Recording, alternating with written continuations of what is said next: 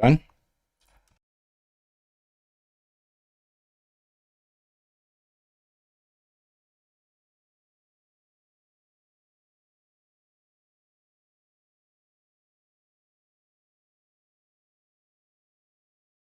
Okay, here we go. Welcome to the stream.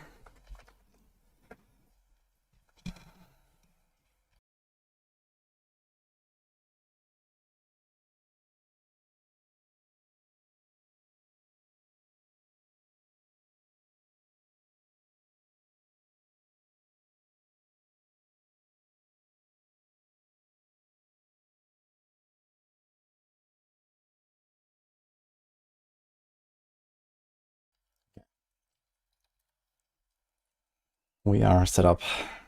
We are blasting on our DH here. Let's go. Dictate, high button. I Duke. AoE is the hand so strong last season. What I think this season. God DH should be the best. And then there's UE, there's Nova. Maybe still Fizzler happens. I'm not sure what they have like 4 builds in S tier speed farming. There's I think that. Okay, we are playing with no Paragons right now. Okay.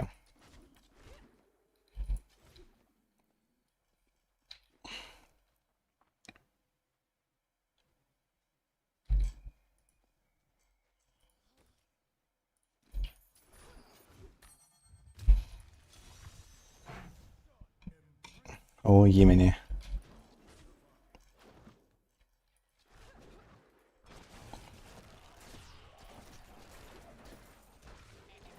Well, at least you're being consistent, Noobs GP. Good job.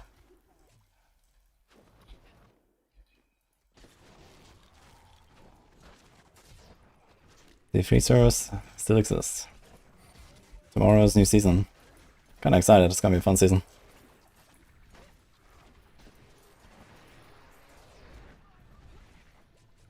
Do I have awareness? Yeah.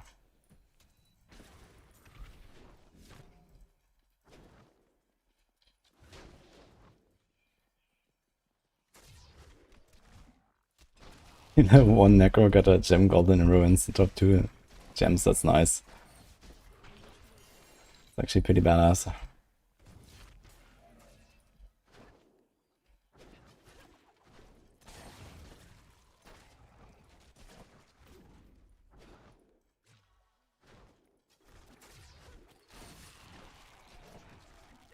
I mean, Reflect is not really a Reflect in D3.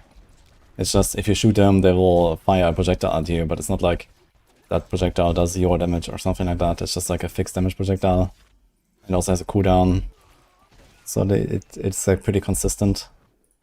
It's just like a normal elite FX basically. It's a relatively good way of doing Reflect, I think.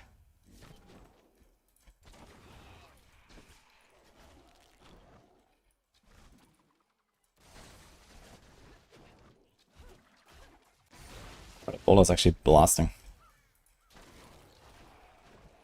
How much increase the damage? 115, okay.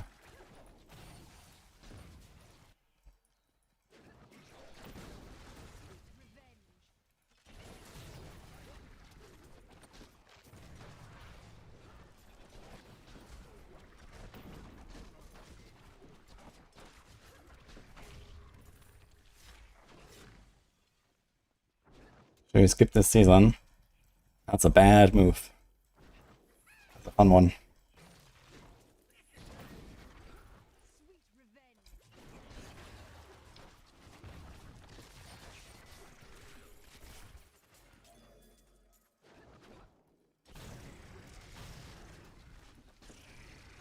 Wasn't it absolutely dead Reflect in early 3? Yes. And there were Reflect monsters that actually just did like the damage back to you that you did to them at any moment. You couldn't like dodge it or anything. So for example, back in season 1, if you like shoot a ball lightning into a pack and it happens to have Reflect, you were just like dead, unless you managed to like perfectly keep up your perma smoke screen for the entire time until your ball lightning despawned.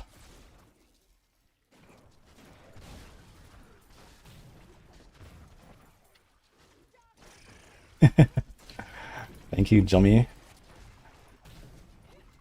Appreciate the 30 months. Dude, maybe I should play some Typhon actually in T3. High level is pretty fun here. Maybe I'll make a wizard, I'm not sure. I'll probably make a second class. We'll see. I'm not sure what.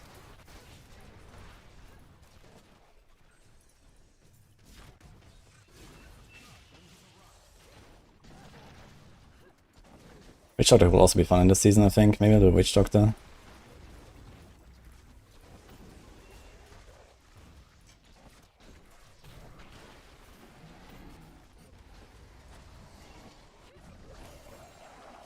Okay, so T10 nerf's pretty easy so far.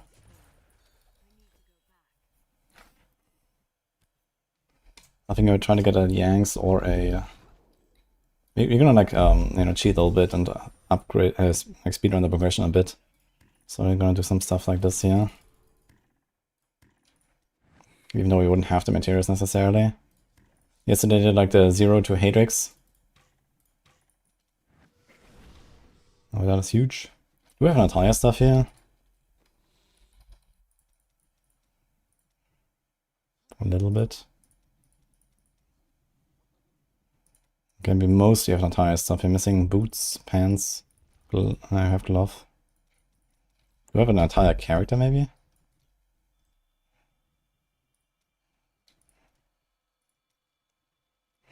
Kind of. Okay, blast, drifting shadow.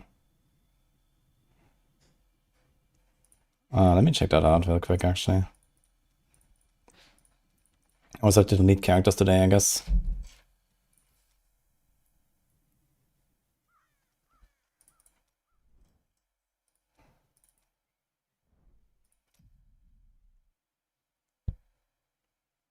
I'll do it as Death Hardcore, yeah. Okay.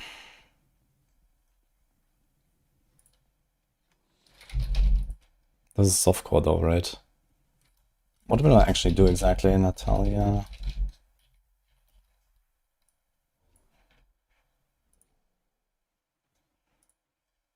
Actually, what is our fourth speed build?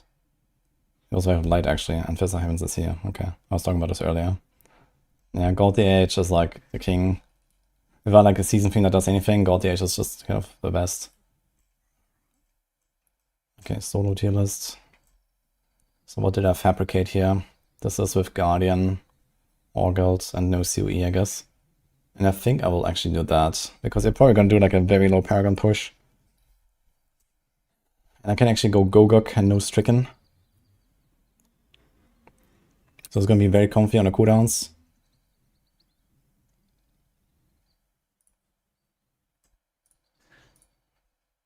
And then higher Paragon, you go Crimson, COE. So you probably do this version. But I mean, on the other hand, Gogok and Esoteric might make it tanky enough, even with low Paragon. But I think we just go this. You have to tank really large pulls if you want to do this.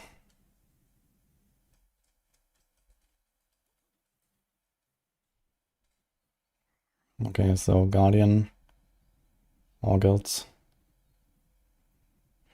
Natalia, chest, pants, boots, ring.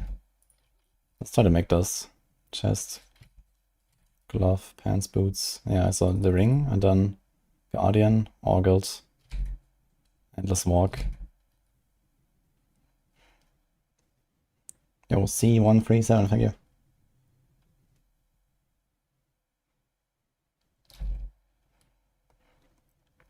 Also cooldown. Cooldown on the Orgult. Cooldown on the weapons. And that's it. Alright. We can do something like that, I guess. It's not augmented. That's fine, that's fine, that's fine.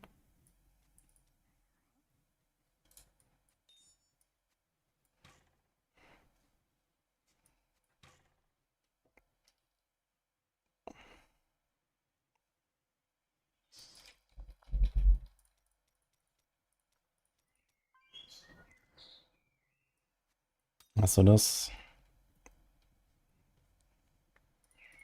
We have an Augured Helm. We do not have an Auger Town, actually.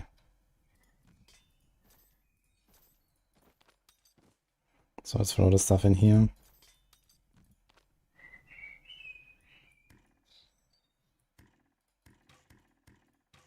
Dude is a Hell Trapper, holy.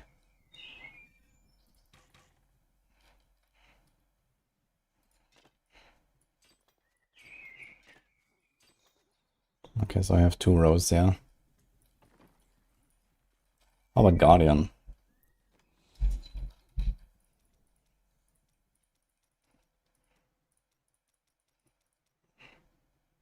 Cold and... I'm not gonna... I mean, you can craft them, why not?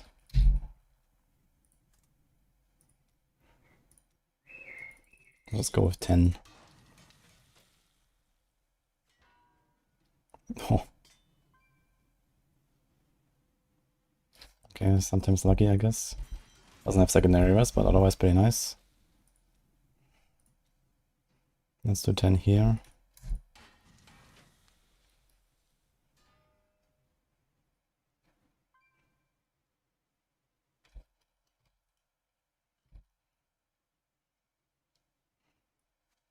Just take that.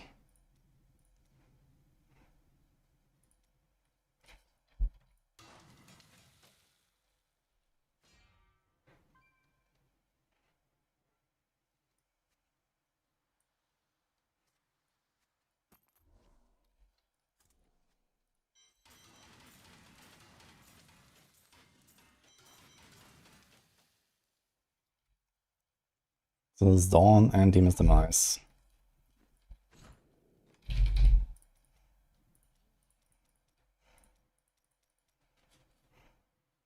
Oof. Oh no, do we not have a Dawn? Oh.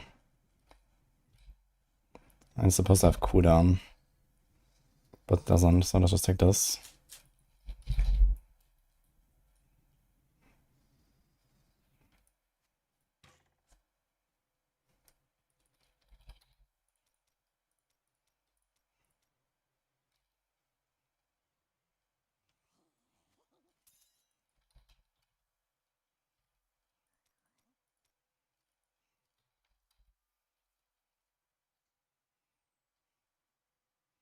Let's take something a bit more realistic. Into attack speed, crit, no augment. So something like this, I guess.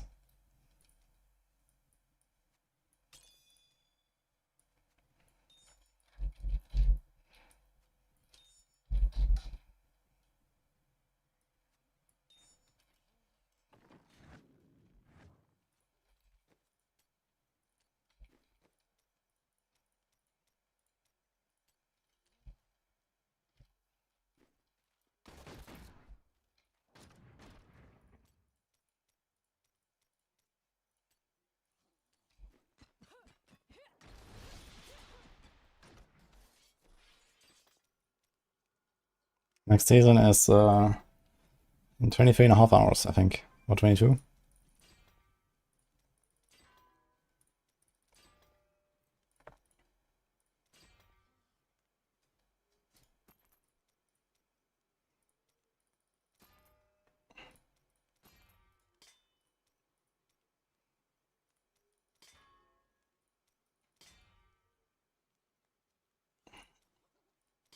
Yeah, I took the main stat on purpose here for the compass rose. I'm not trying to make a perfect setup, I'm trying to make something that is like, you know, 20 hours progression. Like, you know, for example, we have a fire damage amulet here, so we're gonna take int, compass rose. Attack speed is also not very helpful, so it has kind of 2 dead stats. So that makes up for that. Non-ancient, non-ancient, non-ancient. Seems about right here, so...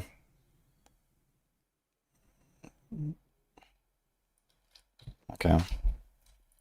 And then we do...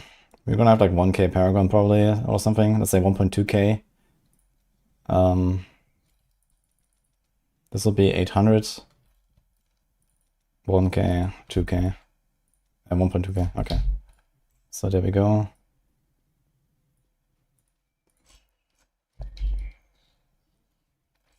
So yeah, something like this, yeah. Seems about right. This is correct. Cannot die. Cooldown, cooldown, cooldown. Okay, this looks fine. Templar. Okay.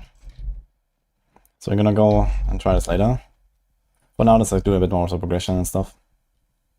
Hey, Laughing Gore, thanks man. Oh my god, I need to remove that helm though. That transmog. Historically, US played a vault, why isn't it a pig anymore? Because these days you can't face for enemies with the altar. On non-season you still do vault. And it's just like more comfy basically as well. You can smoke screen and keep your squad stack easily. And you can keep shooting while doing that. So yeah, this is mostly it.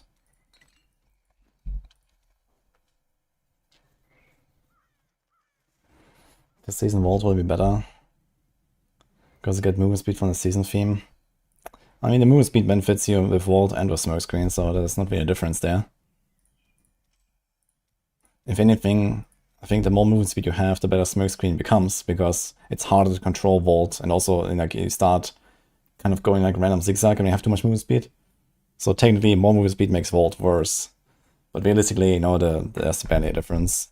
So I just find smoke screen a lot more comfy, especially with scrolls up time and so on.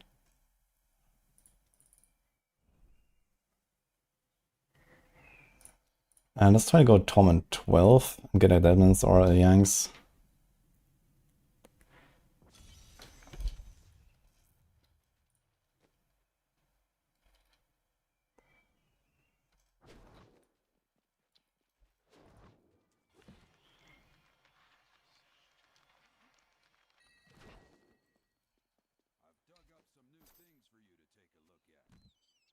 Ah, Black One's boots. Those need to stay here on the guy. Although here's region. Okay, let's do it. Reinforce is not an upgrade.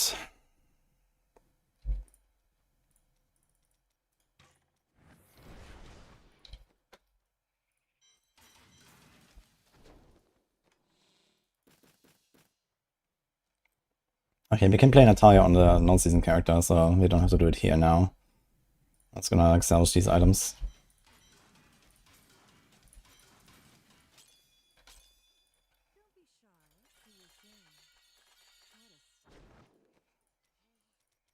Realistically, one of the first upgrades you're gonna get is a Demon's Legacy. It's not that hard to gamble. After a few runs, we should have one.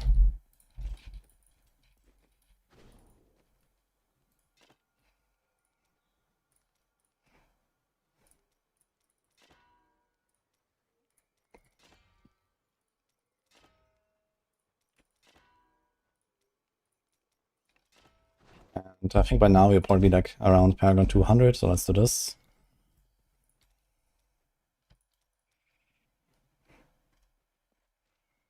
I think we do pickup radius actually. Nah, let's do area. Area's kinda huge. Okay, so this is like Demon's Legacy, 200 Paragon. Nothing else. Let's go. Fine. Goblin.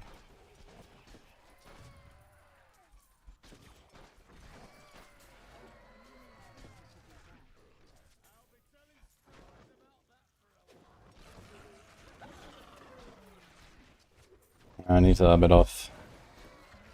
Do we have Bad Companion? We have Bad Companion, okay. Need more regen here.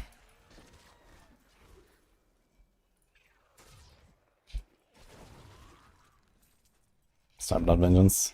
I think on softcore I would just not run Sheet Death and I would just go Ambush and Ballistics. That'd be nice.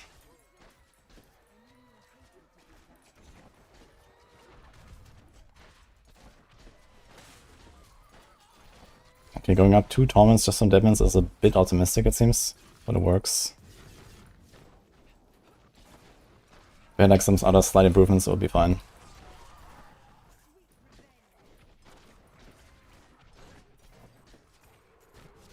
With the bear out. Yeah. Oh wait, you don't have auto pickup, right? I forgot. There's no auto pickup. Non-season. And we wouldn't have it unlocked now anyway. It's gonna be later.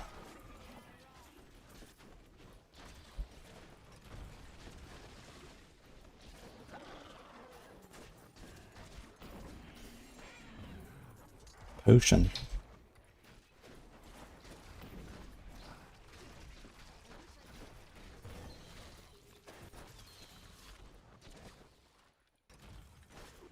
Go for the pet, picking up everything ASAP. Yeah, it's nice. I like that it's like, you know, part of the seasonal progression. It's like, okay, you unlock this and it feels good, right?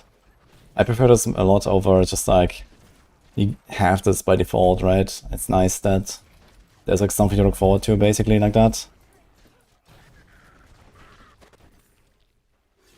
You kind of like, you know, feel the progress as you go through the season and you unlock the altar.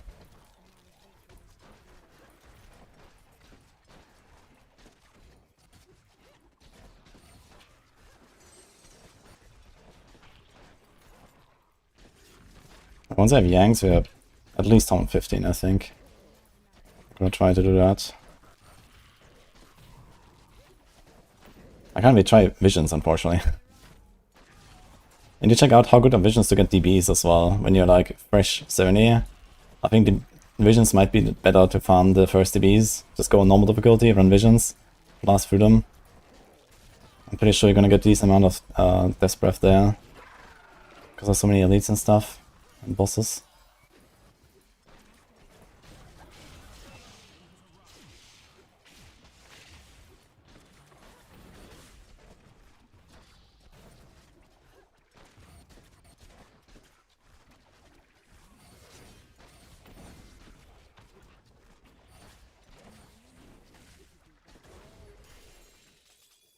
Geese.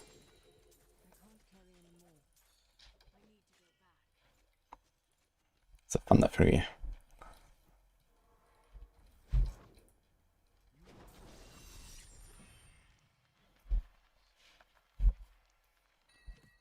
I don't implement that the pet actually picks up everything, including jewels and gems. Because these are items that go in your inventory and the rest are, you know, they're not physical, the materials. So you can't make the pet auto pick up stuff that goes in inventory because, you know, that will just clutter your inventory and potentially not work because you have a full inventory or something.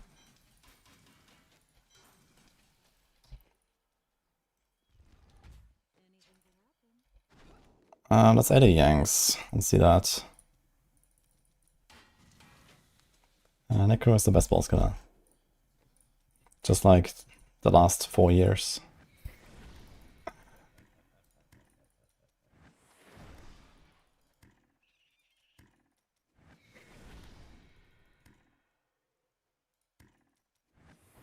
Okay, here's a Yanks.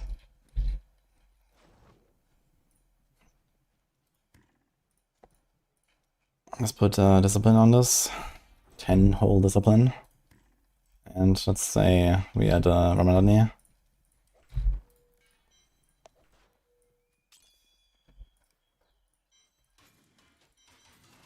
Let's see this. Wait, we have to go up. Let's try T15. Yeah, I think at this point it would be very squishy without any extra toughness.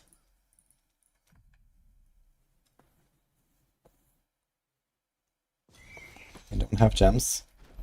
I do not, actually.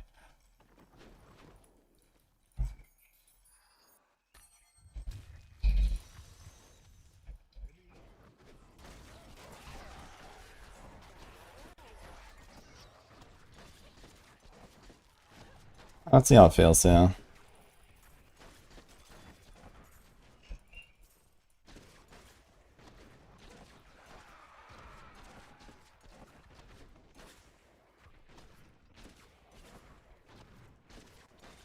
Okay, let's just set the season 4 times Necro build in S tier. Usually it's 5 and no other classes. So you should be happy that at least get 1 build of 2 other classes.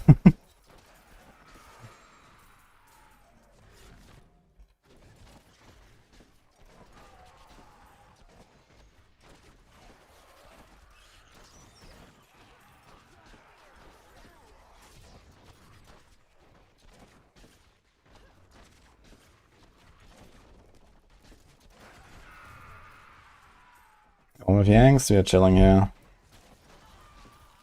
Toughness is 16 million, that's definitely not enough for T16 on hardcore. Or T15. I think realistically I'll probably go T14 at this point with just Yanks and DML. Even with the rest of clarity, that's 30 million, okay. I might be able to survive small hits at least. Very small hits actually. That was a little bad.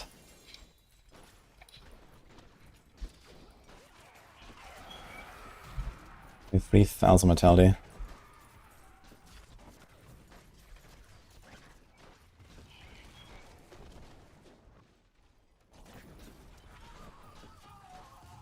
Harrington Wasteguard for the win, man. This feels like patch 2.0 again, man. Harrington Wasteguard and Torment Rifts. Let's go.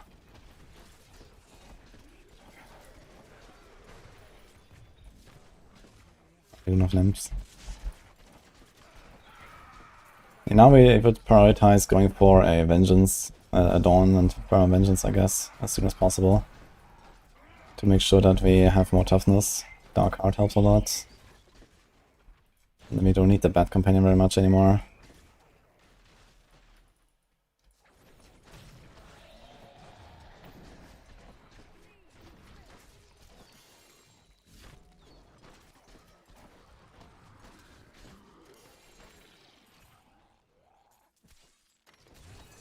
Ouch. Dude, one shot by the fucking Skeletal Archer, that's insane.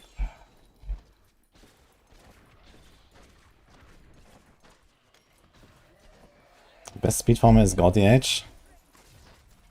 Best pusher is Nova.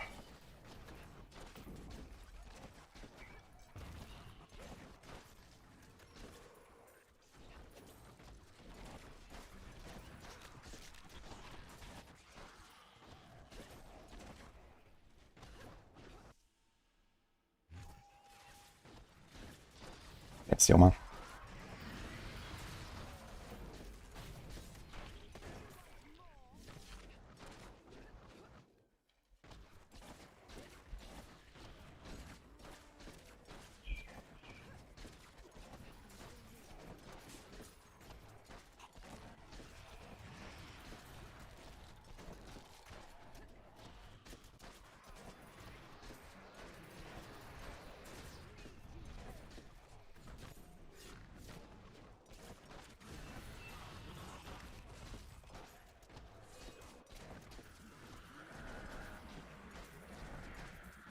Okay, so Yanks plus DML would be T14 angle, not T15. T15 is a bit too high.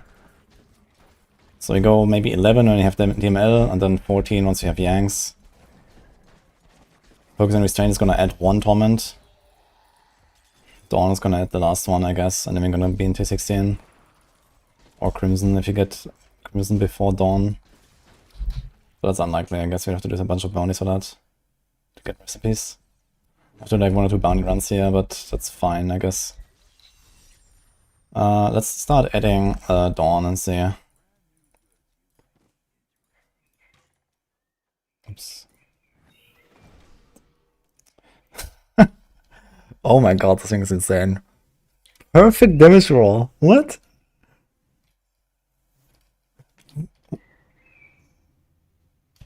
That is actually insane. Oh my god. Luck wasted, guys. Season is over. Oh no, dude. 9 cooldown, 64. That is ridiculous. In fact, I would actually roll maximum discipline on this thing. It's not bad for Natalia. I keep the vitality. I don't think I'm gonna go for area damage here. We need the defense. That is ridiculous. Holy shit. Okay. That actually goes in a stash. Do I have space for that? Anyway, we cubed Dawn. And let's try this. I guess we get rid of the bat.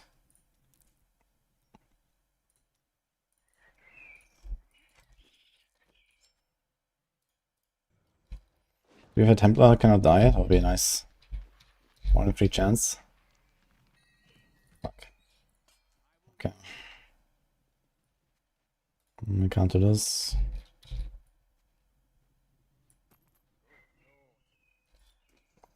How much damage is this? 26%. Would I use it over the squirts? Nah.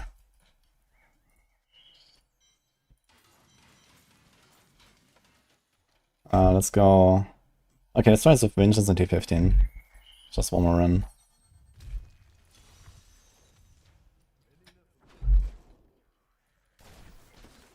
Yeah, in this case you would make Primal Demon's Demise, of course. Realistically, you're gonna make a Primal Dawn, because getting a Dawn is like impossible. That is like a 1 in a million there. Like that is like one of the best Dawns I've ever gotten.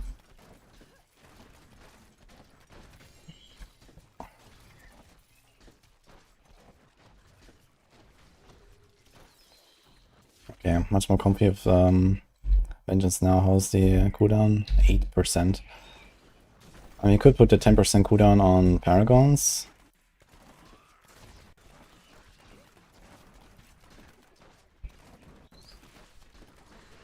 It's an item. The good thing about this game is, if you miss an item, it does not get sent to your mailbox. I vastly prefer that over the default system. You don't pick it, you don't deserve it.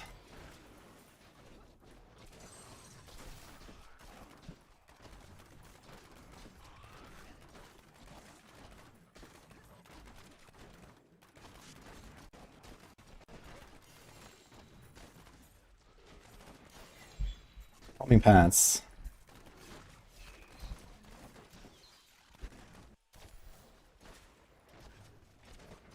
What's the season film you're getting for season 35 good? I find it very fun. And it's gonna ensure that every single set leaderboard is gonna do 150 by the end of the season.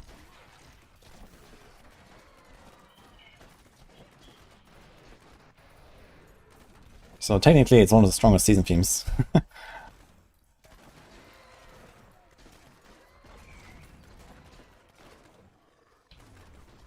Should be certain items. Keep running away from the pylons for no reason.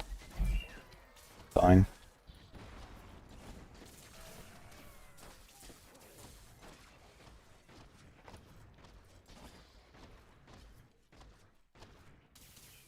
Protection.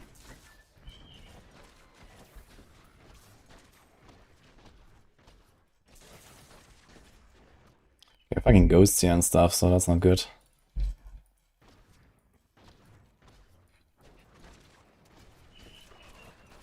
And Anarchs that have their instant ground dot beam.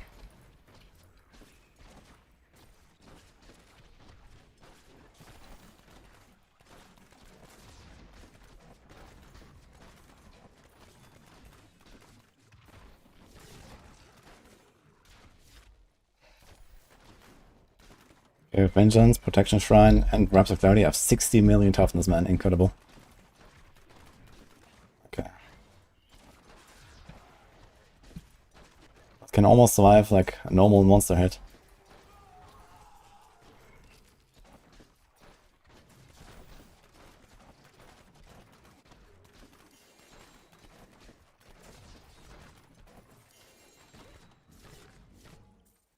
Okay, so with Dawn, Yanks, and DML, we're chilling in T15. Maybe out to T14 though, just for like, go more speed. Especially if we want to do Visions. I mean, at this point we'll probably farm Visions more than normal Rifts. So for Visions I would have to go down like 1 or 2 Torments, because they are much harder.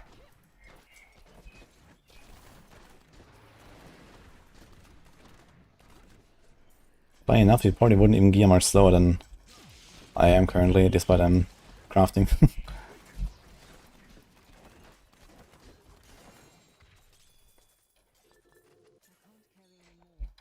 Okay, so next priority here would be doing bounties and get Crimson. So let's do that. And we also need a Templar Relic. Here's also a elusive ring, that's kind of useful. Over Rogar's huge stone, for example. And keep the res. I think it's also time to add a Bane of the Powerful. God damn it.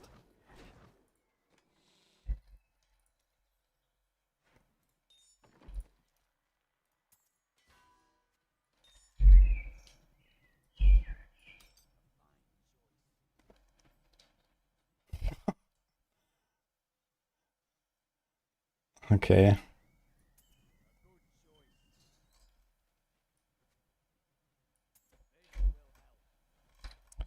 I want to see how good is a puzzle ring on T15. You have 649.3.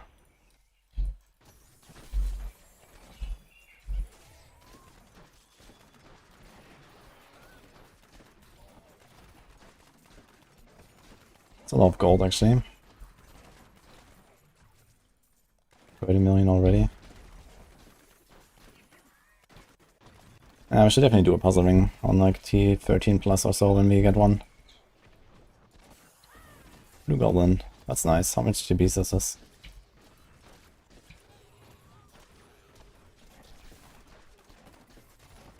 A lot.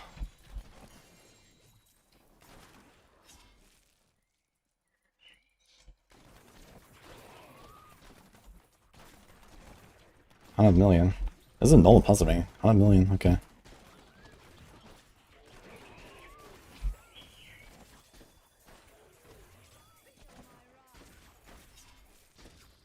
Oh, 30. And we have how much gold find? 1, 2.5, 3, 4 items.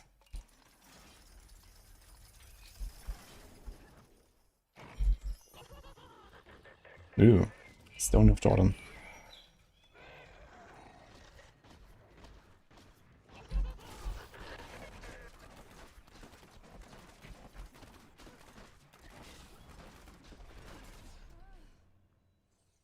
This is your multi-shot. Will we get XP bonus from kill streaks in GR this season? No. That's a console thing, I think. Do they get them? I think they get them in GRs. The kill streaks are not XP, they are power. So we should equip the SOJ currently. Hexing Pants, login. Let's try this actually, for science. Hi Blue Days. Hello Malibu. Green Goblin got Crimson now. Ah, it's not that easy. I should definitely do a bounty run. You also have to do a bounty run anyway for Altar. So this would be something to do at this point slowly.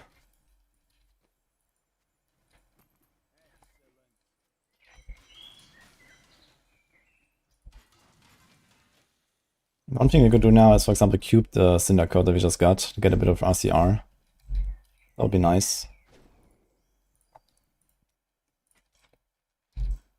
So this should be probably T16 territory, actually. We try to roll this to cold.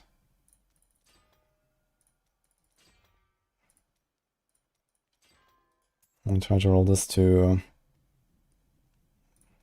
socket.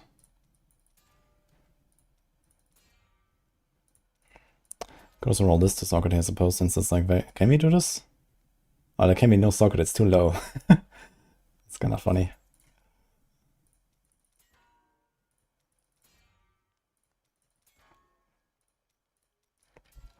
So we put our powerful there, keep the focus. So this might be T16 territory now. With Hexing Pants, let's put some diamonds there, but still very squishy.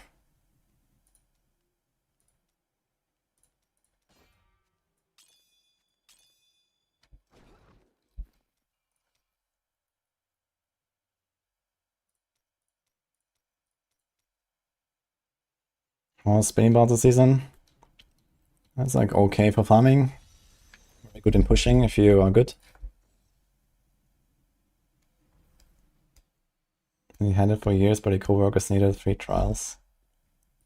Jo, kleine Hubs.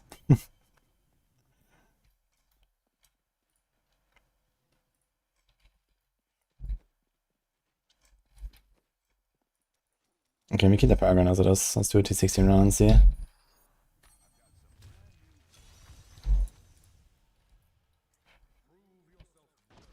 Let's switch like the build Helltooth Jade. It's probably gonna be Zombie Bears, yeah. Helltooth. I think that has been relatively consistently the strongest lately. Also one of the most fun on Witch Doctor, to be honest. I like Zombie Bears a lot.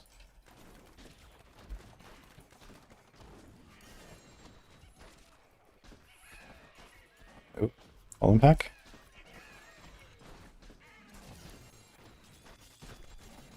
Oh, this is going pretty well already, without focusing restraint. Without Crimson. We are not doing T16.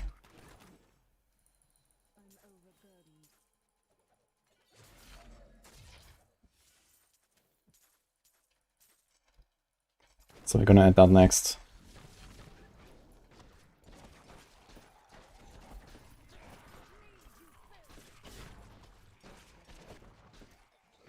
What reasons are good for?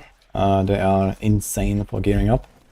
Especially with random items, so like, you know, at the start of a character's journey. Before you start reforging with bounty mods and so on. And they also give you an okay amount of keys while doing that. And all the bounty mods you ever need.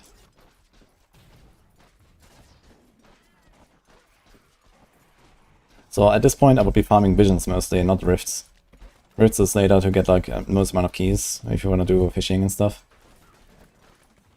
And to like, you know, target farm a bit with gamble, but you usually just do that from GRs, right? You have to level your gems and all that. So you can gamble then when you do the GRs. I'm just doing rifts now because I don't have visions. But yeah. Okay, so T16, pretty chill already. Yeah, the UE buff is insane, man, they've done.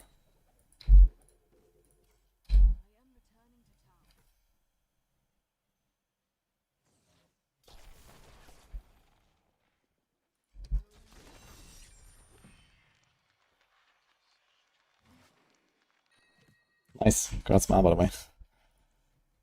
Okay, got a Nemesis. Got a Unity, we can save that. Nice. I'm gonna keep the all rest and vitality. How much toughness is that? Plus 32% by the way.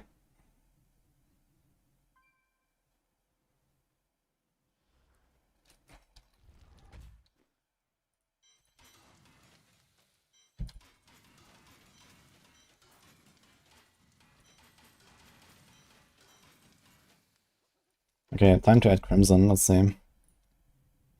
Let's just craft 2. And the same here. That's okay.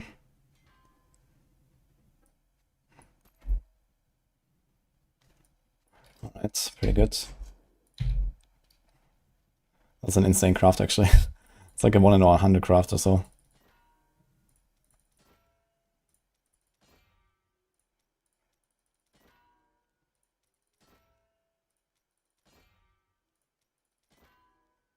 Now we have a bit of toughness. Let's try GR and see where we are at. Probably like around 70.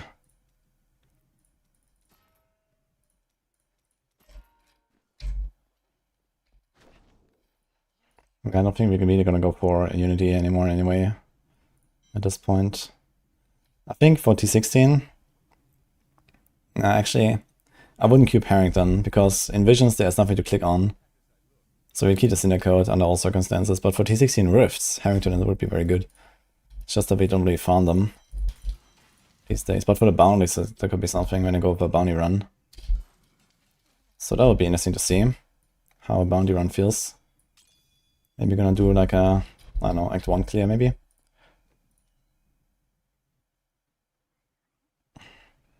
Or we just keep that. We should have the damage now.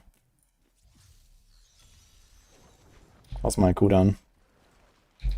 26%. What if I do this? 33. We need one more cooldown roll.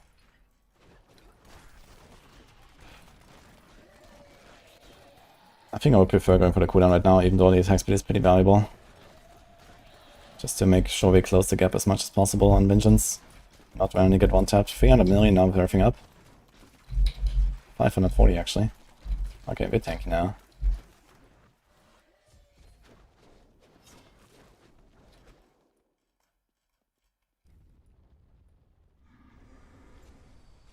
Dead cow, scarecrow. What?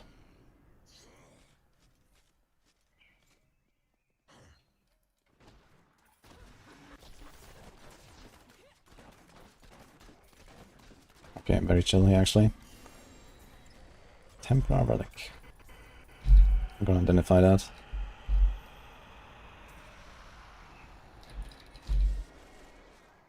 Damn it. We don't do all skills actually. I keep the cooldown.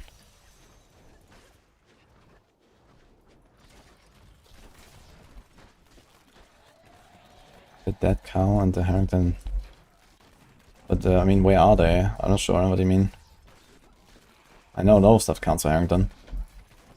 Like all the floor tiles and stuff.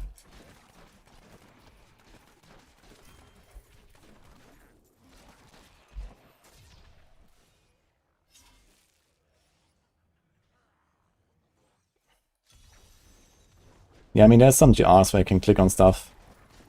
Especially on the graveyard map.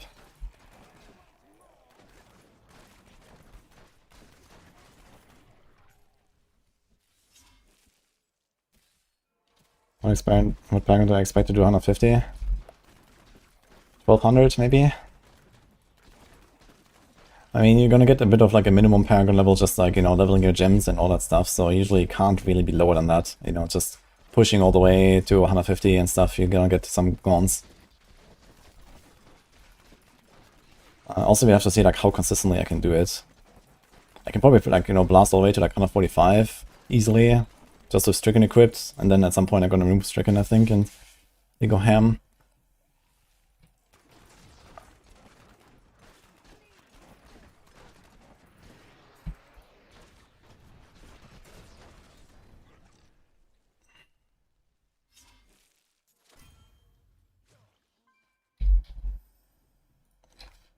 Yeah, I mean, Harrington would only be like viable for like probably some weird LOD builds that don't have a belt and would otherwise run a witching hour. And only if you go for like, you know, a speed run, you know, like a 4-minute 150 clear, and maybe like 1 minute of that, you have Harrington up or something. So I can see something like that potentially being a strat. But for like a typical 50-minute push, that's not really happening, I think.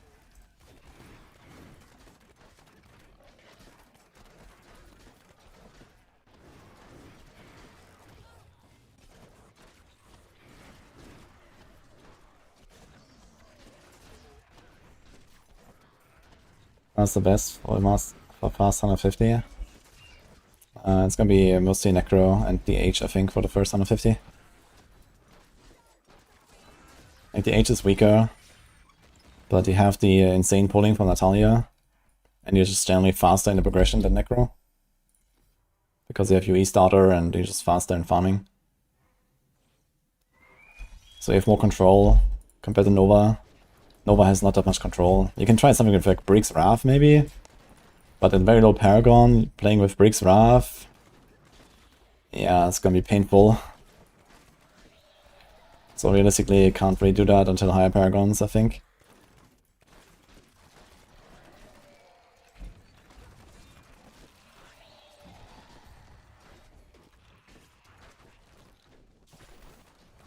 Okay, a pretty chill T16 bounty run. Could do the whole thing in like 15 minutes or something.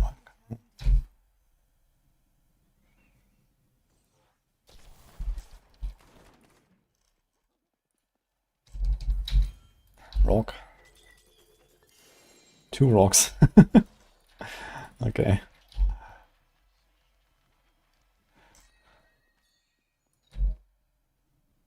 So we put one here now and then we'll go for Kane's set, I guess. Okay, it's time to remove this and get a restraint.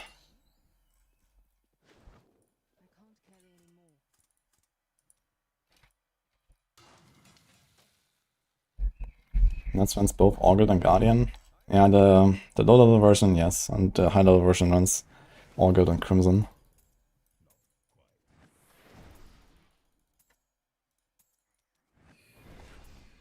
That's a pretty good one.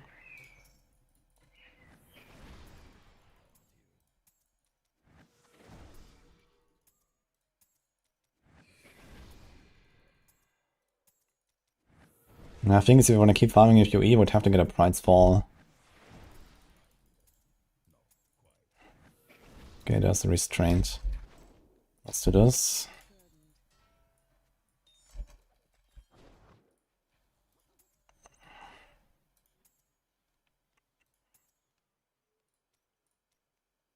I would probably like to keep the Vitality, to be honest. Like, we need defense a little bit in these levels.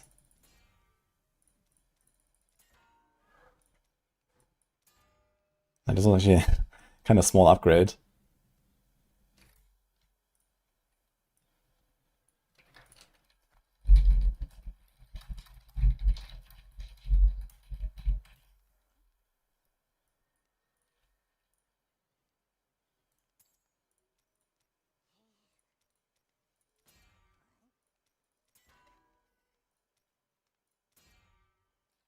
Okay.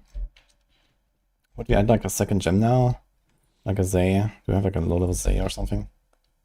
23. Yeah, it's a bit high, but I guess we'll do it.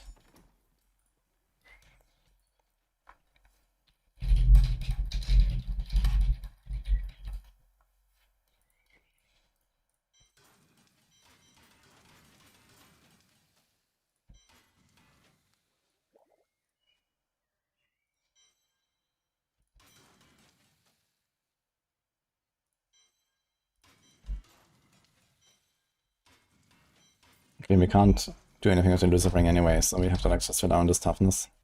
124. I think I would try to get like another cooldown roll, which is on the shoulder. And then we have Perma Vengeance. 5 is probably not enough. 37. It's like exactly closing the gap. Okay, that's better.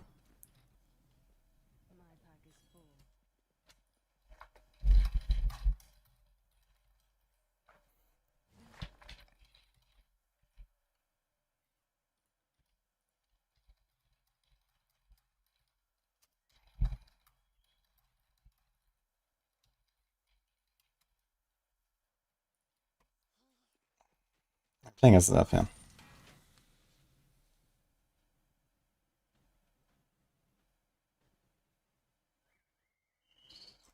Okay, so this is 75 already. Can we do 80? Let's see how an 80 feels.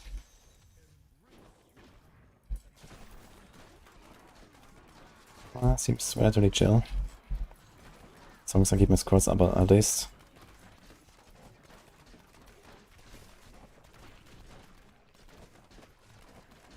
Wait a second.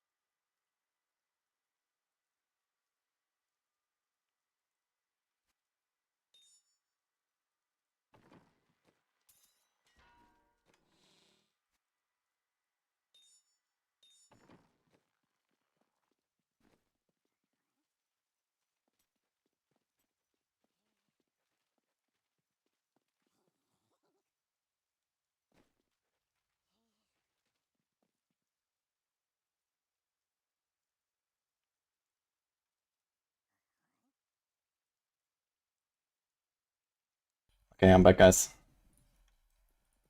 I was on the phone. I still have that cold roll here. I just realized maybe I should upgrade that thing anyway. Let's get a few bracers. Oops.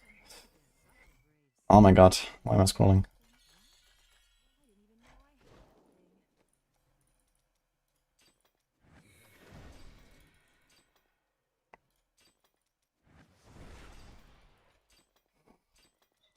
The D4 good memes.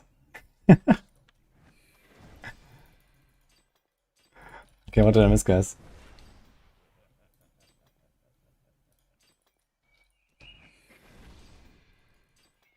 I'm going to make a video. Yeah, tomorrow I want to release at least like a tier list video or something like that. I was not really, you know, able to prepare a lot because I was blasting the PTR a lot in D4 and I was making videos for that.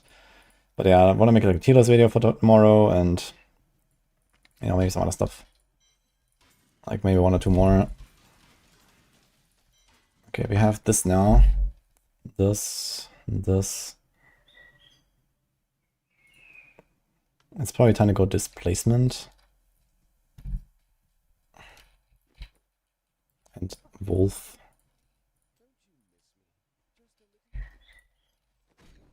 We have enough resource cost reduction, I think. And this would have to become Pride's Fall at some point, so it's somebody gonna do a bit more, but first let's go Paragon 400, I guess. Realistically, we're gonna do this. This.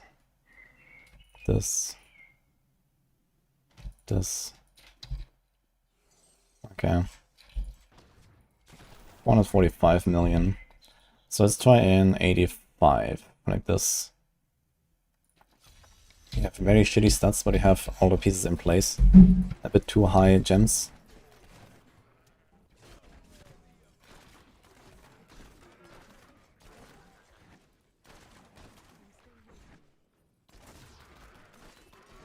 Actually, I would have to check what I would get from the altar at this point.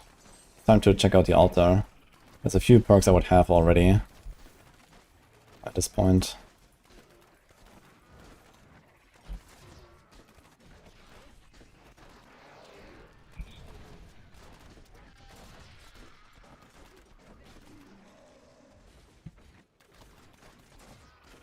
I mentioned Paragon average player would need for solo 150 for the top builds. I mean, realistically, that the Paragon requirement is extremely low, depending on how hard you go with the season theme. Because the season theme, you know, is nearly an infinite buff. You know, even shit like Rapid Fire can do 150 next season if you try hard enough. So, you know, the more you go ham with it, you know, the crazier it gets. Like by Paragon 2K, probably like every build in the game, or like every build that has leaderboard, can do 150, basically, or something. So you don't need much. It's just like, okay, a matter of, you know, being like maybe playing well and using the season theme well and fishing enough.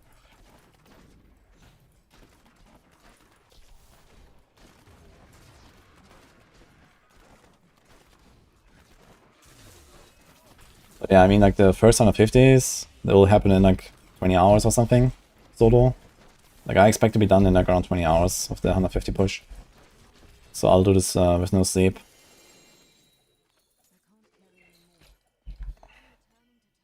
I've achieved a new personal best. 85 and 149. Wow.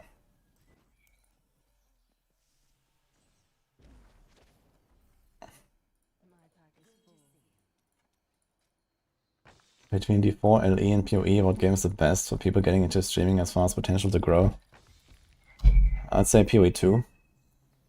PoE 2 has a lot of the old PoE content creator crowd that don't really play and stream the game much, because they don't like it currently. But PoE 2 will explode in popularity over the next 2 years at least, I think. So establishing yourself now would probably be a good idea. LE also has some potential, but I don't think it's gonna really become like such a main game for a lot of people. I think it's gonna be more of a side game for most. So there's not much competition in LE. But there's also not that much viewership, like, you know, overall. PoE 2 will always have viewers.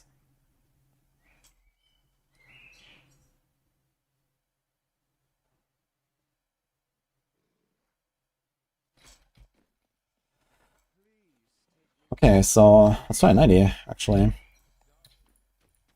That was pretty chill. So if you can farm 90s now, we are at loot cap. So that's comfy. And if you can farm 90s, 90s is also the maximum difficulty of visions. Because each vision level you go deep is basically 1 GR difficulty, I think. So you go from T16, which is 75, all the way to 90 with 15 levels of vision. So if you can farm 90s, you can farm all the visions. And we can do that just fine now. It's not super comfy, but close.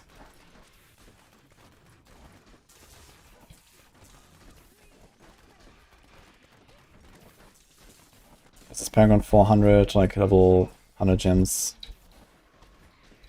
Shitty stats, I have 590k sheet damage. My toughness is 600 mil, which is fine. A couple hundred mil is fine for visions, let's say. Link is broken. Oh, maybe it's not up yet actually, I swear it is. Usually, it's probably like the patch notes and like all the season info stuff. And I guess they usually put that live when they have done the live stream, so maybe I should unpin it for now. I think they gave me the link, but I guess it's not up.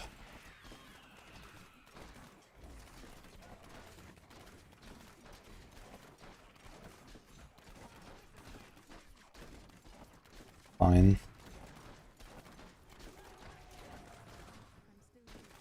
Thanks, dinosaurs.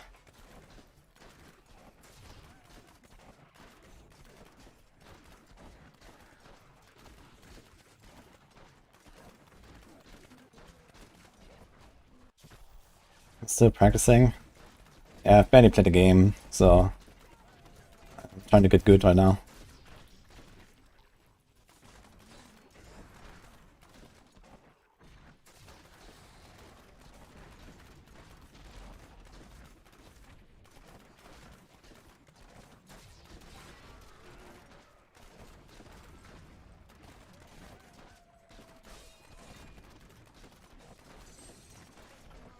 Yeah, 90 is slightly too high. Feel like comfortably one-shot everything.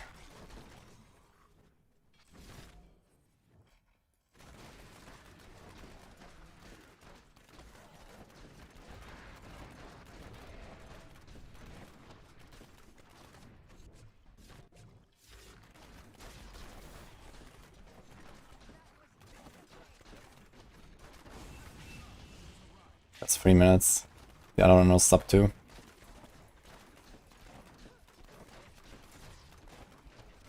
Dude, I just wanna get a 3-4 minute pit meta in D4, man, that would be cool.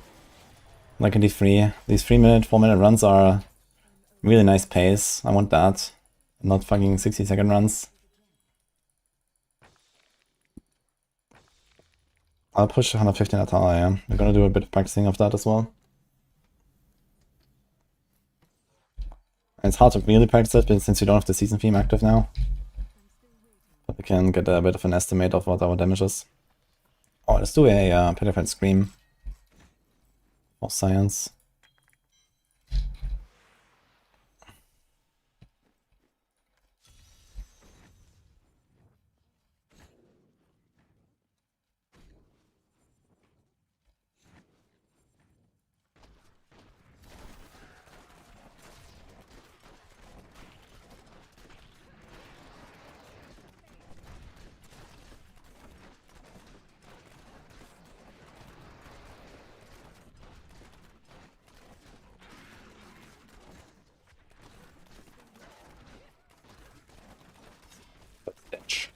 Actually, I pay attention because my Diablo keeps dying. But no. How did he die so easily? I guess he's still in the explosions, right? Yeah, he must have stood in the explosions and they kill him even at the low waves. The monsters will not kill him at level 20.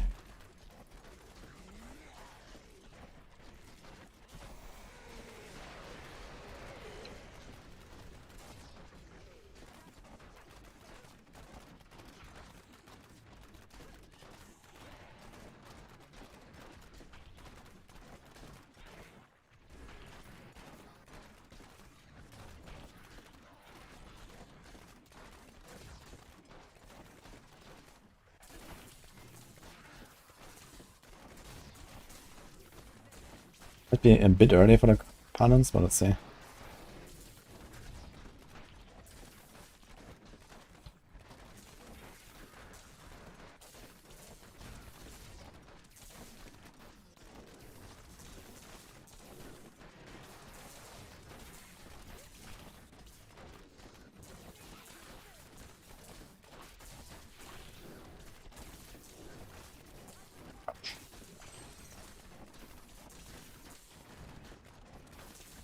Okay, that's fine. You can easily do the petrified screens at this point.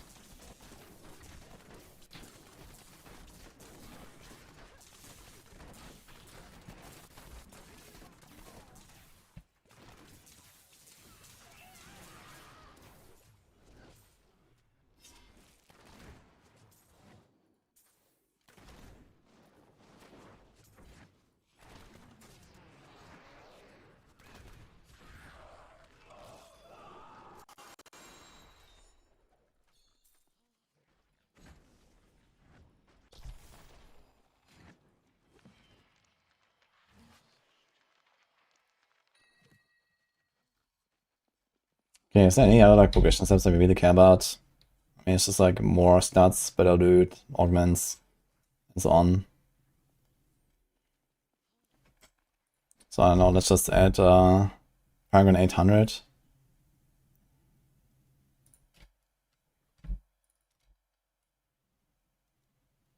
This is 150. Right. This would be 800.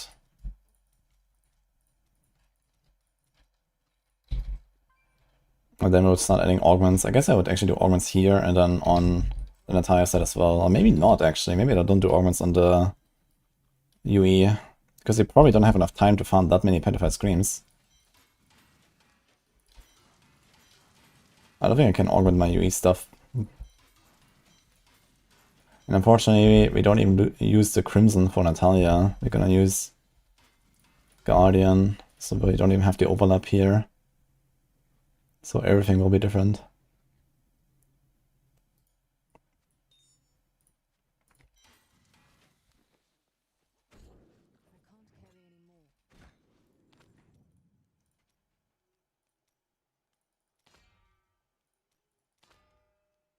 Get some better rolls.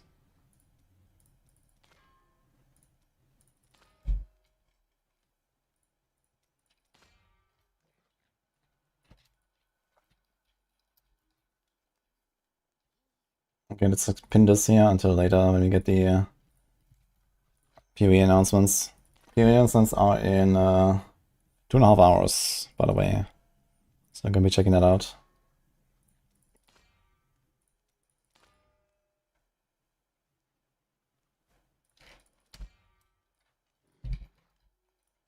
That seems pretty standard today, James.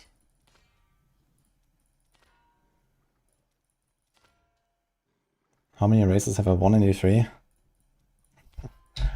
A lot. I don't know.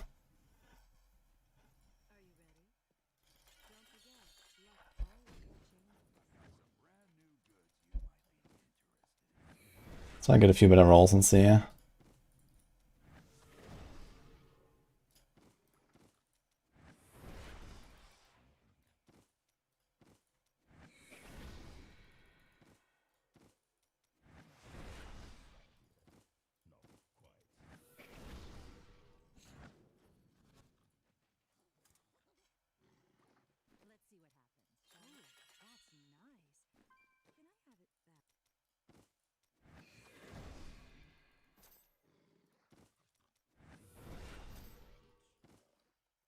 I'll finish the altar, yeah.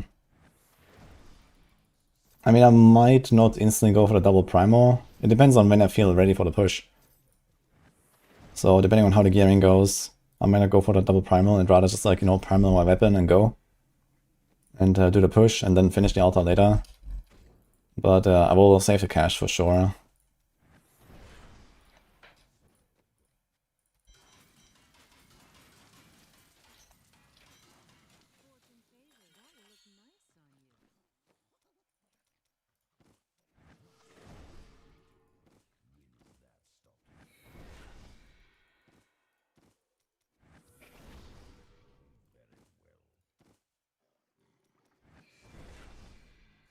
god, these chests are terrible. Oh, we can do this, I suppose. Okay, so this works. Oh, we still have a resource gem there.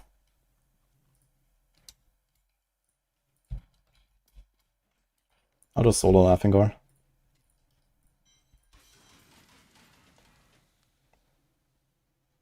What is that item that was established there?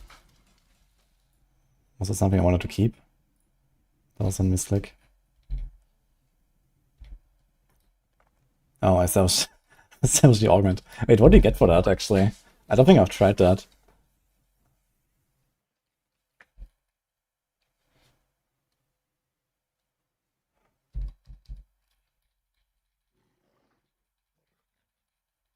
Free souls. Very cool.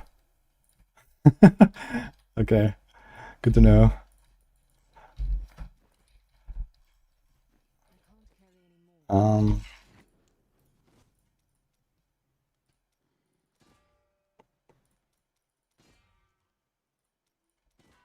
Okay, we got this, we got that. There should be like multi-shot now. Can we roll this thing? We could roll it. But realistically, at this point, I would probably keep the vitality. The 6 crit is not that necessary. Especially if it was an ancient helm, I would probably keep vitality for the start. Just makes it more comfy while in visions. That is a crappy demons. That's also missing vitality. There's a crappy Yanks. Do we have like an ancient Yanks? That's quite ancient. Not even Dex on it. I actually rolled off Dex, holy. Kind of crappy ancient Yanks, so let's see this one. How much of an upgrade is that? 40%, 2 discipline. But same affix actually. Less resource. It's minus 10% toughness on the resource only. So now 90s should be pretty chill, I think. At least with squirts up, it's okay. That is 9k dexterity.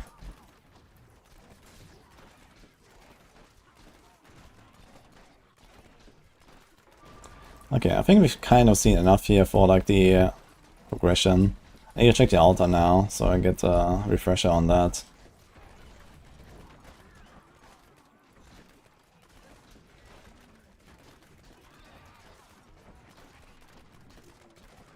The mushroom was Cathedral level 1 or the Cathedral level 4? I always forget that. I think it's level 1, right? Yeah, level 4 is like Jandar stuff. I think. Or was it level 3?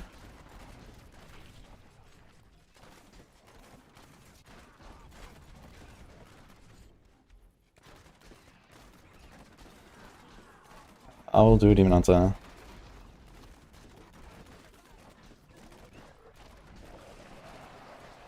Okay, it's 90s are pretty chill now.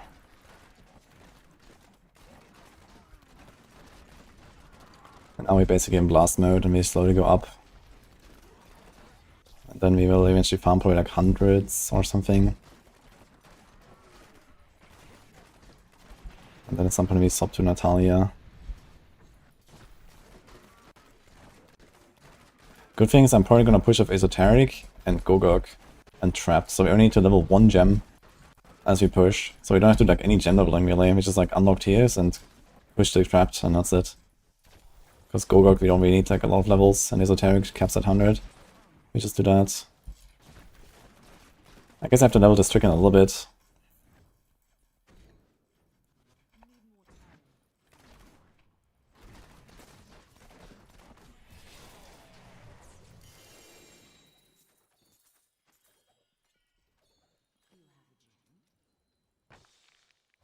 I'm gonna use UE. I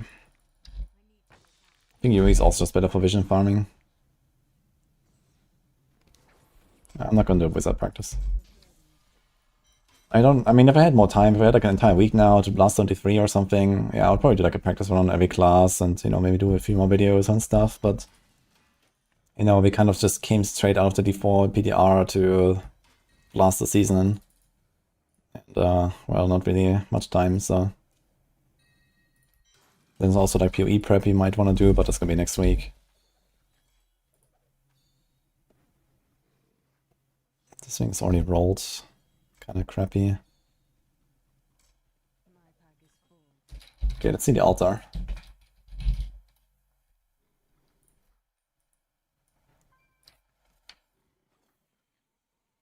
Alright, 10 reusable parts, no level requirement, 10 move speed. This is 1 GR key, 10 dB. So we have to wait for this until we have cubed either Carles or Lord Greenstone, so 1 dagger. Basically that's the #1 objective once we reach level 70. Okay, class specific set helm. And then we have to go for the double bounties as soon as possible. 20 Forgotten Souls, 10 of each bounty mat, so you probably have to do 1 bounty run. At what difficulty?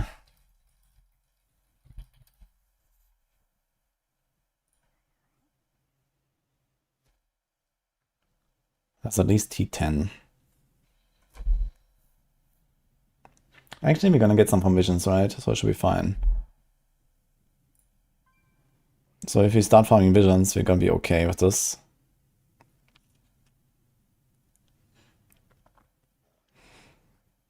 Then we need the materials from the Ubers, but we have to do the keep orders anyway for the season journey. Then we have to double bounty, and then we can go farm the recipes for Crimson, Guardian, Kane, War Guild. And we also get the Rogue easily and the Pridefall easily. I definitely have to go for a Pridefall, though else it's gonna feel clunky. Okay, Reaper swaps, CC immunity, kinda useless actually, but we kinda have to go for the middle. 30 Forgotten Souls is passability, and this is GR60. Katana times 2. First Primal, get a Shrine. 1 Flawless Royal Ruby, 2 20 DBs, and a Rogue. So where do we go next? I think Auto Salvage would probably be a good idea. Resource on crit is also a good idea, to be honest. For my XP pools is not yet required, I'd say.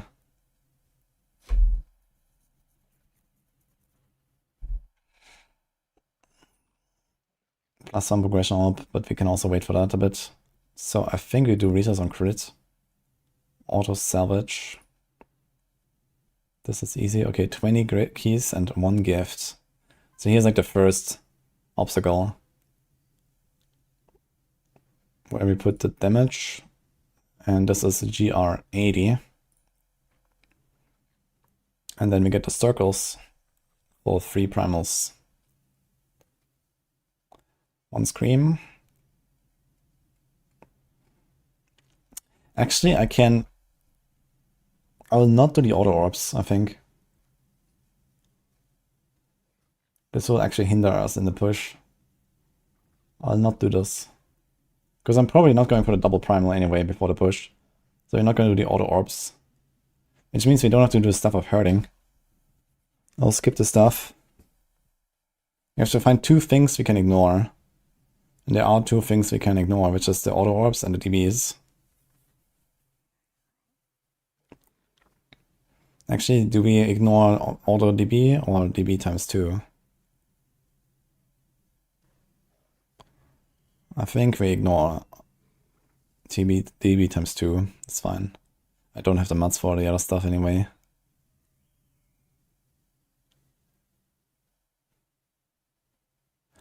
Okay, 1 scream. Now we probably just like pick up the pools.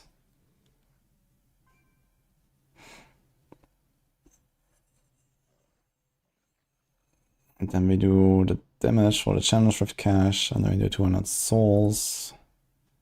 And then we do, this is GR90. Then we have to find the Hellfire Amulets. Then you have to do the set dungeon pages. Then you have to do the Ancient Puzzle Ring. This might take a while.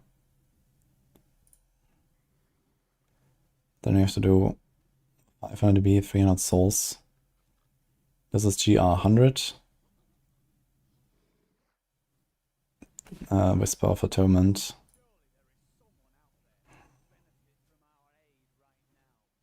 And an augmented weapon. And then this is the end. Then we do the 150. And then we do the stuff of hurting. And then we do this. And then we do this. So that's the strat, I think.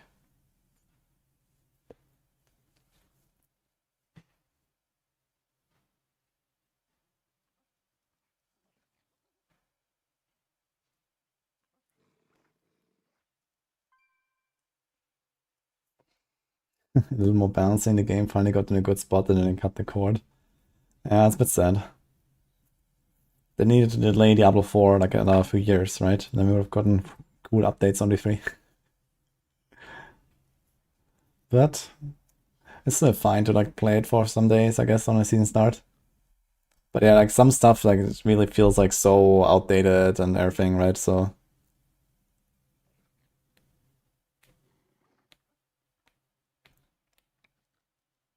it would be nice to like backport some of the like quality of life stuff. Like PoE 1 is doing that actually a lot now. They're taking all the good stuff from PoE 2 and putting in PoE 1. Very cool. They should just aim here. You look into D3 after 10 years. Holy shit. Well, you have something to look forward to. Will Max will be updated? Max was updated.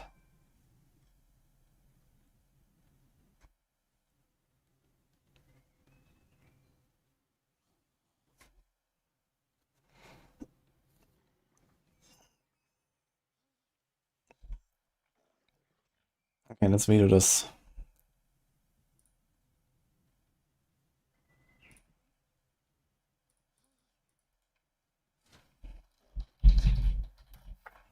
How do I... Oh, here. Reset.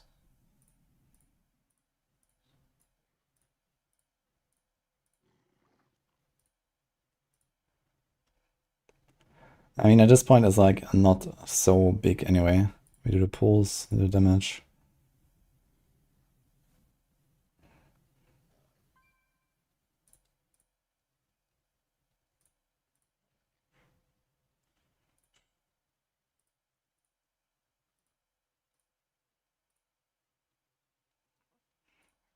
Okay. Yeah, it's pretty straightforward. And I mean, in some cases, like such a minor difference. If I take the -5 melee damage or the -5 elite damage, it's kind of whatever. I just need to make sure I skip the auto orbs and I skip the double DBs.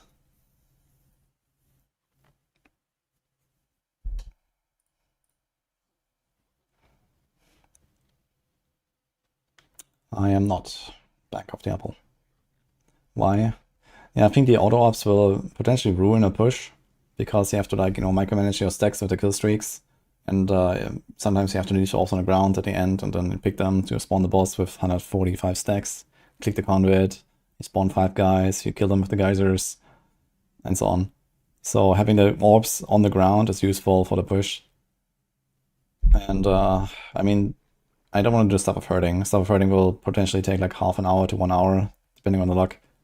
So we want to skip 2 things anyway, so I'll skip those 2 basically.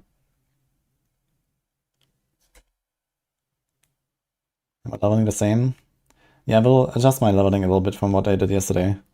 So we will do Necro, T1, start with like 2 bounty, look for Sorc and Cooler Magda bounty, snapshot all of the zones, go do the boss, go do the bounties in order hardest to easiest, and level 11 take the enchanter's weapon, finish the bounties. I should be 15 plus. Depending on how close I am to level 18, I will go on like normal or hard difficulty, go to the cube. I should be level 18. At 18, reset game, go on normal, kill Sorc and Cool and Magda bounties until you get 2 diamonds. Unlock no level requirement.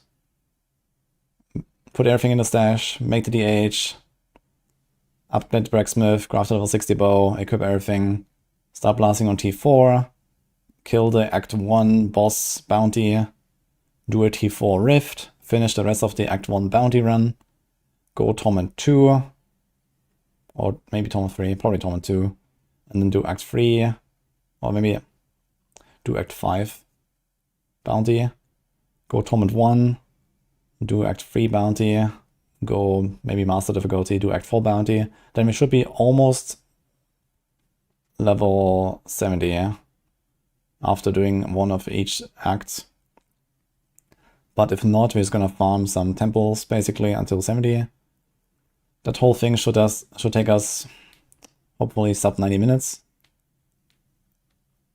And then at 70 we go like, I don't know, Master difficulty or some shit. Actually hard, kill a few bosses, go Master, kill a few more bosses. We're gonna have 4-piece set. I'll try to get 25 DBs to get either Lord Greenstone or Kales. Probably do that on normal difficulty. Just farm vision until I have 25 DBs, craft 1 dagger, equip it or cube it. Go do the GR20, go kill the keyboards on T4. I have my 6-piece. I enter Torment 8. And then we try to get DML, then we try to get Yanks, then we try to get Dawn, then we do a bounty run at like T10, T12, get Crimson, get Rock, get Pride's Fall, and then we basically here where I am now. So this is the strat.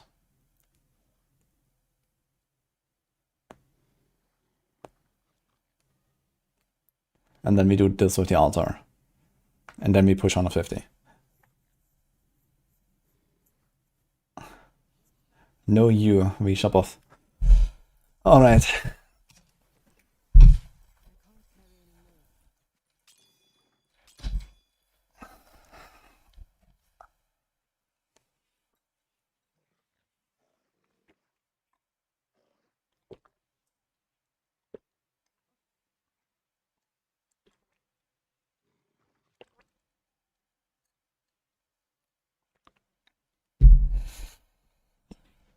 I mean, half of that is in the leveling guide on Necro. The 1 to 70 guide. And the rest is just like Demon Hunter specific progression, basically. So.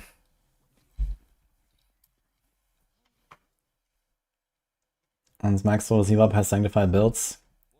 Well, then go to the Maxwell Discord and add Chewing Numb and flame him there. Or maybe I'll do that. Let me see.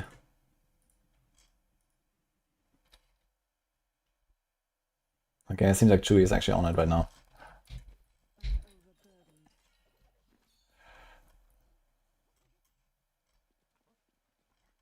There's no leveling guides in D3, only endgame builds.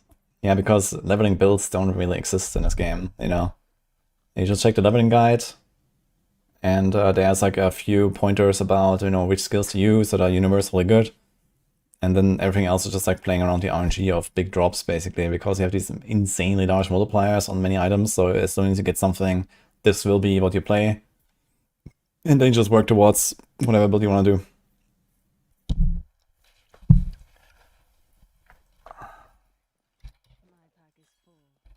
Let's try a bit of Natalia, I guess.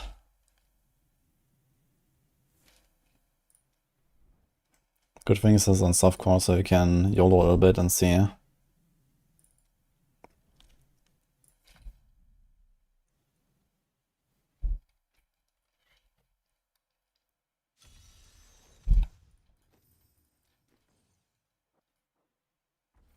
it's still snapshot techniques for Necromancer.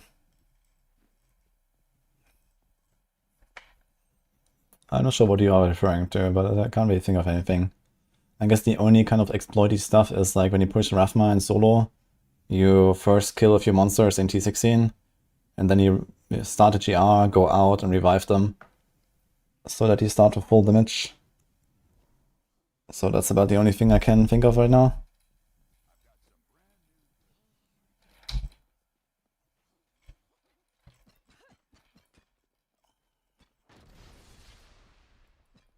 Okay, do we have Perma Vengeance actually? What's my cooldown?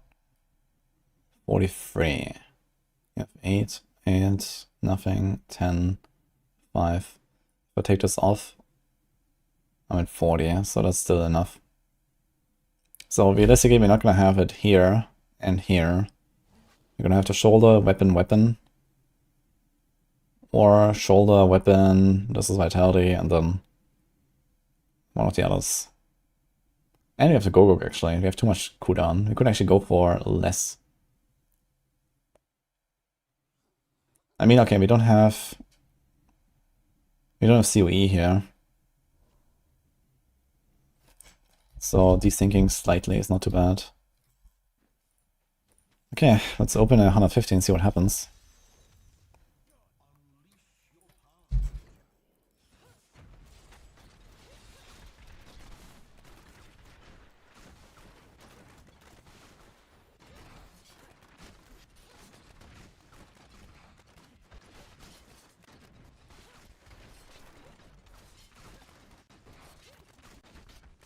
Is that really only 3% sound? Interesting. Feels very loud.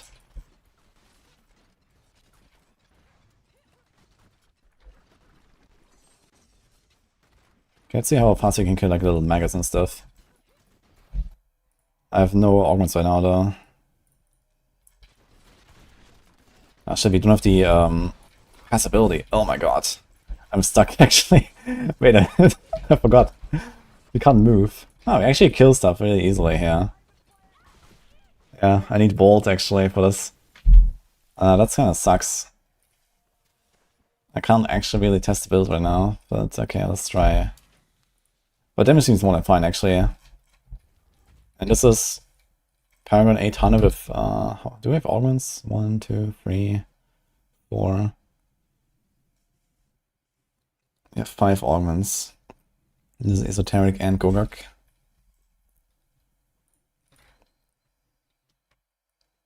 So first of all, wait, we already had the Paragons, right? We had 550. This is 600. This is 1200 Paragons, so I expect to be at roughly 1200. But now we would have 1, 2, 3, 4, 5, maybe 6 more augments. So it's at 500. Or 600 actually, because they're 125 each. So let's do that. I need to vault. That kind of sucks. How do we do this? I guess I can't do Gloom right now. Which means we have no healing. And I probably don't do ambush, I'll probably do this.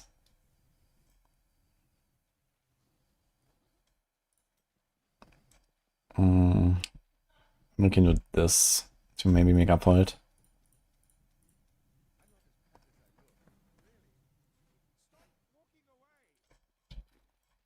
Oof. And this will be very scuffed. How many keys do we have? 3,000. Very nice.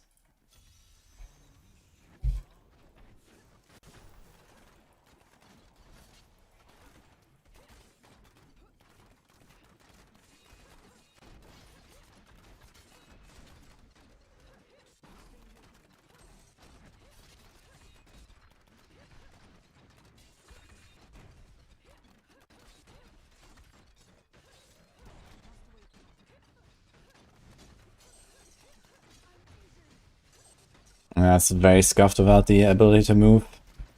The pass ability is very helpful for this. Okay, but we very easily kill stuff.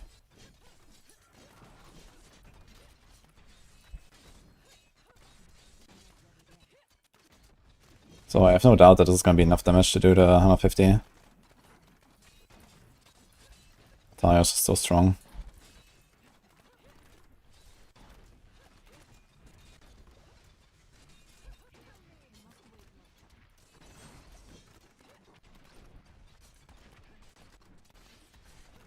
Try some better maps and some bigger pulls. That's my cooldown. 51. That's kind of high.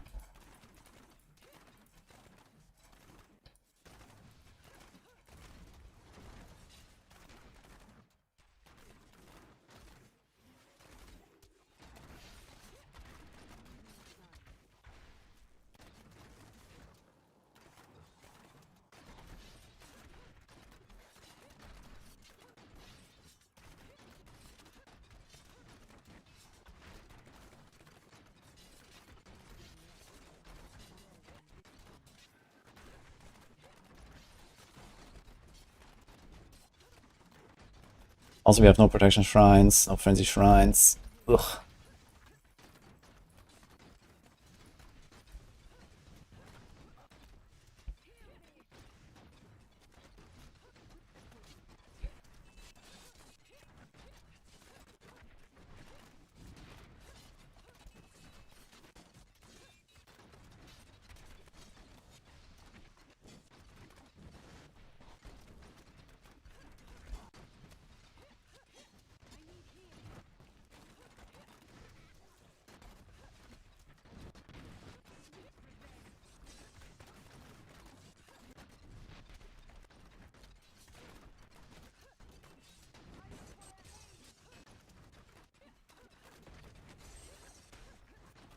Yeah, we have enough damage to even save corners, I think, on 150 for the boss spawn.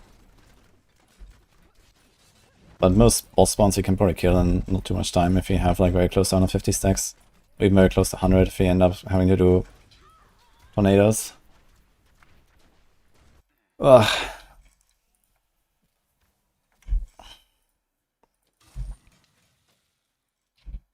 It's like a way to make this more comfortable for non-season. Can I get illusory boots? No. I mean, actually, we could. Can I get the Natalia helm? Go Elo boots. Actually, just threw some away. I wonder if I still have some. Oh, I see some. Strength. Dex.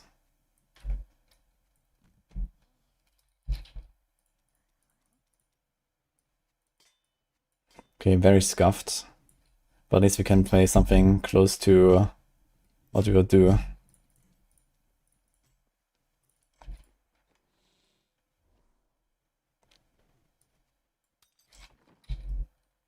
Beautiful Mantle of Channeling.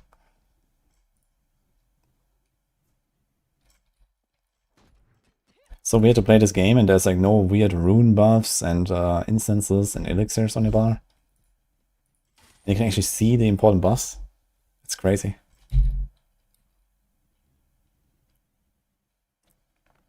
Okay, we lost a lot of defense. This is half my defense against elites. And like 69% damage. Nice. I mean, okay, we don't care about elite damage, we only care about killing small shit. We don't gonna kill any elites ourselves, that's gonna be all day season theme. We just have to kill like little guys, basically, so it's fine.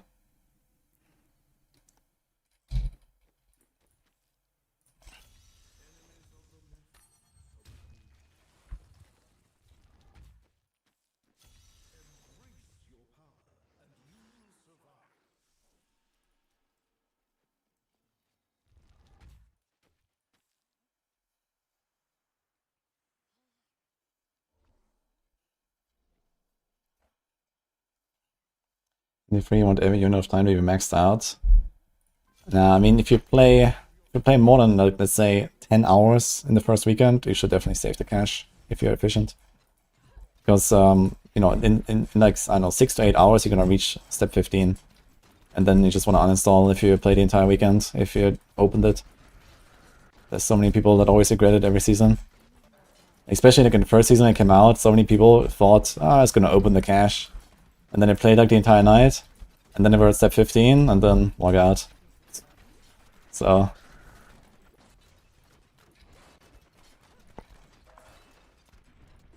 it's only if you're like very casual that you want to save it.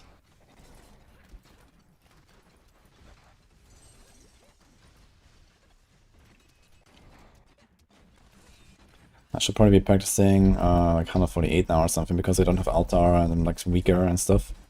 That would probably be more realistic, and I don't have all guilds actually. Okay, toughness feels okay. But we are missing a bit. It doesn't take long to kill stuff. There's already an Oculus ring from some small zombie and stuff. Ugh. Yeah, I'm very squished now though. Should probably add a bit more vitality to make up for it.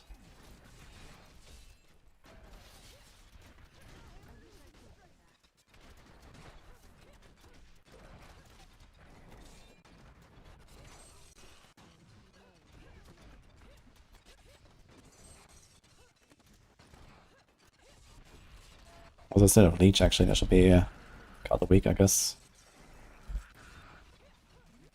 So I think at this point we would easily have 15 kills already, and then we start the chain reactions.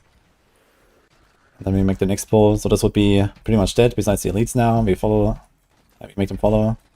Just pull them. That's the strength about Natalia, you just pull them like this. Then you make a pull here, you probably get geysers, because we would have worms from the grotesque. So this might already be the first geysers, and we kill like 3-4 elites.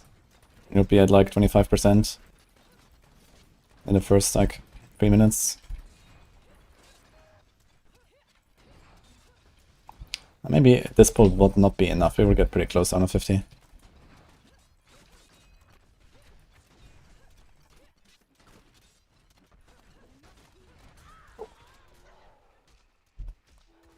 Yeah, let me try to add some vitality here. That's a bit too scuffed. So we added 5k, I think. Doesn't really make up for it, because we have actual damage reduction, and now I'd have to heal all of vitality, and I don't really have the healing, that's the thing. I have 2.5 million life now. How much was that before? Probably like still 2 million, like we don't have the healing. Cull. Good thing is, if I need to play defensively, we can Star Step.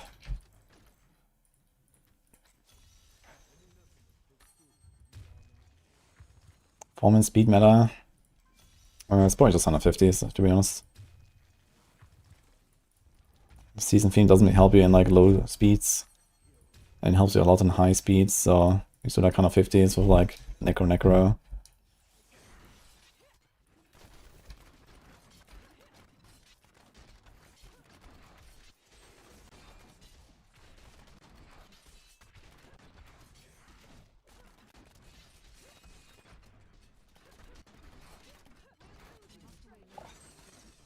Need healing. Where's mercy?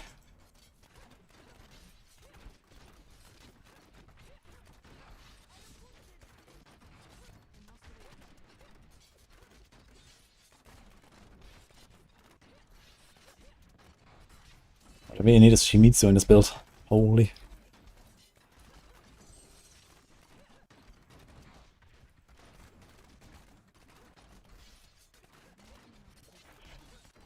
It'd actually be very hard to survive. But yeah, Orgult and Season Theme will help. Season Theme also makes you like, or like the altar will make you like 20-30% more tanky. Orgult will make me very similar. So that's gonna be okay, I guess.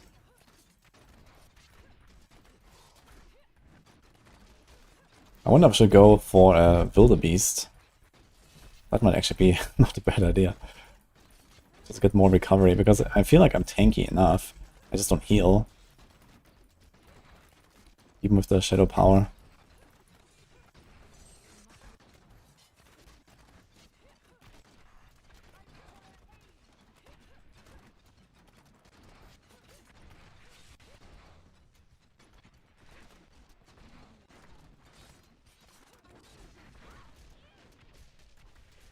Let's try it actually.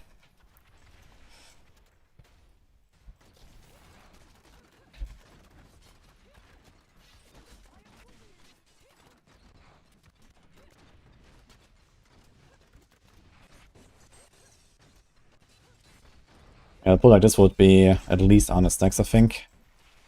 So we get tornadoes here, probably kill the fat guy.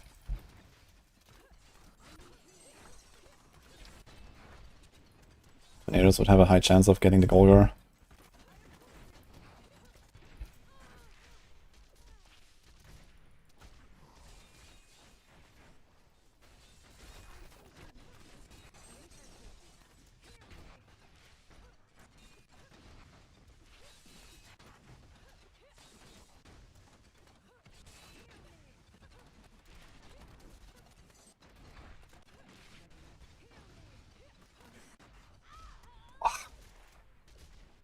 It's rough.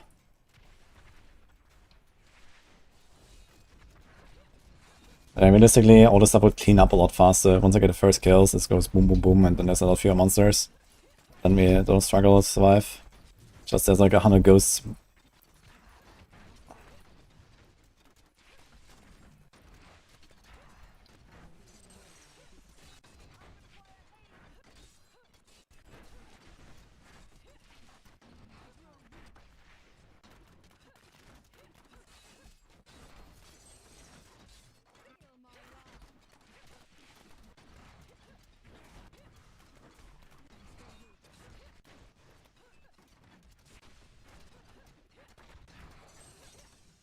Do you have custom engineering? I think so, but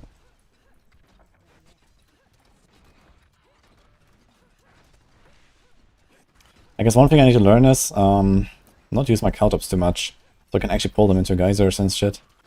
And even tornadoes, I can probably try to pull stuff in there. If I spawn tornadoes like here in the corner, for example, and we just, you know, pull everything into the corner, like this. And then spawn the tornadoes here, then run in, get the geysers on these guys, and we have like 2-3 elites dead.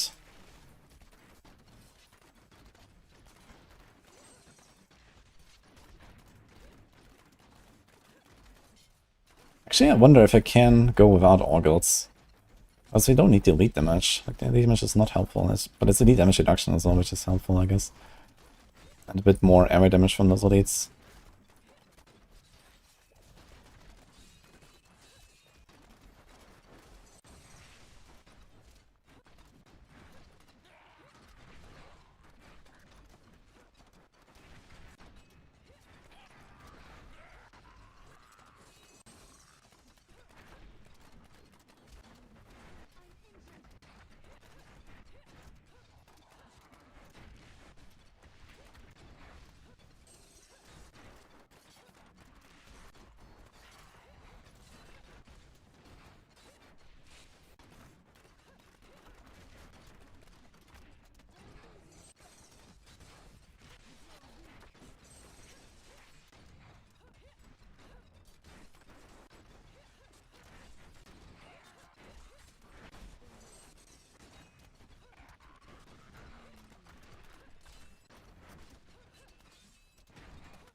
Okay, I'm getting better.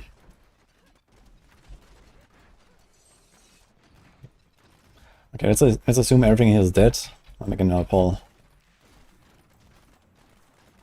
And we'll probably, like, you know, drop the stacks now and we start fresh from 0 stacks. There's a power bomb. Woohoo. Not very useful. But it's another pack, I guess.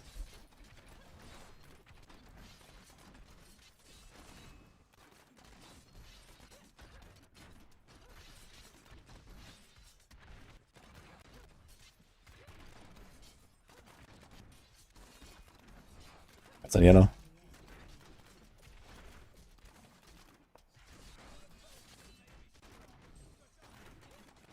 Like, there's a yellow. Wait, is that a dog? The minion? Goats? That'll be a nice pull, actually. We'd probably use the power button and just blast us.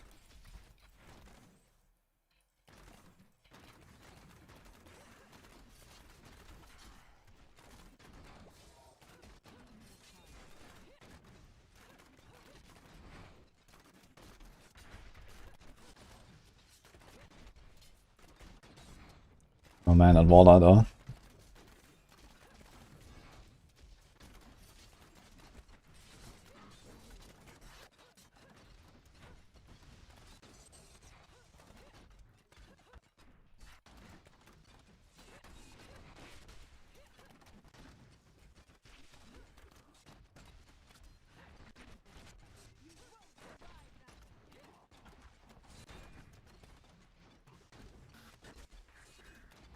Yeah, we probably get like another tornado spawn here, but not geysers.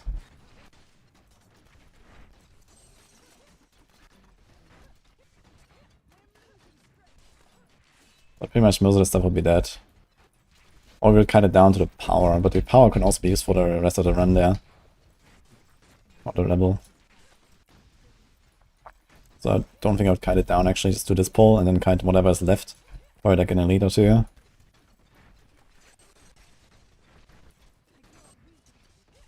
I'd probably be at something like 50% now, killing all these elites.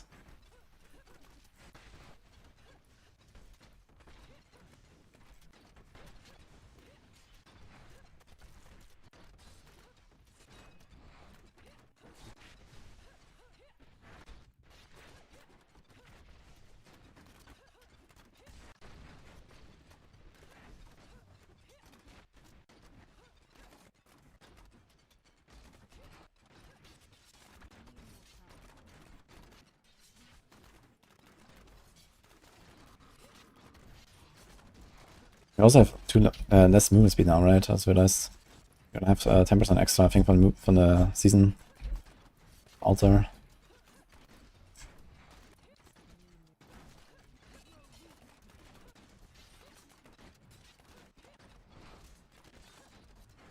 So maximum discipline here, 51.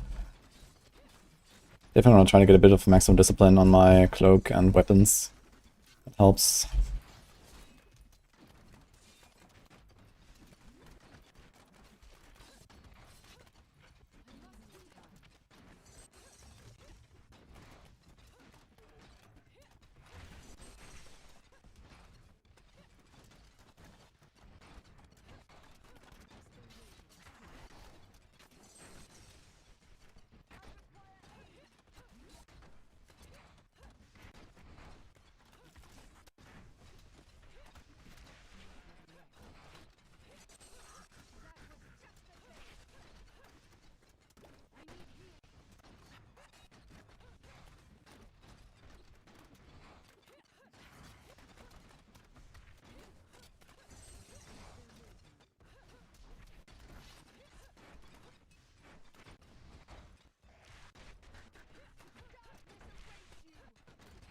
We can just try the power plant for science, I guess.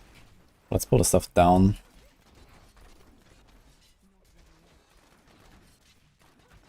I think at this point it would be something like 60-70% progression. And this would have happened, let's say, 4 or 5 minutes ago. We are at 11 minutes now. Yeah, this 150 is gonna be pretty easy, I think.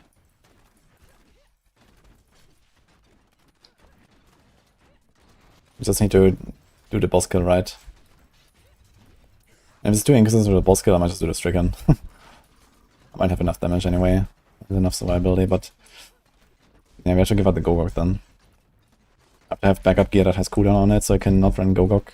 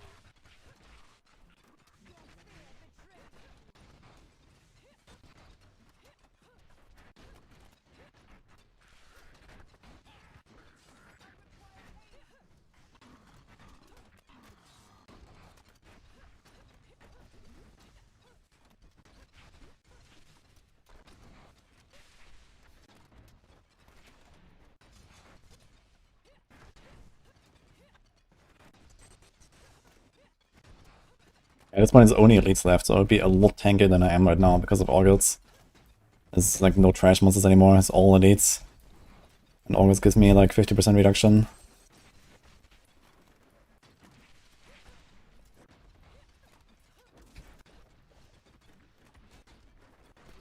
Okay. So all this here would be easily dead long time ago. I probably would go either like make it a small pool here, get a few stacks to like 50, 60 or whatever. I should like learn how many monsters these are, so that we get the right number of stacks. It's a bit tough to do. But this will probably be like, get close to 50. We'll probably just skip this. Oh look. That's okay.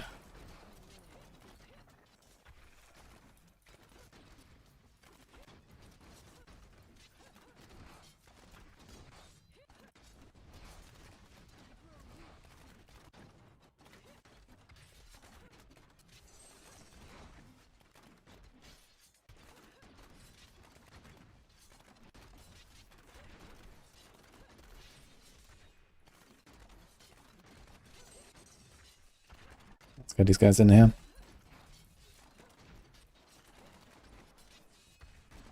I'm not going for Necromancer. I just do the Necromancer until 18.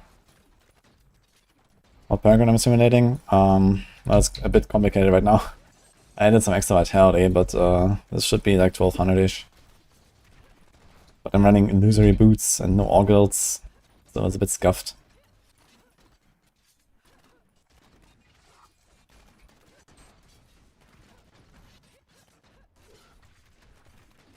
Because the build plays very different when you don't have the passability effect from the altar. So I just went for illusory boots now.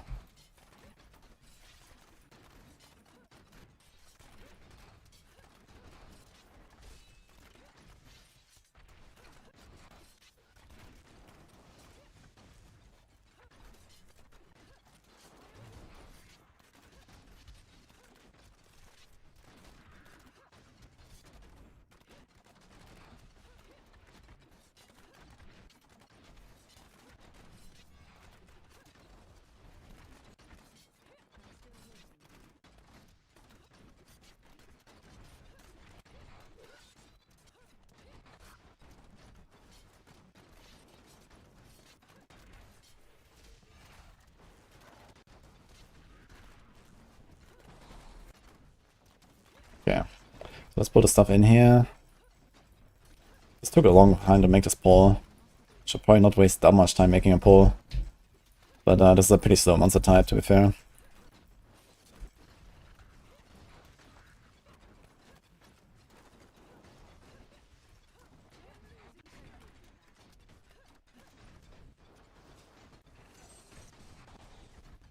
Ugh.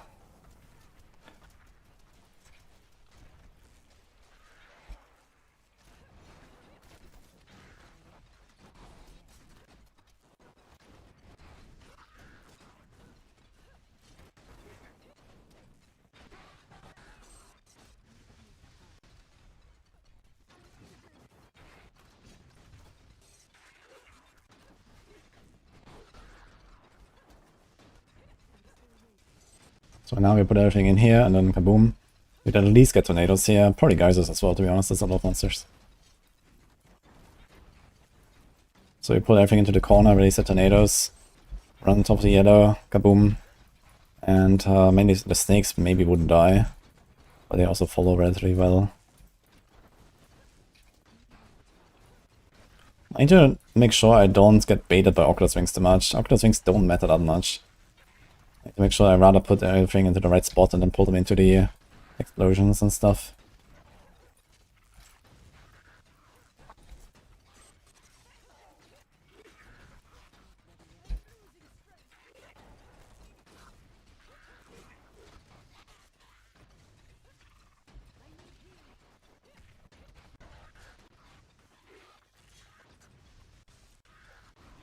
Okay. That was a pretty good test run.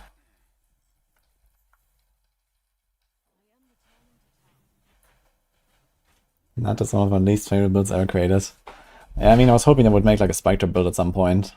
But then they made it like extremely hard and complicated and stuff like that, so a lot of people just ended up not liking it. Hello. Hello. What's up?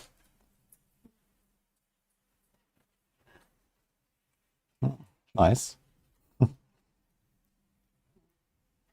Mary was having a party in the kitchen. With what?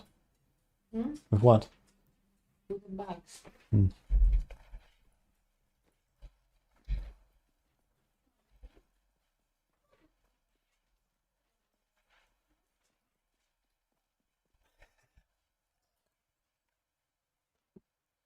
This build makes me nervous.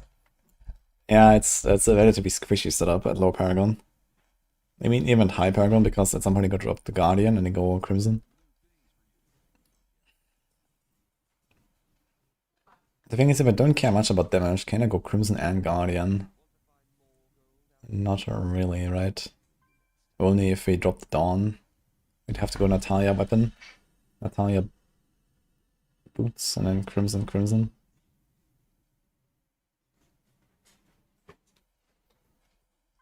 Wait a minute. We have 5 pieces. 1, 2, 3, 4. 5. Then Crimson, Crimson. Yeah, okay, we can't do Crimson Belt because he's the Guardian. So yeah, we have to go Natalia Weapon and no Dawn. And then we can do Crimson. But I think I prefer the Perma Vengeance. Oh my god. I had fucking Sieve all this time. Oh. I guess it's much easier than I thought. Okay. Stars again.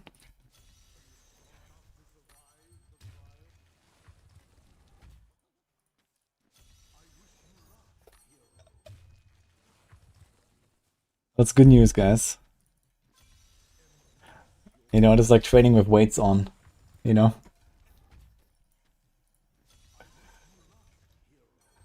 Ask Nova to play RF again. I'm not sure what Nova's gonna play. Usually he tends to play Crusader in the last seasons.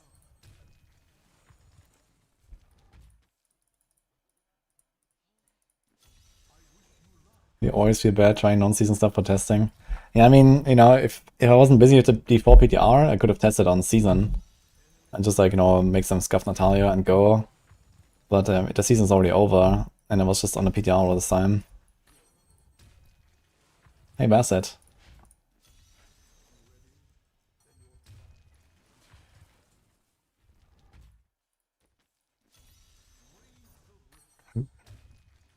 Good idea, Mitsu.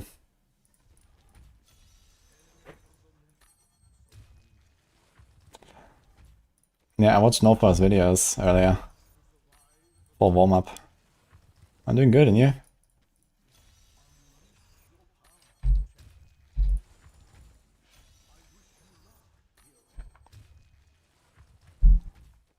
Honestly, with the Season 19 theme that Halia set, and or Extreme, it should be so easy to do the 150. As soon as I have acceptable gear to survive, I'm just gonna go for it, I think. And now that we learned we can be twice as tanky, that should be a lot easier.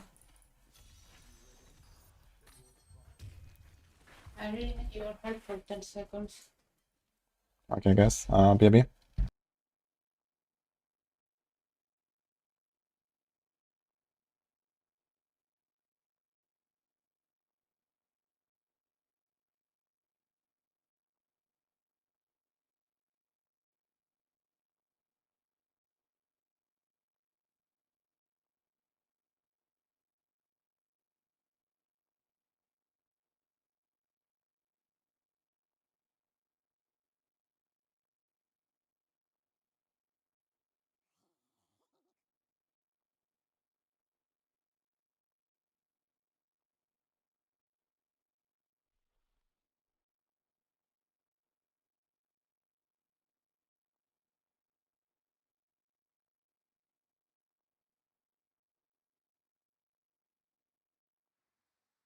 Okay, we're back.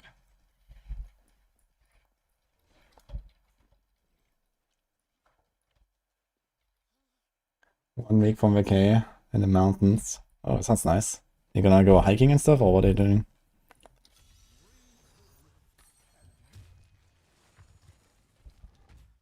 Okay, we're gonna remove some of the vitality again now, since we have Dark Heart, so let's do... What do we have? Something like this, maybe? 20 and 12 sounds about right.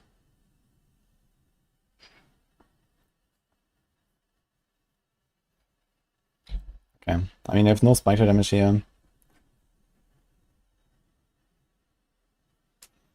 This should probably be like Dex instead of Area and Ancient. Or Dex instead of cooldown.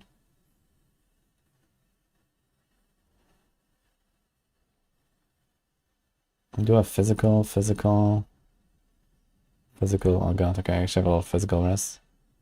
And a cold, and a fire, and a poison. Missing lightning.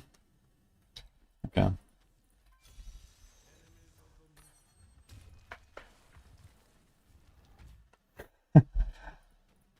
I'll enjoy Bassett.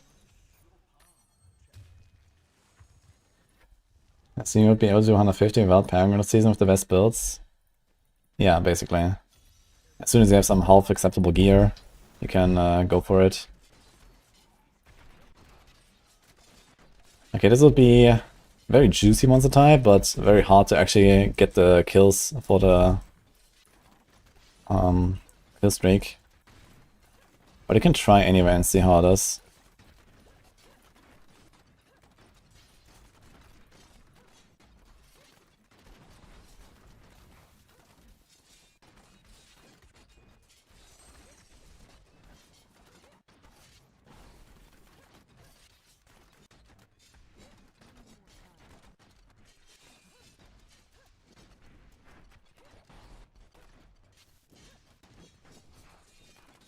Definitely feels a lot comfier when you have dark hearts. Oh shit, man.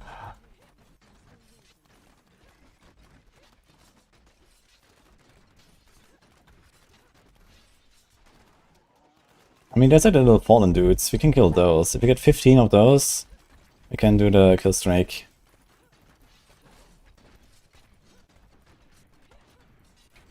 And we have the fallen shamans that can revive them as well.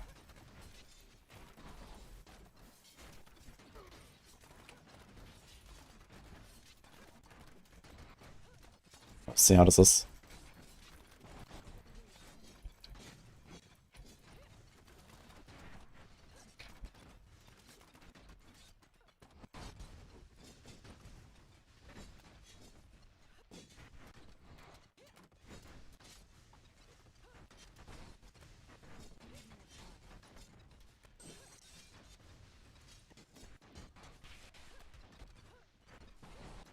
So we get our first kills here. Yeah, it's okay actually, I'd say.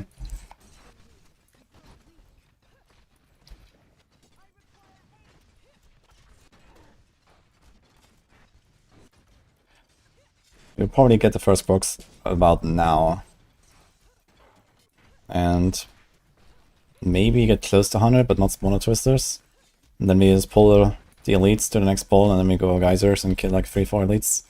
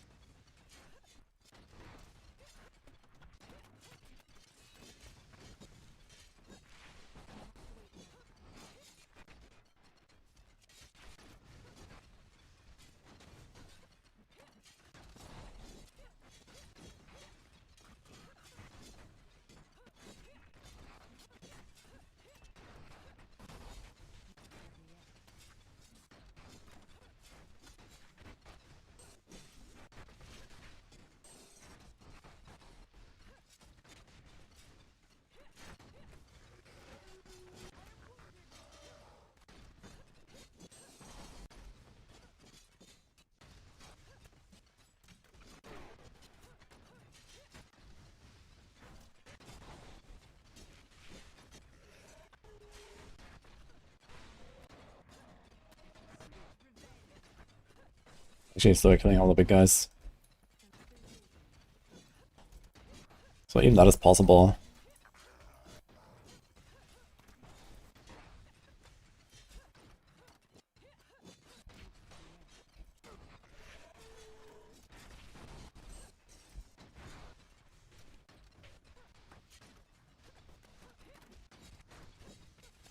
Yeah, so basically most of the stuff will be dead now. Cut your leads. It's like too much trash now, all this trash will be dead for sure. Just like some half alive elites basically. So let's keep going. Makes the pulling a bit harder than it would be otherwise. Chuck.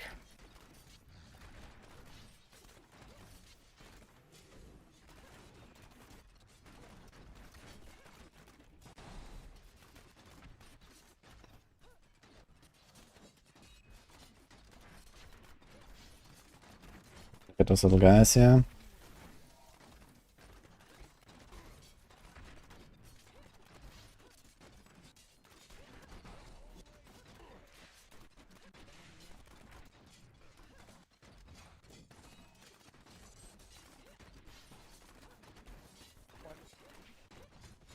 will be hard to kill this pack.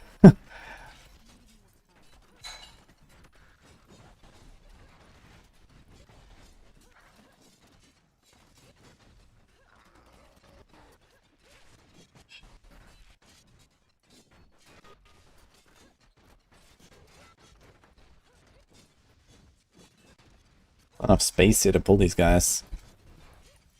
So here we just try to go 150 stacks somehow. Or rather, yeah, I guess you'll be like just under 100 after the previous pull.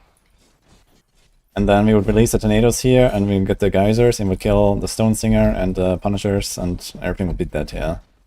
Basically, this entire pull, and we'll be at probably something like 40% actually. There's like the 2-3 blues and the yellow.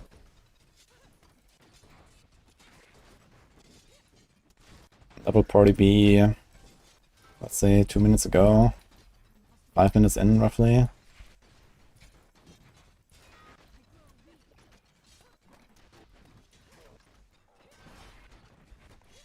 So let's assume everything here is dead. And we keep going. Just run. We get these guys.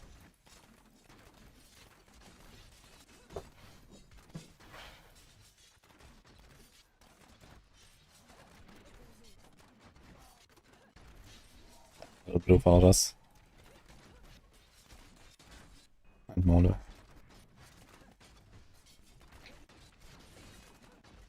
Toughness is 4 billion, that's actually okay.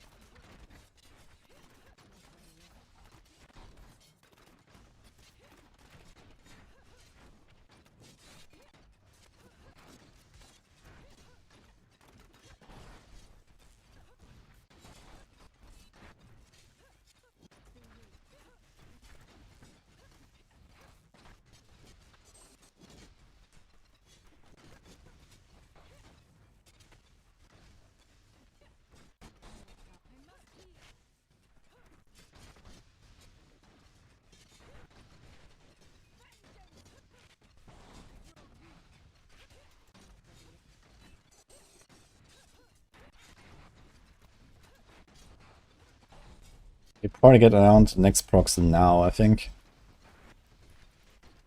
And probably also be close to 100 again and have a few surviving elites, and all the trash is gone roughly from the rain.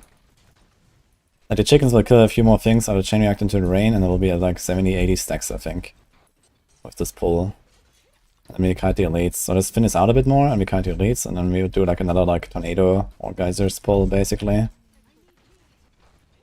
And finish on the floor here. And you'll be probably like 60-70% progress.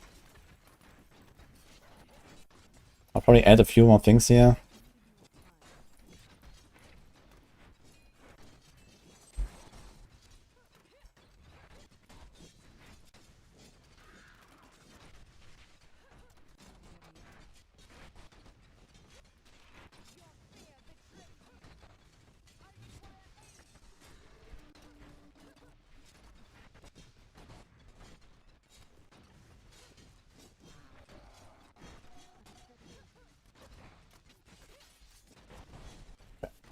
We pull this forward. I'm not gonna like actually kill all these monsters now. This is gonna take forever because these guys are really tanky.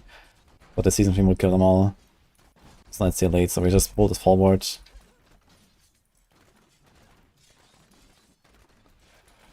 Yeah, actually, we would only get the tornadoes and not geysers, I think. This would be kind of close. Depends on how often I get respawns on the shamans. There's illus as well, actually, so we maybe would get to 150 with the illus and shamans reviving. Let me just like finish everything here. Maybe pull them down here, for example, for the twisters.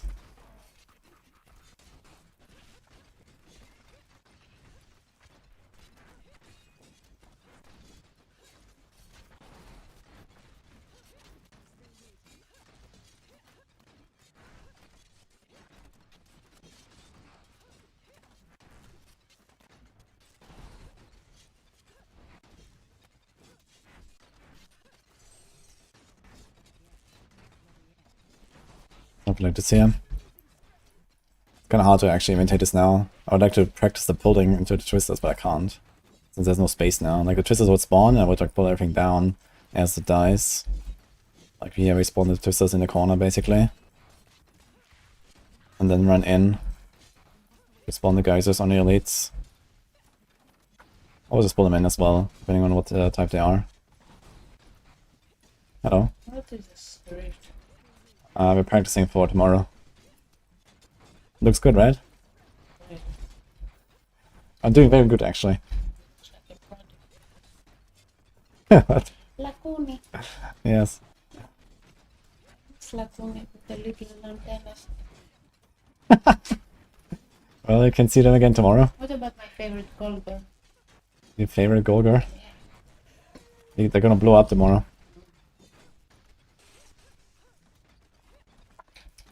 Which one is your You favorite? mean the other chubby ones?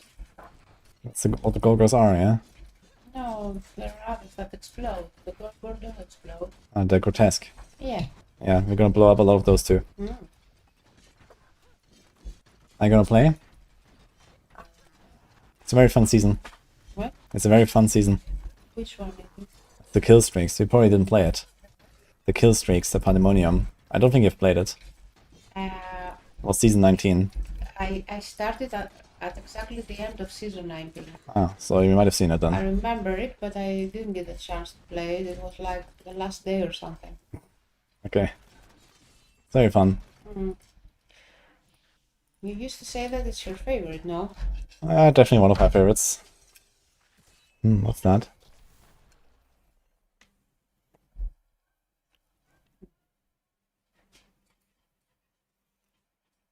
Isn't it better? No, yesterday. Very good, Tom. It's chocolate now. Thank you. Everything is better with chocolate, you should say. I can get behind that. Hi, Beth. How are you? How is everyone?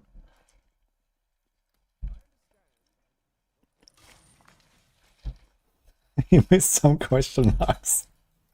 No bully. Yeah, but Holy Saint Knight always puts a lot of these. Yeah. And he missed a few.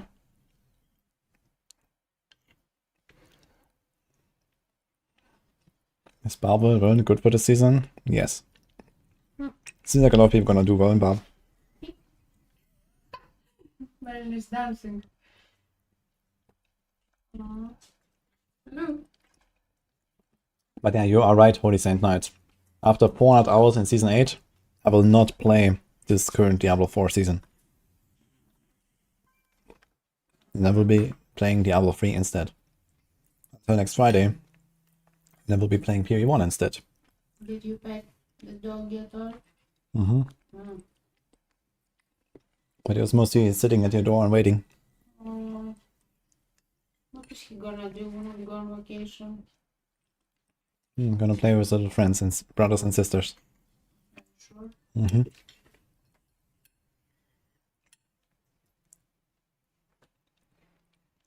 Then it's a new DDR season. I guess soon. But I'm not really up to date there. I know this one has been going for a while though.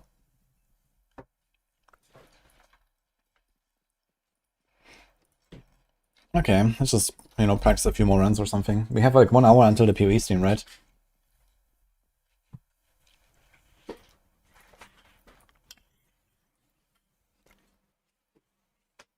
What are you gonna play tomorrow?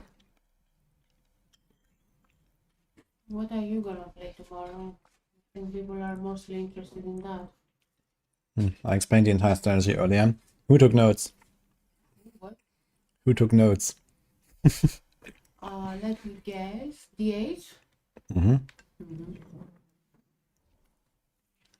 Shimizu. You could almost.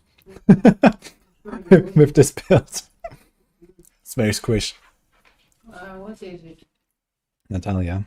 Natalia? Mm-hmm. Oh my god. Mm-hmm. I hate it. Oh, you don't have to. But Demon Hunter also has like really nice farming builds. God DH and UE. What about the Impale? Not that great a season. Wow. What are all this there?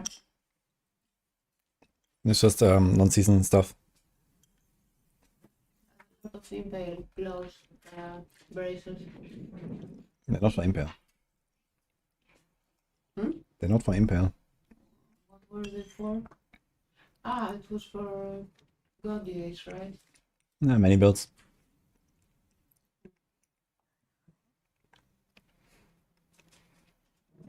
Did you clear your stash? I'm not sure about that. There's a lot of stuff here. But it's mildly coordinated. Why do you have so many Kanai cubes? You never know. Kanai cubes, Ramaladni. Yeah, Ramaldini? You never know. You never know, yeah. 3,479 Ramaladni. Something like that. Yeah. Look, there's a gift. Festive blood. Wait, what was this again? What is this rainbow drugs you have next to it? It's the liquid rainbow for the stuff of hurting. This looks like drugs to me. Probably what they used in Sanctuary. Keep them for a rave party? Mm-hmm. How about this one? Bon appetit.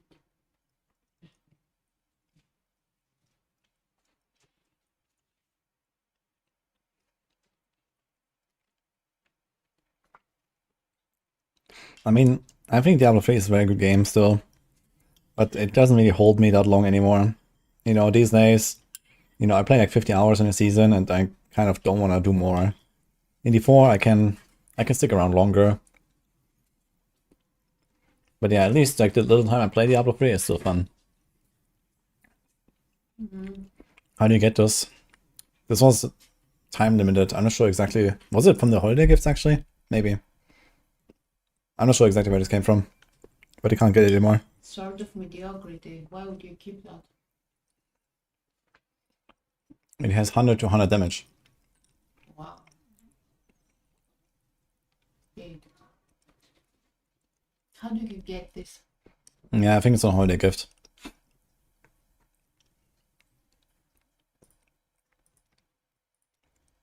I have 1,000 flawless royal diamonds. Yeah, because you never know, huh? Mm-hmm. Sometimes you know, though. You never know.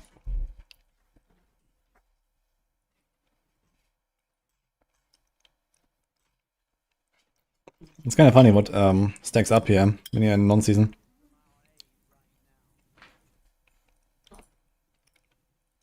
Mm-hmm. Mm-hmm. Mm-hmm. That's some good stuff.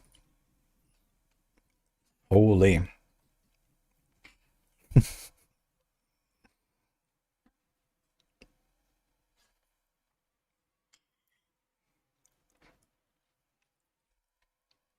What's with PoE today? I have the announcements today. PoE 1 or PoE 2? PoE 1. It's like in an hour, right? About the next league. Yeah, it's next Friday. I'm gonna watch that.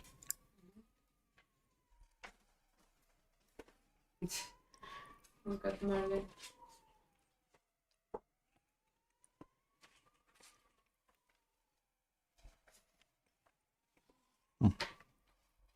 What's the difference in D3 and D4 for me in the sense that D4 actually holds my attention longer?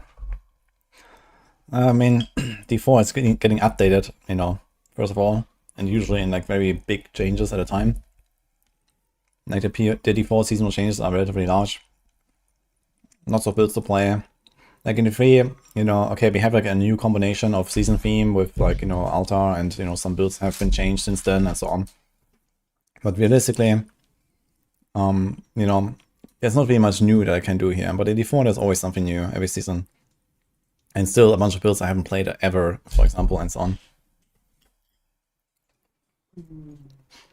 So I always have something to do, but in D3, you know, I've done everything 10 times. So. Your cactus. We dropped it. Oh. What is this? accident. Yeah. Happy accident. Happened in an accident.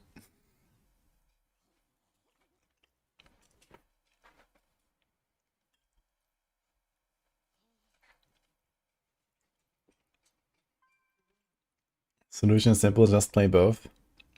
Yeah, I can definitely see myself coming back to the D3 seasons. Like, I've skipped a few seasons when D4 was fresh and stuff. And then, you know, I think like sometime last year I skipped like 2 or 3 seasons in a row and didn't play anything in D3. But I played season 34, which was Sanctified, which was very fun. And I think before that I played the season 30, which was the Soul Shard season. And I think there were like the 2 cube seasons that I didn't play. What else was there? Like season 31, season 32, season 33. I think the 2 of them were cube seasons. And then what is the other one? Ethereal. I don't think I played the Ethereal season. Did I? Actually, we can check.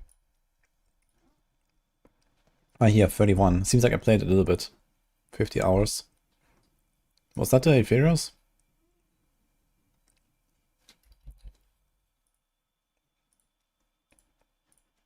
I guess they were on hardcore SF, right? Here. And this was a cube season. Open cube. Mm.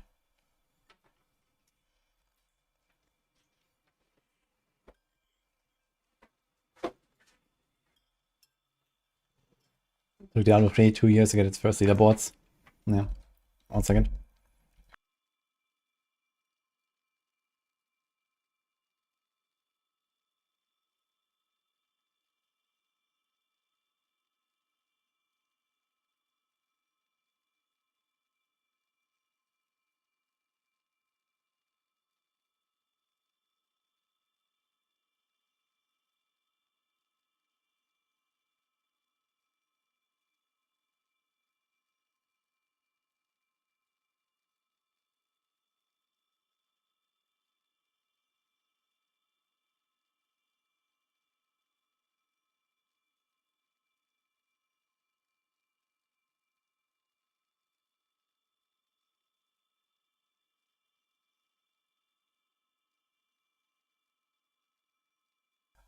Okay, I'm back.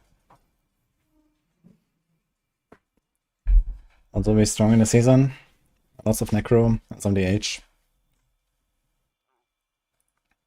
What's the other thing I played here? Monk. Oh, and number 2. 1.6k. With Tempest Rush. Log in, dude.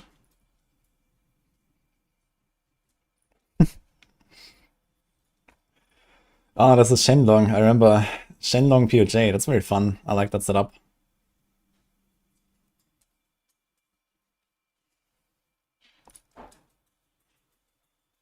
Okay, which other season did I play? Early was the Soul Shard, so I played that. So Open Cube was 31. I guess Ethereus was 32. And then 33 was probably the 4th cube, right? If I had to guess. Yeah, there's the 4th cube. Yeah, I didn't play 32 and 33. You should turn on the fan. Yeah.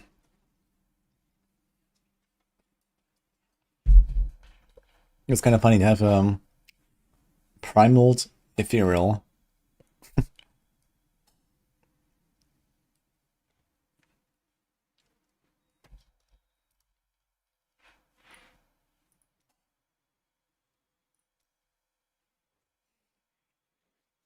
Where did I end up actually? Let's see, I think I did the H a bit. Oh no, 50 only. 2k. What about the others?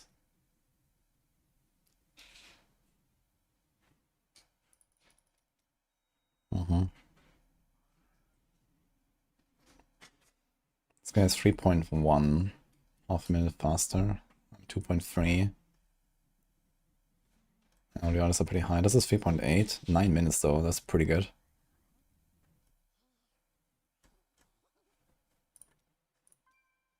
I guess he has a lot of clears. So we had 2. This is 81, holy. Actually, a lot of people have pushed pretty high here. I was like the first to do the 150 here. But no one is like kind of close. Okay. What about UE? 30. 1.9. He's at 3.4. Okay, almost the same time. Okay, we did pretty well, I think. He's at 3.9, 10 minutes. That's also pretty good. And they pushed a lot here. This was also on Impale.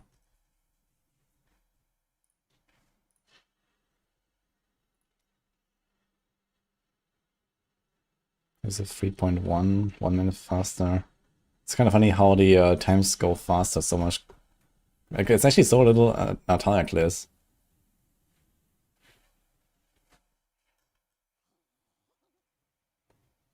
.8. Same guy again.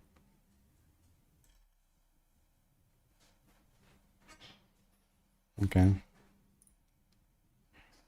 There's actually 150 on God, holy. And this is without Odyssey's End. Really? And I guess the boss kill is actually pretty fast now, so this helps a lot to keep the boss kill short. It's not a great power, but it does help on the boss. Which this build, he actually did run Stricken on top of this, that's interesting. And no trapped. Okay.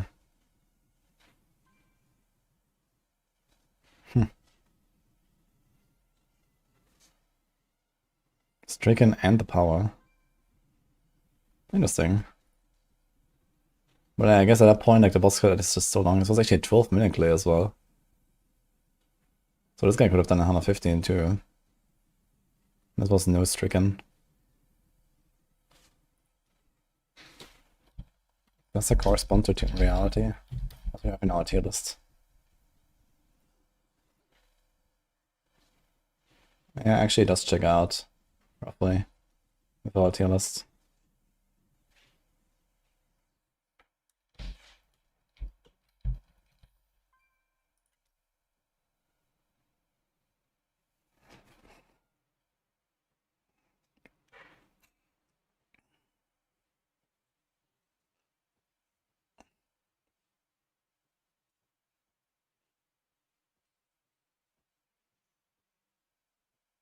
For example, you play Sorc as a main, but it only has the same build ever since it launched. I mean, it was dominated by Lightning Spear a lot in the last few seasons. But, you know, there's still plenty of other builds you can play. Next season there's a Hydra, there's the Meteor, there's a Chain Lightning with Azure Wrath. Maybe some other stuff that I forget now.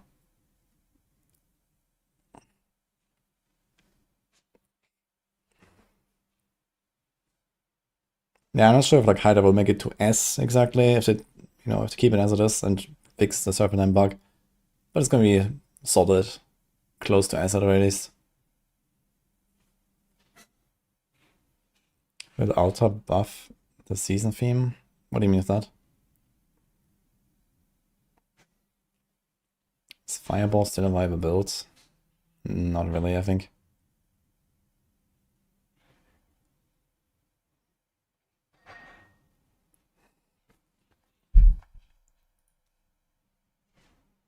What did they do in season 30? This was also SSF Hardcore, I guess. Or... don't remember what I played there. Did we have SSF Hardcore then? We did. Wait, why does it not show me here? Like, I can't click on this, even though I'm here. The fuck? On number 5 Witch Doctor, apparently, in season 30. With Sunimasa. Oh shit, I remember. This was a triple cheat death Sunimasa clear. And it was permanently procced on cooldown. Yeah, I remember. I was running the cheat death here because it just could not survive anything. And you should not run the cheat death. There's a massive damage loss. But it was the only way. Oh god. Look, 2k, and then 5 and 6. That was funny.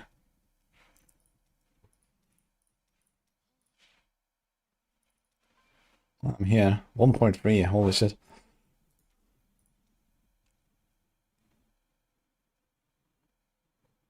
There's no Ring of Fire actually. I just killed shit with the shard. Just raw power. 11 minutes. Okay. Did I do some funny shenanigans here? I did actually. Look at that. This was Ring of Fire.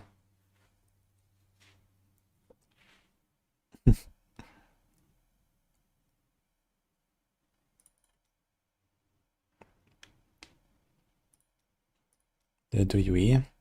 I did. Yeah, Soul Shard Season is fun, man. Soul Shard Season, like when that comes back, I'm definitely gonna play that. And then the Sanctified Season, it's the one we have currently, right? So I'm definitely gonna play that again. Maybe gonna do something like the Hoda Barb or so with the Earthquakes. Like what is that, the Shockwaves. It's kinda cool. We'll see. But I mean, it's gonna be like in 2 years or some shit. So I don't like the cube seasons that much. And what was this again? Ethereal. Yeah, it's alright, I guess. 2 years.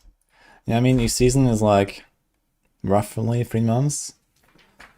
We're gonna get the 6th recycled theme now. So if the restart, it's gonna be, okay, 1.5, I guess. For 6 times 3 months. But we don't know if they're actually gonna stick to 3 months, you know, if like D4 gets delayed and whatever, or maybe D3 just gets delayed for no reason. But yeah, 1.5 to 2 years.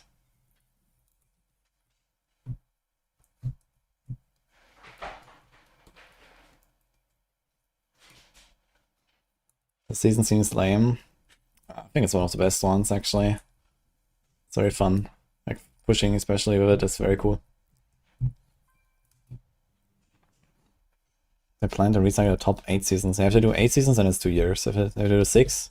I mean, there's not many more themes now. There's the Snowball theme still. And then what? We're definitely not gonna get shit like Rogue. There's like Rogue. Triune is already baked into the altar. There's the LOD, or like the Lon season, but they're definitely not gonna do that either. There's not much else. There's nothing else.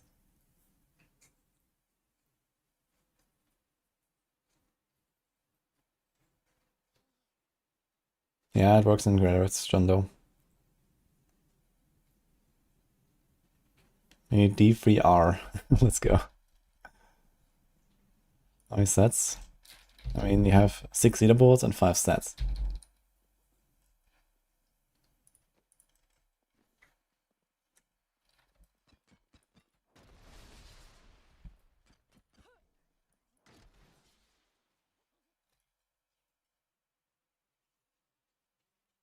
And if he has some future anniversary, they might celebrate with a new season.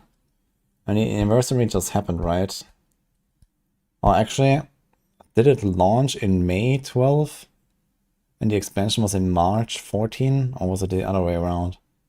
Maybe it launched in March 12 and then expansion in May 14. One of the two. Tomorrow is the D4 anniversary. How better to celebrate than with logging into D3, guys? It's actually kind of funny. Okay, I got Lacunis again. Maybe instead of Lacunis, I'm gonna go and just try the next floor. And see a few other monster types.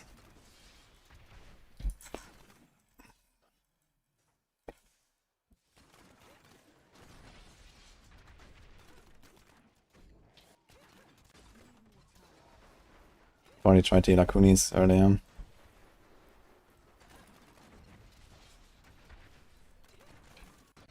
Need the wings on season 12.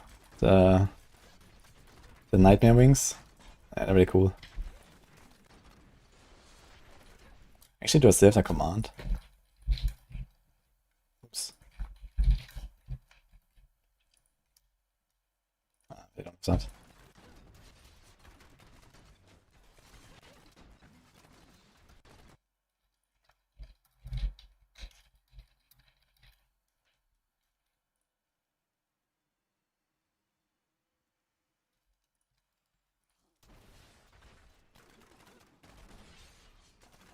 Does it make me miss it compared to D4?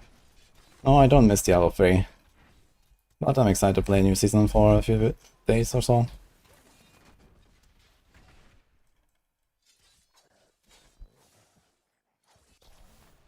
Okay, let's see this. This is a B accursed. So this will be a very good monster type for this. Because you can very easily get the stacks and just blast down elites and reset stacks. And you also keep summoning new shit to get tons of stacks. And it doesn't take long to actually kill anything.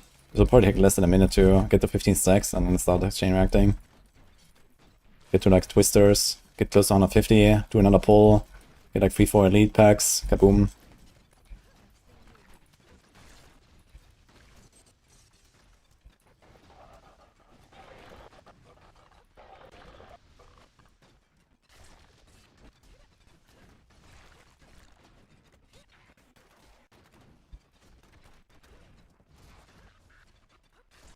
We're already getting the first kills here. So now we would like run in the middle and start chain reacting. We probably end up at like 60-70 stacks or so with this. I have to get a bit of a feel for like how large these pulls are, but we can't really since you don't actually have to kill streaks, so this is something we have to do when the season's actually live, I guess. Pushing. We have to like, see how that is. But yeah, very easy to get progress here.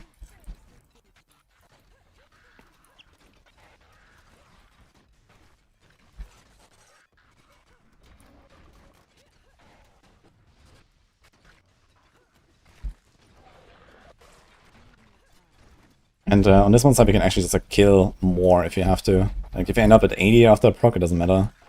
Just kill some more stuff for like half a minute. So basically now everything would be dead, besides the elites. We would be at like probably close to the tornadoes. We just basically just pull all this stuff and try to get geysers here with the tornadoes, and the tornadoes probably also kill the tremors if they don't die from those. Because they're big. Try to kite them like somewhere in the corner.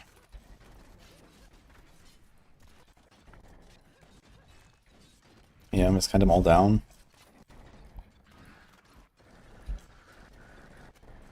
Spawn tornadoes here.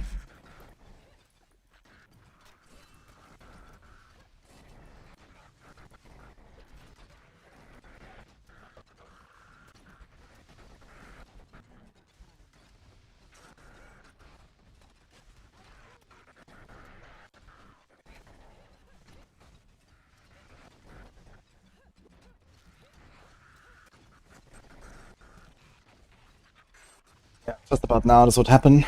So the only thing we'd have to do now is get the Tomb Guardians into the geysers, because now we'd have 150 stacks, spawn the geysers. So that would be the hard part here, pull them in, boom, and then that's it. Yeah, everything would be dead here, we drop the stacks and go again. So we assume everything is dead, and we have 0 stacks and we run. Now we just make the next pull.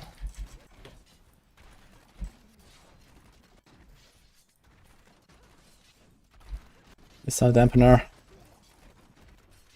Doesn't matter for this build.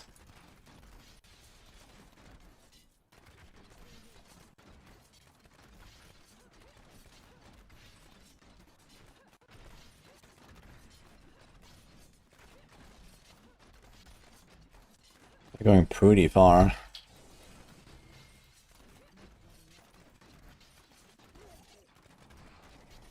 But also check the bottom side there.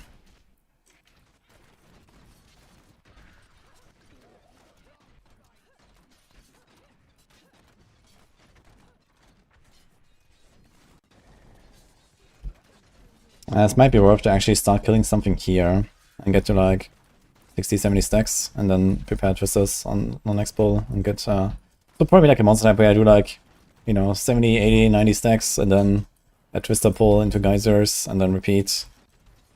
I think this would be very easy, just do the 2 pulls every time. And this should probably be enough to get to 150. With the respawns from the summoners and stuff. Although I'm not 100% sure. Maybe it's only twisters. Maybe probably carry 120 stacks around or 130.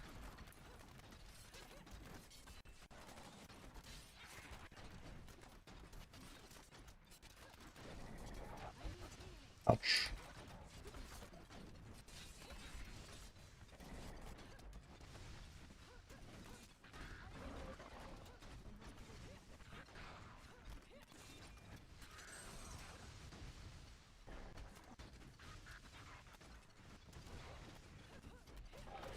Realize it's not actually be a curse, this is the summoners. It's a different monster type, but it has some stuff that looks like be a curse.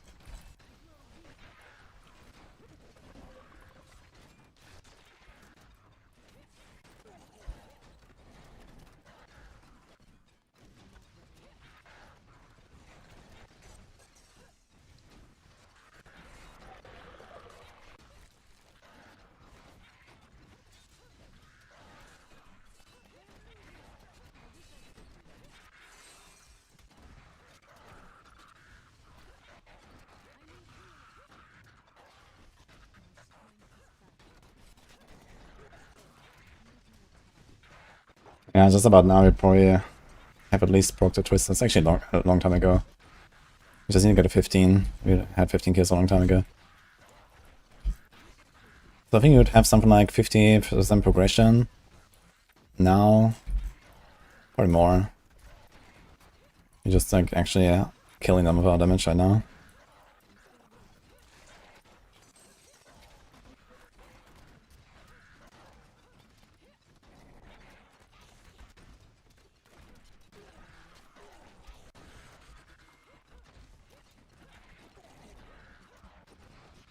Okay.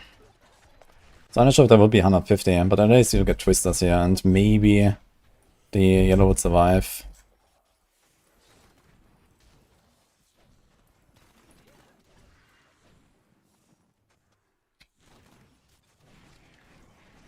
So this would probably be a go next angle. Even though we have 3 elites here, oh my god. Okay, if we could get to 200, we could try to actually kill these guys with chests, but I'm not sure if the chests are really strong enough to kill yellows. Maybe the Tremor could die from chests, and if you get lucky, the other elites as well, but I think chests are usually not good enough to kill elites, unless you get a lot of drops on them. I'm not sure if they can fall off the map. Maybe you can put them all in the corner. Like this here. And then drop the chests. That could be something. Otherwise we'd have to get twisters, and maybe that could kill 1 or 2 of the guys. Okay, this is a Kuni face base, that's also worth trying.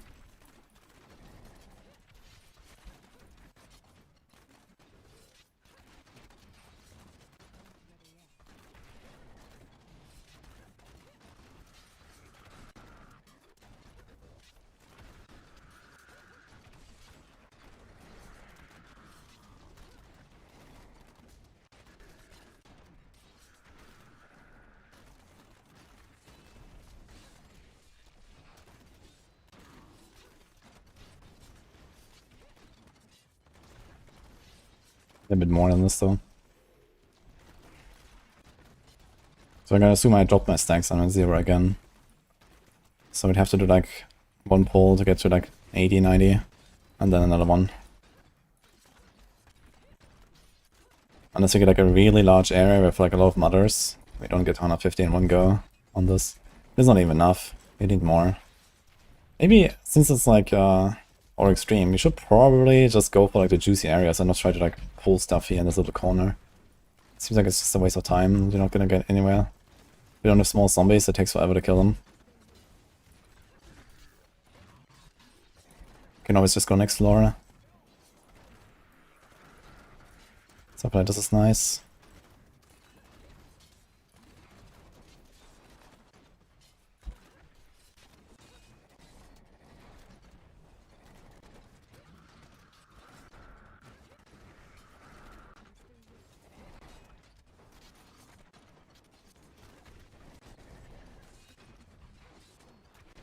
Still kind of scuffed here. No mothers. This would not be worth it actually. This would take a long time here to really not get much.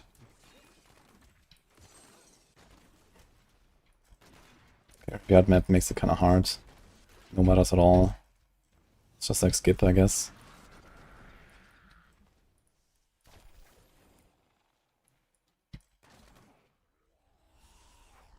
The spear cursed, so that's worth trying.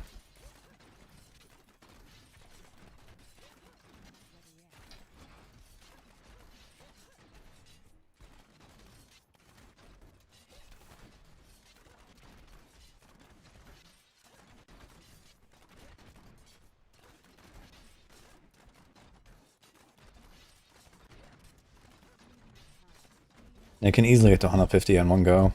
But now we need some elites. Like, we have the monsters.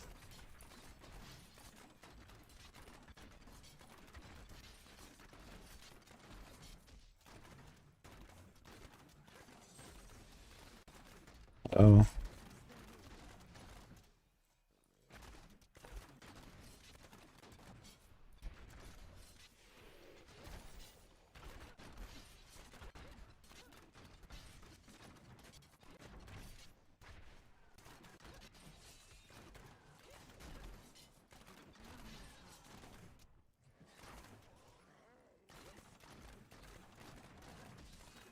We have one blue. Beautiful. It's a bit of a waste. But it's also a desolate stance that you'd not really play normally. You push is like, you know, make it pull somewhere, get some easy progression, and then just go next floor.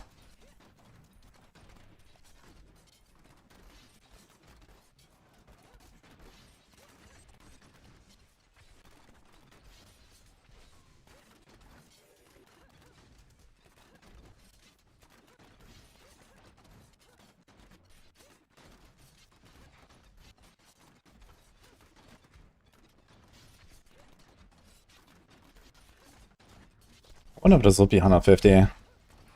Maybe.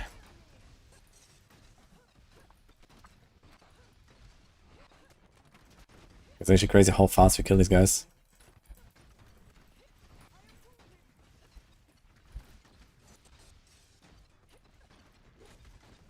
I had to pull them in because as soon as we kill, like now we would start generating everything and we at least get twisters. And probably could be at like 120 stacks or some shit, and then just like carry this into the next pack and do geysers with like a bunch of elites. Like everything here would be dead now.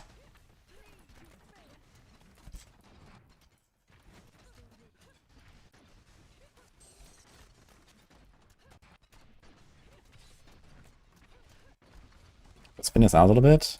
Let me kite the elites down. And now comes the yellow Golgar. Where's this guy come from? He just randomly appeared now.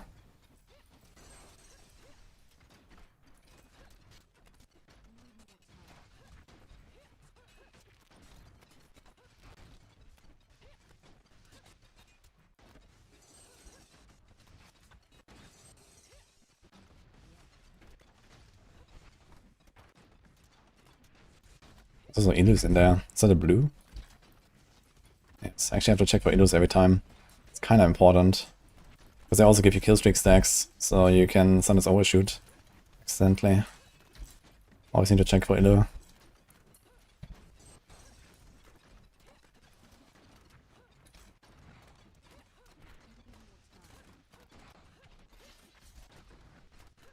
Okay, so basically, let's assume we have like 120 stacks. And kite these guys. The blue and the Golgar. I'm not sure if the blue would actually follow me. I think we'd only follow, like the Golgar follow. We don't really have time for the blues, since they're Illu and they run away all the time. Share pack. Kind of hard to make the Golgar follow. But he does.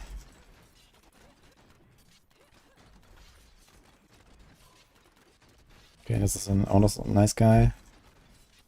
And then, okay, now we have 3 yellows and a blue. The blue might not die, but 3 yellows will certainly die from this. Where are you geysers now? We just have to get like 30 small monsters or something, kill them and go boom. And then next floor.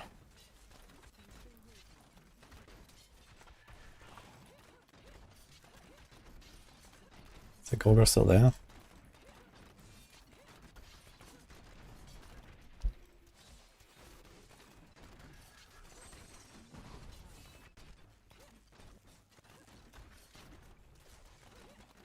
Everything is here. Let's see.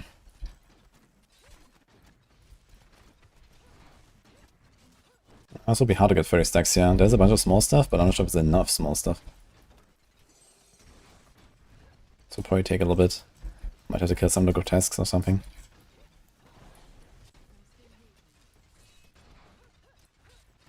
Ugh.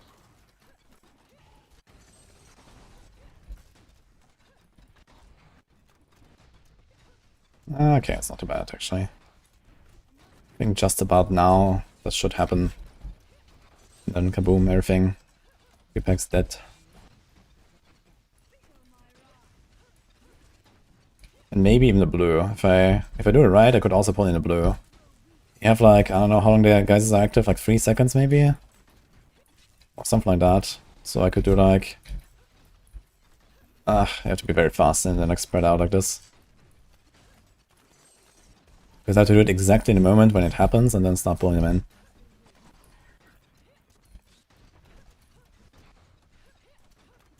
But yeah, maybe the blue would live. Then if there's a teleporter, so that would be almost a hopeless case. I go next. Nether Sands. This is Berserker, so this will be 100% a skip. What are my keybinds? No WASD in this game. False move is mouse wheel. Rest is standard.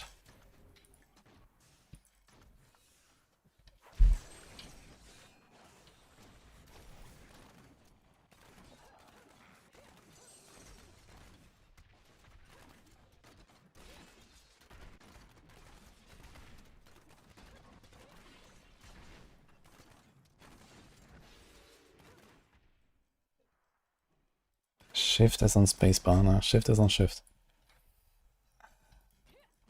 Okay, there's another graveyard of like only face beasts. That would also be a skip, I think, unless you get like a really big pack of mothers somewhere. Like a double pack of mothers at least or something. But I probably wouldn't look for it, I would just find the exit or that.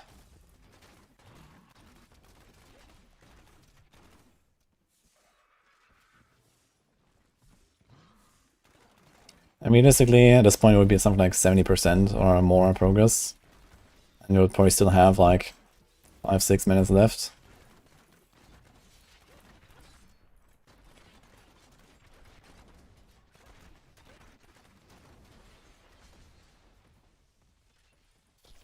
Another graveyard. Again, this is Summers. And this will be okay. I think this will be an okay pull to make, yeah.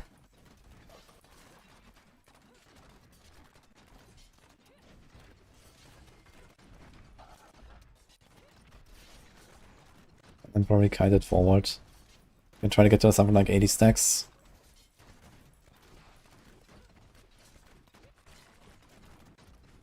Which this should be, roughly. Get off this.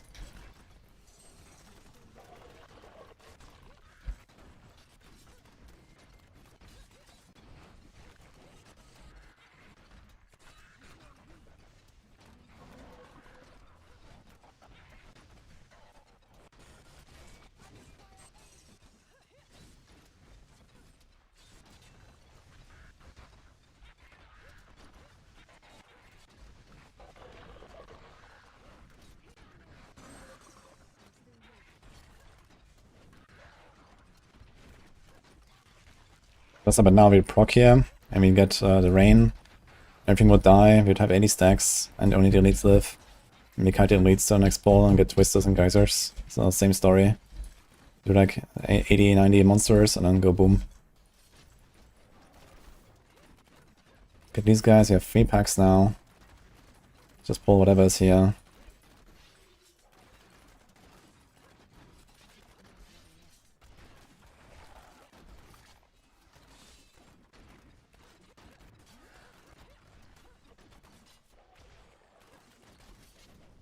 Leave nightmares. Yeah, we need to get like 60-70 monsters here and then kill everything. It's like 4 or 5 blue packs. It'll be like easy 25% progression. 30 with the trash. That should be about it. So here we would spawn now. We also have some pylons on the way, so we'd have like an extra pack here or two. Now the thing is, depending on our progress, we have to like, you know, min-max our stacks a little bit, because usually the strat is to kill the boss with 150 proc. Or with the angels at 400. Wait, no, the angels are 500 actually. So you get the big proc at 400, which is the meteor rain. And at 500 you get the angels. So you have to do the meteor rain into angels and spawn the boss. So that's an alternative as well. But for that you have to have like a lot of progression all in one go. Either with the colony, you can do it with the colony. Get the chests at 200, into the fire ring at 300, into the rain at 400, into angels. So that's one alternative. But the angels die to like half the bosses instantly. So they can only kill like half the bosses or something. Like Raziel will insta one-shot them, Cold Snap will insta one-shot them with a Nova if you get unlucky, and so on. So everything that does elemental damage will just kill the angels instantly. They don't live for anything that's elemental. And the guys are just more fun. Kaboom. But yeah, that's actually, it's not unlikely I might do an angel kill. Depending on what kind of map I have exactly. If I have like a too large pull, and I feel like I don't really want to reset and set up the 150 kill, you could try to set up the angel kill, because I could eat through packs like this and slowly grind my way to 400 stacks. To get out of the chest proc and the Nova proc at 2 and 300. You can easily get like, you know, another boom 50 stacks from one of them or more. And make another pull, get another boom, kill 50 monsters, and then the rain, you know, kill like 5 packs.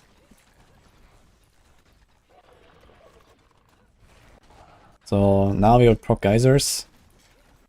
Well, a while ago. Pull everything in. It would be very tough to pull them all in, but it would be doable, I think. Maybe not just Insect Nightmares instead teleporters. Or just go next door. When you get 1000 kills, Diablo spawns. It's actually a special version of Diablo from Diablo 1 that will kill you. He's like nearly immortal. One-shots you with everything.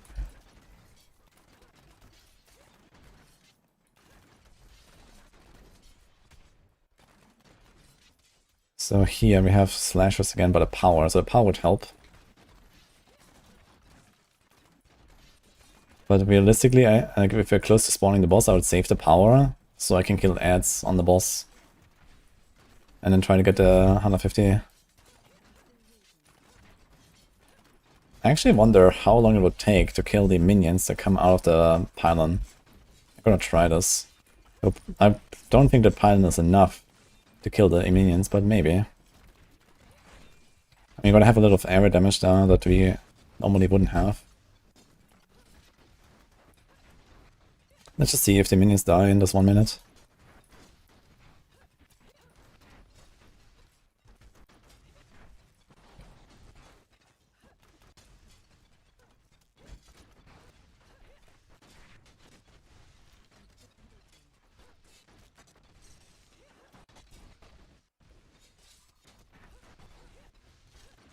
Wait, tell what minions are. I guess it's a shielding Lacunis, oh my god.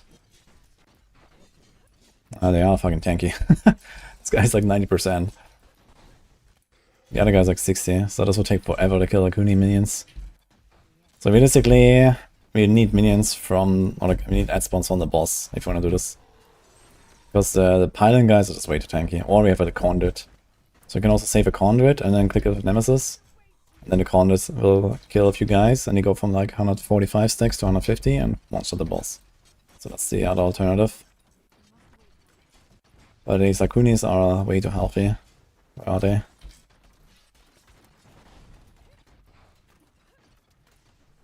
Can't really see them. I'm looking for the Lacuni, like, prowlers or whatever they're called, the jumps.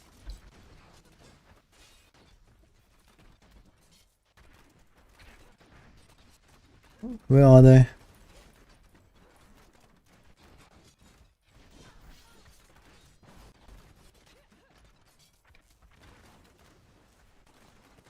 There.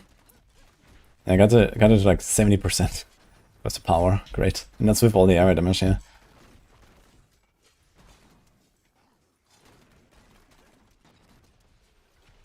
I'll play DH.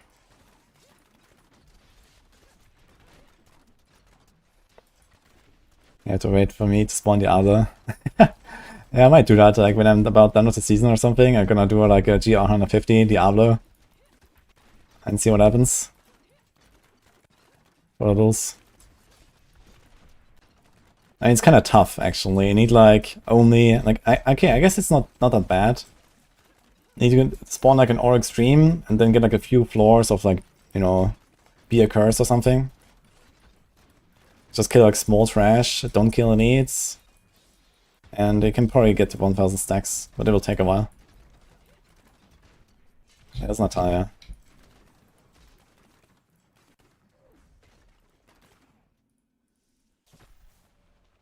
Okay, here's chickens. So that would be interesting to try actually. Chickens is very good for this.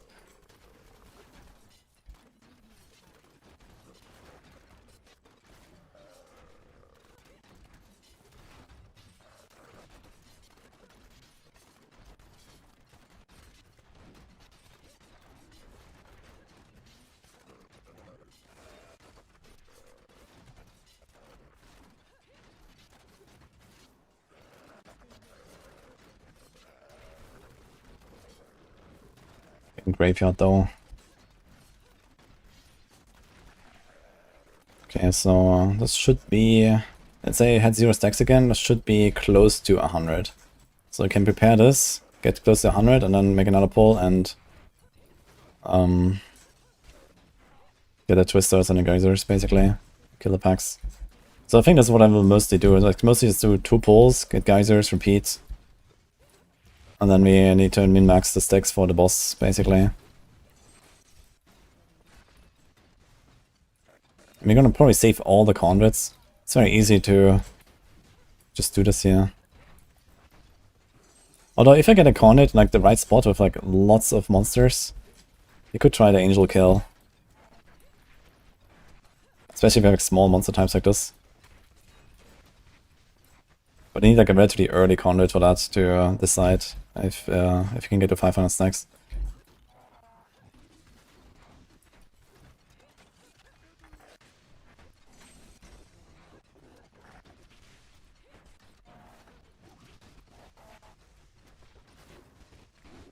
So I would have procced here long ago. Everything would be dead besides the elites. Okay, item.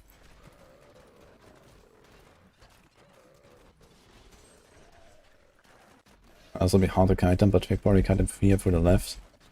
There's like too much trash now that is blocking the way. That should be not here now. And you have like 4 elites. This will be enough now. Let me just kill this. We'd also get the chest proc easily to follow up, I think. Should be like 100 targets.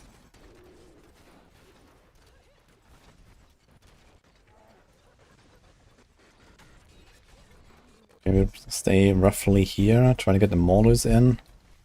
Boy, Maulers.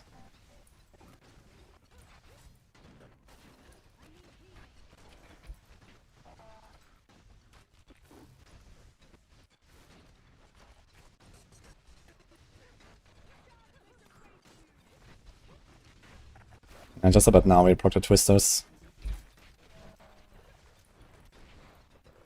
And then just about now we proc the Geyser, so I need to like pull, and all the elites will die, I think. You get the timing down, right? Like I need to stop using Caltrops and not the Ardum, because every time I use Caltrops I will apply 40% Crocodile resistance. So it takes 8 seconds for that to disappear again. So you can pull enemies twice and then they're CC immune for a little bit. And then... what is the end? Wait a minute, why is there the end here? Isn't that a 10? I thought it's guaranteed 10 floors, but it seems like this is only 9. Interesting. Didn't know that it can have less than 10 floors. Okay.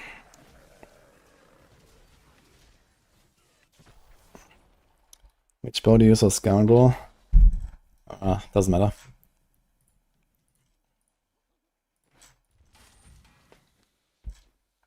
I guess you can update the clock eye.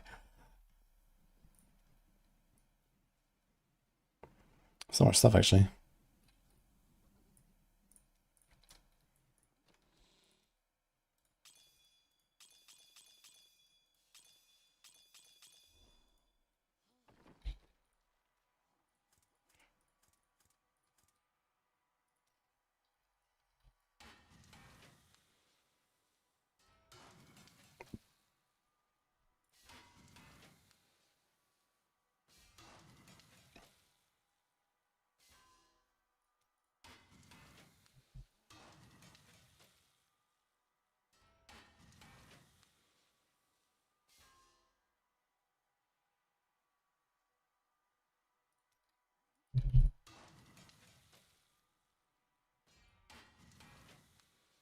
Next season 94 is Sorc Hider OP like Death Trap?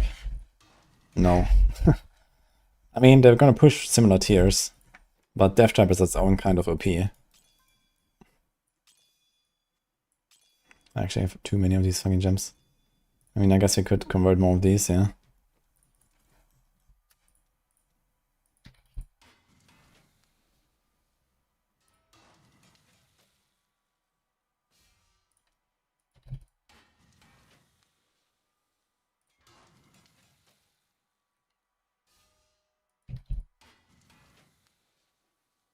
Condensator would be a lot of fun here, vacuum everything.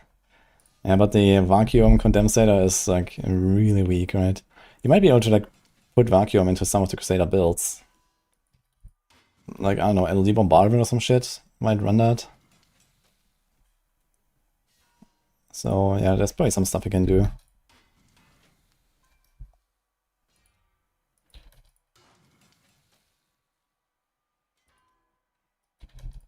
Yeah, there's no bow really that does anything for the Scoundrel guys. Yeah, Windrose is like the opposite of what you want. You do not want to knock back. That's like worst case scenario.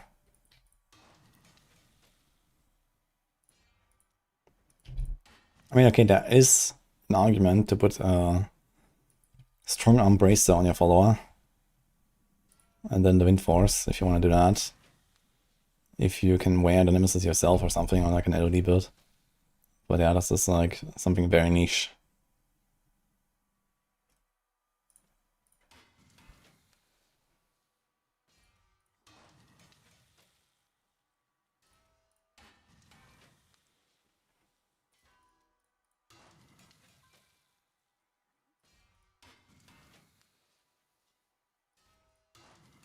We have 20 minutes until the PoE reveal, guys. Who's excited?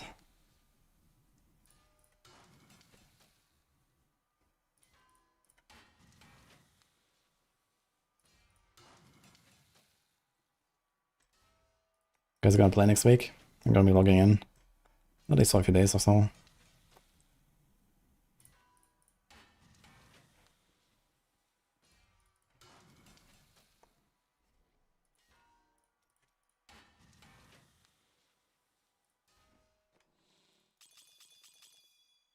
Okay.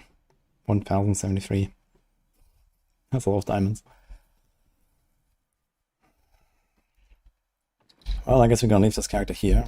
You have to delete some stuff though for tomorrow. Also, you have to remove that transmog.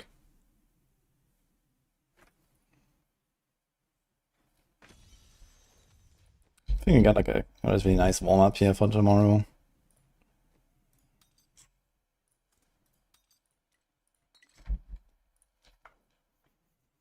Maybe we can also put some more stuff on the stash on this character again. So there's space there. Before I forget that.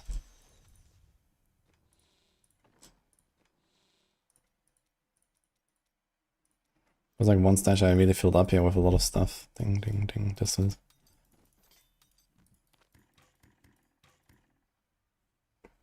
Okay.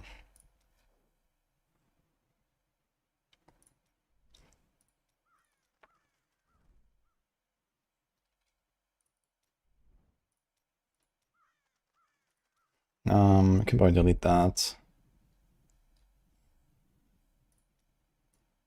Tomorrow is gonna log in on Asia anyway, if you want to do any kind of testing.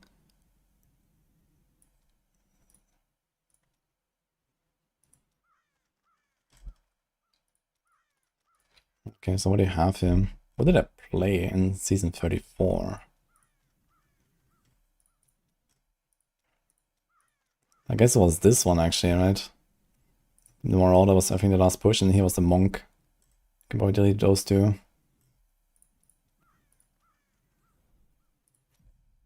Cool transmog though. Yeah, here was a weapon. Sanctified weapon. Oh, this was Raymond.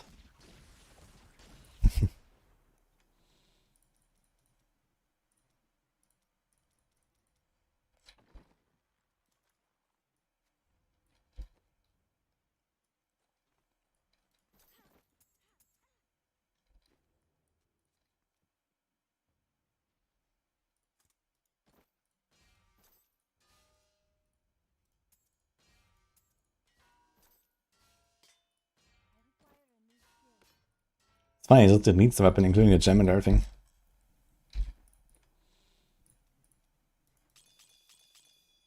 Anything really good here? It's actually kind of decent gear.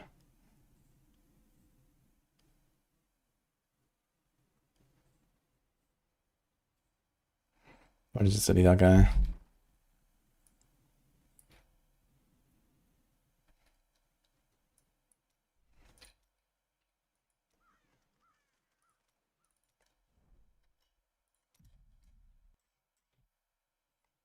Yeah, Raymond was fun in Sanctified season.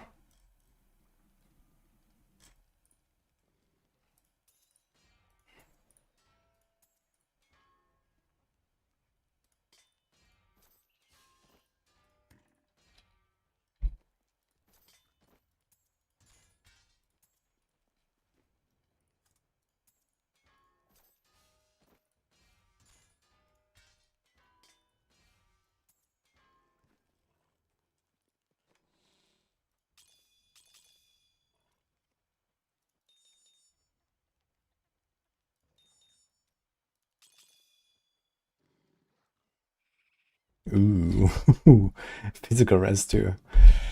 Okay.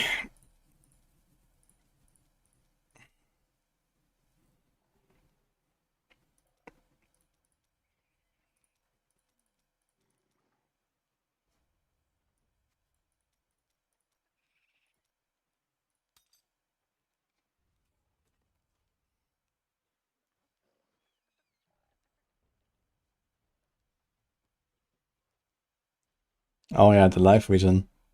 Because cluster arrow damage doesn't work on the helm and on the boots. With the Sanctified theme, I remember.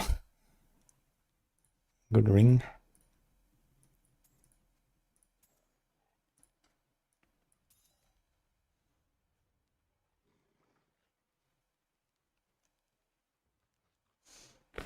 Okay.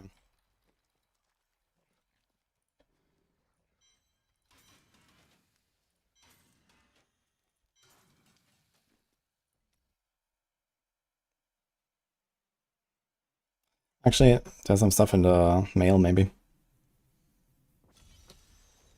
Anything cool here?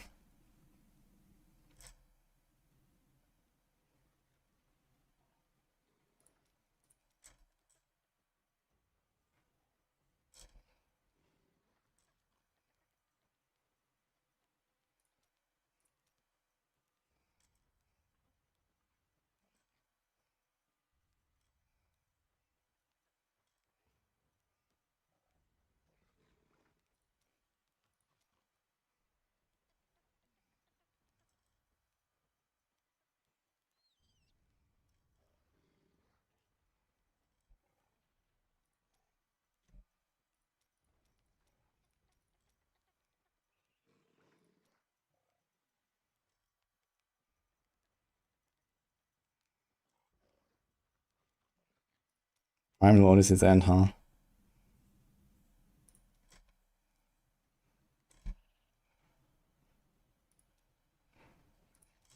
$84 gifts. Can't waste those.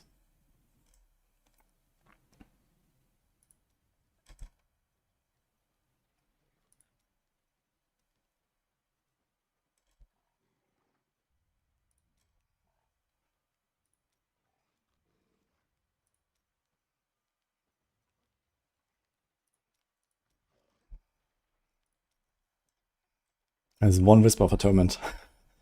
Wow. Do you have like a gem of ease? Did I miss that? No, no gem of ease whatsoever. Interesting.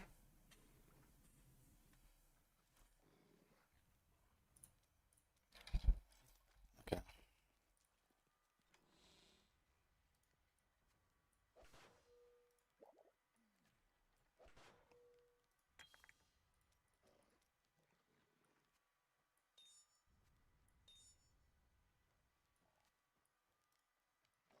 It's kind of funny how it shows that you can socket into these rings and stuff, but it doesn't allow you.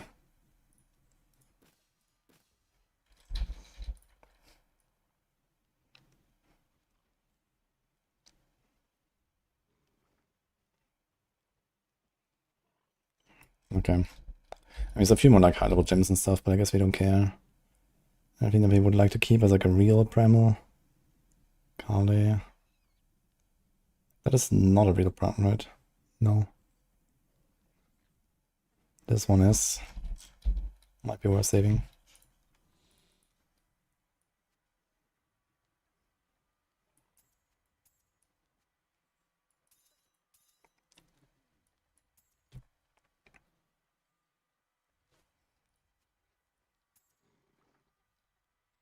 Okay.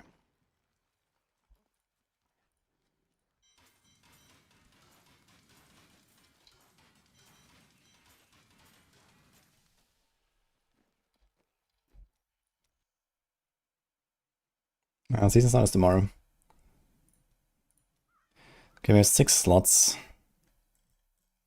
So we have one hardcore hero and then one of each. So that's fine, 6 slots is plenty, I think. Alright. This is for here. Altar. You have a command, exclamation altar if you want to pre-plan this. Exclamation mark journey if you want to do this.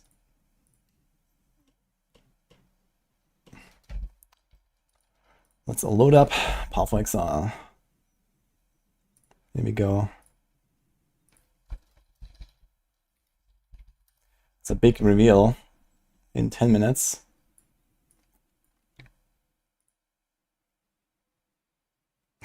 Login. Holy shit. Okay. There's 57,000 people here. Okay.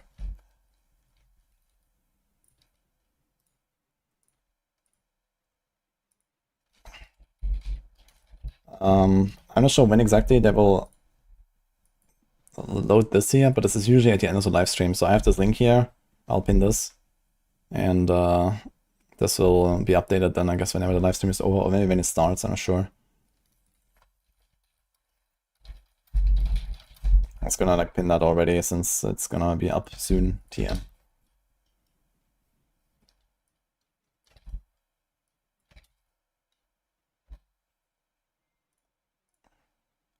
So let's check it out. We'll be waiting. Actually, do I have the journey tracker for the exact season start time? I don't see it. Do we have it on Maxwell? Maybe? Also, no. Maybe we can add that real quick. I'm gonna ask the guys later. But yeah, either way, it's gonna be sometime tomorrow. I guess Asia should be in like 14 hours or something.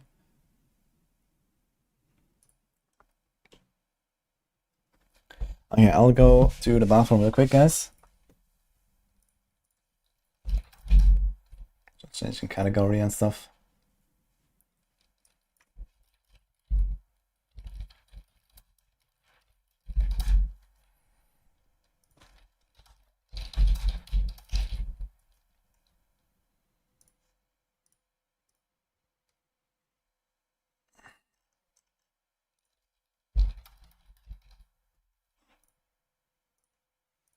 Okay, do you have music here? Ominous music. Okay. We're gonna check this out here. It's gonna be pretty hyped. So already, like, you know, sprinkled in like a few little details. Like a lot of quality of life stuff is coming from PoE 2 to PoE 1. Like there's pausing now, there's WSD, I think. The breach sprinter is dropping again as a breach, and I've seen some other stuff. It's gonna be pretty cool, I think. WSD in PoE 1 is gonna be fun. I probably need to like put my camp somewhere.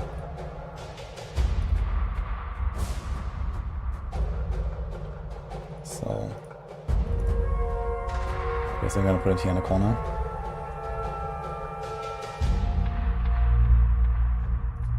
Also I realized I never enabled my Twitch chat again for I don't know how long on the stream. Okay. Anyway. I'm gonna get drink and stuff, baby.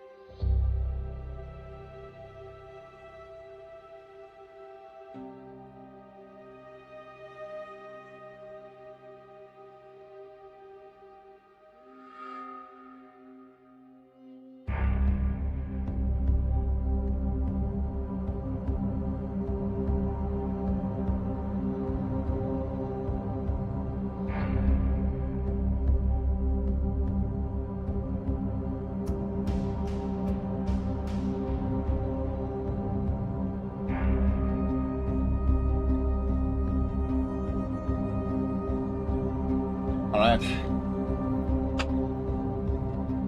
Is this new league gonna last 1 year again? Yeah, probably not though.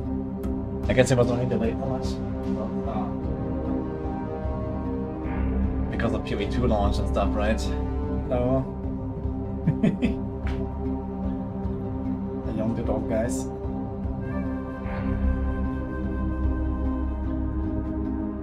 I mean, to be fair, if they make this league last a while, it's not gonna be so bad, because it seems like there's gonna be like new endgame and, you know, lots of stuff, basically. We'll see.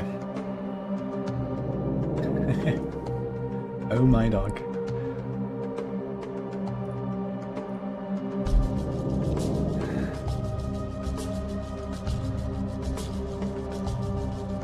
Our strongest Arthur's first node, Gateway, Incarnation, Season Theme, double kill streak duration. I don't think it will affect the kill streaks on the theme at all. If anything, the double duration is an obstacle. Because sometimes you want to drop it on purpose. And for example, every hit from your follower, I think, resets the timer and stuff. Okay, man, go. Because I have to eat.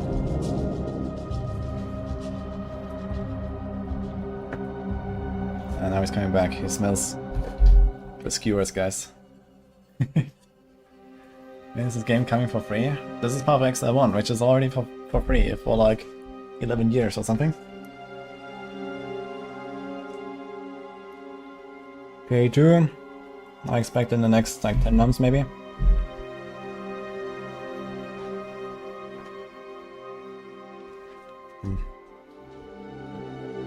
Napkin.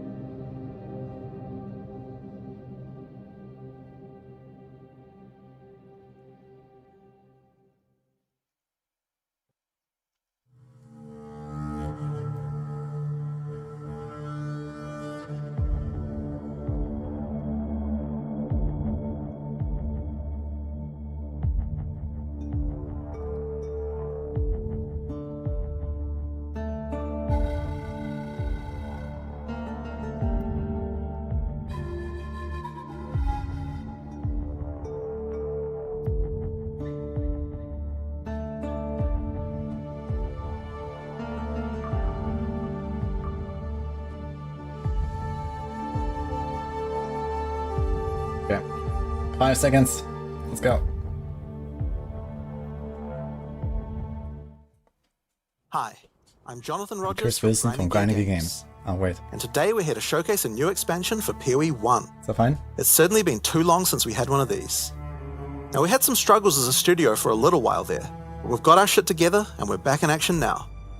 Path of Exile Secrets of the Atlas is coming out 1 week from now on the 13th of June, and we're committing right now to a 4-month cycle for both PoE 1 and 2. That means the next PoE 2 League will be in August, and the next PoE 1 League after that will be in October. Aww. Twitch drops are enabled on today's livestream, so you'll be able to claim your Skull of Undeath helmet skin by following the instructions below. This Skull of Undeath will track and show your total number of kills, deaths, and your KDR. Just because Path of Exile isn't a first-person shooter doesn't mean this isn't important. That's cool. Proudly or shamefully, link it to your friends or in global chat to show it off. And with that, let's get to why you're here. Secrets of the Atlas. You can search 1,000 worlds and still never truly discover who you are. Trust me. I should know. But now, I seek something more tangible.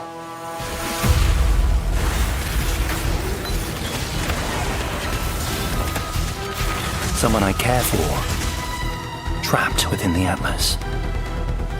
Reliving memories, made real. What have you done? Made grotesque. Made foul.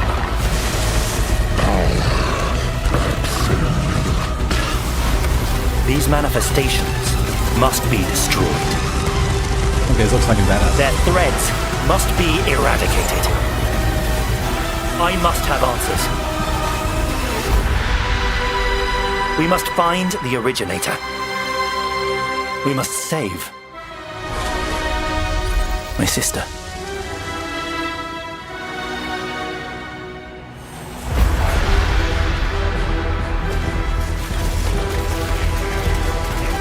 The power is an illusion made real. Okay.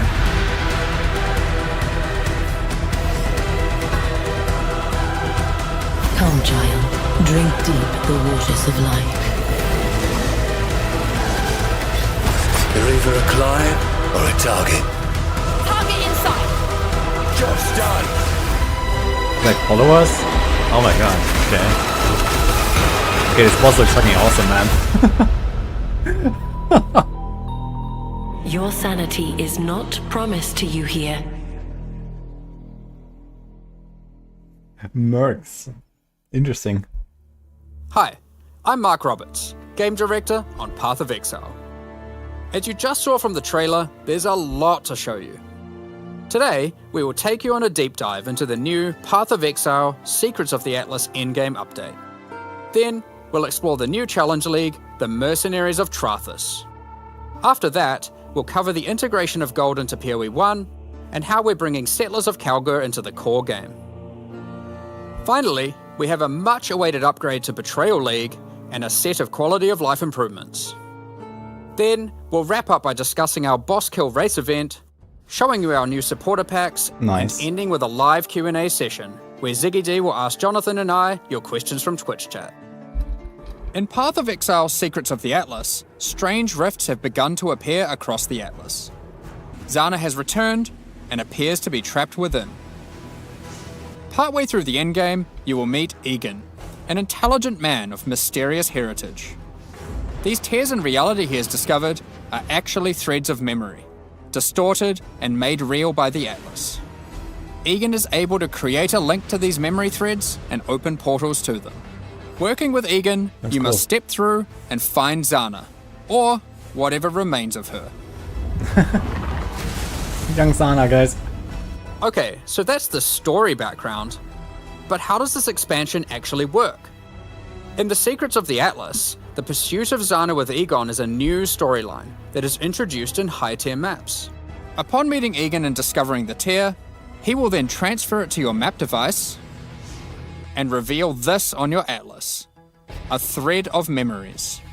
In order to now access each map on the thread, you simply need to talk to Egan when you're ready, and he'll open the areas in sequence. These areas can be fully influenced by your atlas tree, scarabs, fragments, and everything of the sort. Okay. As you work your way along the thread, you will discover that these maps have manifested dangerous threats, influenced by the memories of Zana herself. Monsters here are imbued with memory petals. Defeat them to absorb this power, which can be unleashed as a special ability during combat. Different maps on the thread have different abilities, and these abilities appear on an additional mini skill bar next to your regular skills. For example, More buttons. Memory of Disbelief will cause all affected monsters to stop dropping equipment items, meaning they can now only drop more valuable items, like currency and maps. Memory of Panic will make all affected monsters revive immediately after death, which means you can get twice as much experience and drops from them. And Memory of Impatience will cause all surrounding enemies to give you their souls, temporarily increasing your power. As you progress further Cool into stuff. the thread of memories, the maps can have more than one memory, and thus you can have more than one powerful ability. As you gather memory petals, you can use these powers together. Each skill costs its own amount of memory petals.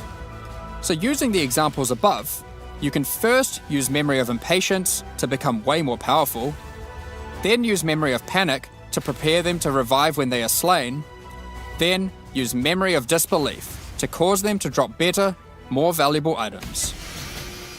Finally, obliterate them all. The Memory of Panic will kick in, causing them to revive, and then wipe them out again, allowing you to get all the experience and enhanced drops twice. There are many combinations of these powers, so you'll have to carefully consider how they best work together. That's not Sounds the very cool. only extra layer of content juicing these maps offer. As you defeat the boss of each map along the thread, you are presented with an altar. This altar will apply a modifier to all following maps in the thread, and these will stack as you go. So the deeper There's you our delve real into a nightmare memory, escalation, guys. the more mods you will have. Oh no, This, man. combined with the special Why can't we have abilities, this? will allow for some of the most juice maps ever run in Path of Exile. Let's take a look at some of the altar mods. You are always presented with two choices and must pick one. This mod, for example, will cause some rare monsters to be possessed by tormented spirits. Where this mod makes Kerac modifiers free to craft. Both of these apply to all subsequent maps in the thread. The final map in each thread is a true challenge, with all the altar mods applying to it and guarded by a powerful boss. Each of these bosses are familiar, but dreamlike, drawn from Zana's memories and warped by the Atlas into something very different and terrifying. In this map, you will fight the pinnacle boss, Cirrus. Fueled by Zana's affectionate memories of him, his enhanced abilities can prove to be a unique challenge. If you manage to defeat Cirrus, or one of the other warped memory bosses, they will drop a map fragment, which Egan can use to delve deeper into the memory tears. With these, you can access a set of 3 new pinnacle bosses. Holy shit. In this arena, the moment of reverence, Zana is reliving a memory of her father, Valdo, giving a passionate speech in Oriath. The Atlas distorts this memory of her father as a powerful, influential man and manifests those emotions into a twisted nightmare, the incarnation of dread.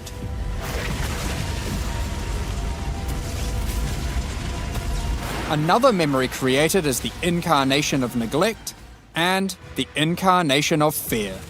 Good luck, exiles. Of course, if you are brave and strong enough to defeat them, each of these new pinnacle bosses have new unique items befitting them. If you slay the incarnation of fear, you might be lucky enough to find the Starcaller unique abyssal axe. We're gonna show this one because it's straight up badass. The Starcaller axe is a weapon that can harness the power of the stars themselves to deal immense damage. Okay. What makes it shine, however, is that on melee crit, it casts Starfall, a new skill. With the right build, you can carpet entire areas and wipe out screens of enemies as you rain down the elements upon them. Another item you may find, and this one is my favorite, is the Wine of the Prophet unique flask. It consumes a lot of charges, but every time you use it, you draw a random divination card. This card appears above you and correlates to a powerful buff. If you draw the Escape card, you'll gain increased movement speed. Or maybe you'll draw the Doctor, which will cause you to gain the modifiers of slain rares you kill. Effectively, you can think of this unique as being many other uniques all in one. There are many cards to draw, each with varying degrees of power to grant. Very funny. Okay, but let's get back to the Atlas. After defeating all 3 new pinnacle bosses, you'll be able to find new memory-influenced Tier 16 maps. These maps come with the previously mentioned special abilities and monsters infused with memory pedals, but can also roll the same modifiers typically found on Tier 17 maps, making them far more rewarding. With all these new memory maps comes a new item mechanic. Items in these maps can drop with memory strands, and will have a random amount, up to 100. This does a few things. When you identify the item, it will increase the tiers of modifiers your item has. Generally speaking, the more memory strands, the better the item will be. On top of this, whenever you're crafting that item using currency orbs to replace or add modifiers, such as alterations, chaos, and so forth, it will consume some memory strands to make the crafted mods more powerful. The new pinnacle bosses also drop new crafting currencies, which can be used to manipulate the amount of memory strands on an item. The Orb of Remembrance will let you add memory strands to any normal equipment. So if you have your perfect base to craft on, and it doesn't already have memory strands, you can add some before crafting it. The Orb of Unraveling will consume all remaining memory strands on an item to randomly upgrade its mod tiers. Oh my god, dude. This orb's effectiveness is based on the number of memory strands it consumes. The Orb of Intention can be used on memory-influenced maps to reduce item drops, but improve the chance to find items with memory strands. In the process of adding these new currency items, we realized something was missing.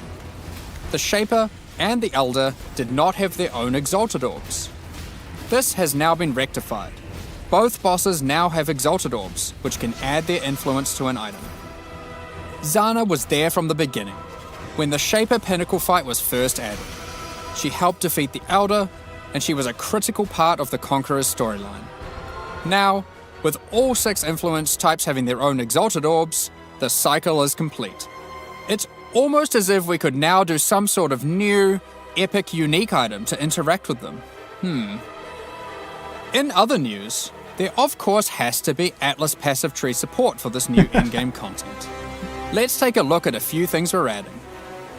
The Grasp the Past notable passive skill increases the chance for the amount of memory strands on items dropped Dude, in this your memory memory strands, that was really influence cool, maps to man. be lucky. This This really means nice. it will roll the number of memory strands twice, keeping the highest value. By allocating traumatic experience, remembered kindness, or educated upbringing, you'll decrease the chance of finding memory threads that lead to specific bosses, meaning you'll have better chances at finding the memory threads you would like to run. This is especially useful if you want to target farm a specific boss because of its unique item drops. In sum, the secrets of the Atlas will have you questioning what is real as you attempt to free Zana from warped memories scattered throughout the Atlas. You'll fight new Guardian and Pinnacle bosses tormenting her, find crazy new Pinnacle uniques, combine and unleash memory petal empowered skills, juice maps to new heights, and craft powerful new items. While we were showing all the juicy rewards from the new in-game system, you might have noticed that a lot of gold was dropping. Let's talk about that. Gold was introduced during the Settlers of Kalgur expansion. It funded the development and operations of King's March, along with various new features such as the currency exchange, the black market, and the passive respec system with Faustus. Those features offered by Faustus will be here to stay, along with some of the other services King's March has to offer. We'll get more into that later, but don't worry, King's March has already been completed. There will be no more town building. Like before, gold will be used for town services, but we're also adding a new way to use it in the upcoming league. It's time to talk about Mercenaries of Trathus. In this league, you will meet veterans who have travelled all the way from the lawless cities of Trathus. They're ready to offer their sinister services, but not for free. You will encounter these mercenaries as you journey through Rayclast, one in each area. They have their own personalities and come with different builds, skills, and items already equipped. After meeting them, as per the Trathan code, they will challenge you to a duel, a test of strength and conviction. Before beginning the duel, you will be offered an overview of the mercenary you've encountered. Here, you can see the gear they have equipped, the skills they employ, and any support effects augmenting those skills. You must now make a choice. You can hire their services, take one of their items, or exile them. If you choose to hire them, for a gold cost, they will accompany you as a skilled combatant to assist you in fighting monsters throughout Rayclast. Once you've decided, you can begin the duel. This is a great opportunity to test them, as you don't want to be out of pocket with a useless rookie. However, they're testing you too. They also don't want to be working for an amateur. So, what items might they be using? Generally speaking, mercenary gear is more powerful than what you'd normally find from defeating monsters, as they've been crafting their items too. They can also come equipped with unique items, those that would make sense for the skills they are using. There are even some new unique items that can only be obtained from defeating them. One such unique is Scornflux. These boots combine agility with the mastery of the arcane. While equipped, increases to cast speed from Arcane Surge also apply to movement speed, which is worth noting is now 20% inherently from Arcane Surge, up from 10. They also grant Arcane Surge when you use a movement skill. This allows for some speedy spellcasters. Okay. Sometimes you may meet particularly infamous Trathan mercenaries, bearing the name of their house. These mercenaries descend from the 4 major death trade families in Trathus. They are less common, but have far better items. And they are also the sole source of items with new, infamous modifiers, unseen before in Rayclast, such as these gloves, which convert all of your minions' fire damage to chaos damage. Or this helmet, which causes nearby enemies to take more physical damage as you gain more fortification. If you're not swayed by any of their equipped gear, however, you can always challenge them for the contents of their pockets. If you lose the duel, don't worry. You don't need to give them an item. You aren't bound to Trathan tradition like they are. However, you are bound to Ray class tradition, so you'll just die. Almost at me. Well, not really. While playing in a party, each player can decide whether or not they want to participate in combat against the mercenary. For each player that opts in, the mercenary gets more difficult. But if they're defeated, each player has a 50% chance to get a random reward, which is usually currency items from the mercenary's pouch. Alternatively, party members that opt out of the fight can spectate and cheer you on. Or they might wish for your demise, so they can pick up that allocated divine waiting off screen. Dead. Good. Let's say you won the duel, like their items, and have decided to hire them. What combat skills do they bring to the table? Each mercenary has an archetype. Here, this mercenary is an Eruptor, which perfectly couples with my slower, more aura-focused Scion. This mercenary is highly aggressive, and will get a lot of benefit There's gonna from be the people playing auras like and solo buffs I aura bot provide. now. Watch out. When I'm playing a more aggressive character myself though, I'll want a mercenary with a bit more resilience and utility. I've just run into a Striker, who can spawn with Vigilant Strike. And if you're lucky, a very rare golden support that causes the fortify granted by his Vigilant Strike to apply to me as well. He will also frequently use Enduring Cry, taunting enemies off of me, and operating as a tanky frontline while I blitz off damage from the back.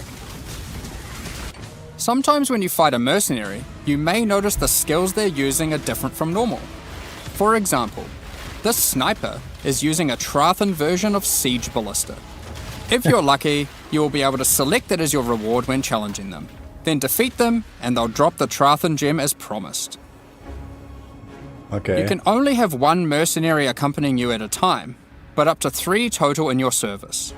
The other 2 will wait patiently in town. Having varied options is useful, as there may be situations where you need specific backup, like a difficult boss fight. Any of your mercenaries you have active, or in your reserves, can have their equipment replaced with items of your choosing. I wonder They how don't often you level find these up, guys. so you will want to be looking out for more skilled and more powerful mercenaries as you advance through the campaign. Also, the and supports endgame. have like, you know, tiers here. 2, 3 and stuff. If your mercenary falls in combat, you will need to return to town and spend some gold on healing supplies to get them back on their feet. Then perhaps consider giving them some upgrades, if you think it's deserved. I just wanted to clarify, mercenaries do not lose their equipment when defeated. If your merc buddy consistently fails you, you can just dismiss them and find a new, more resilient ally.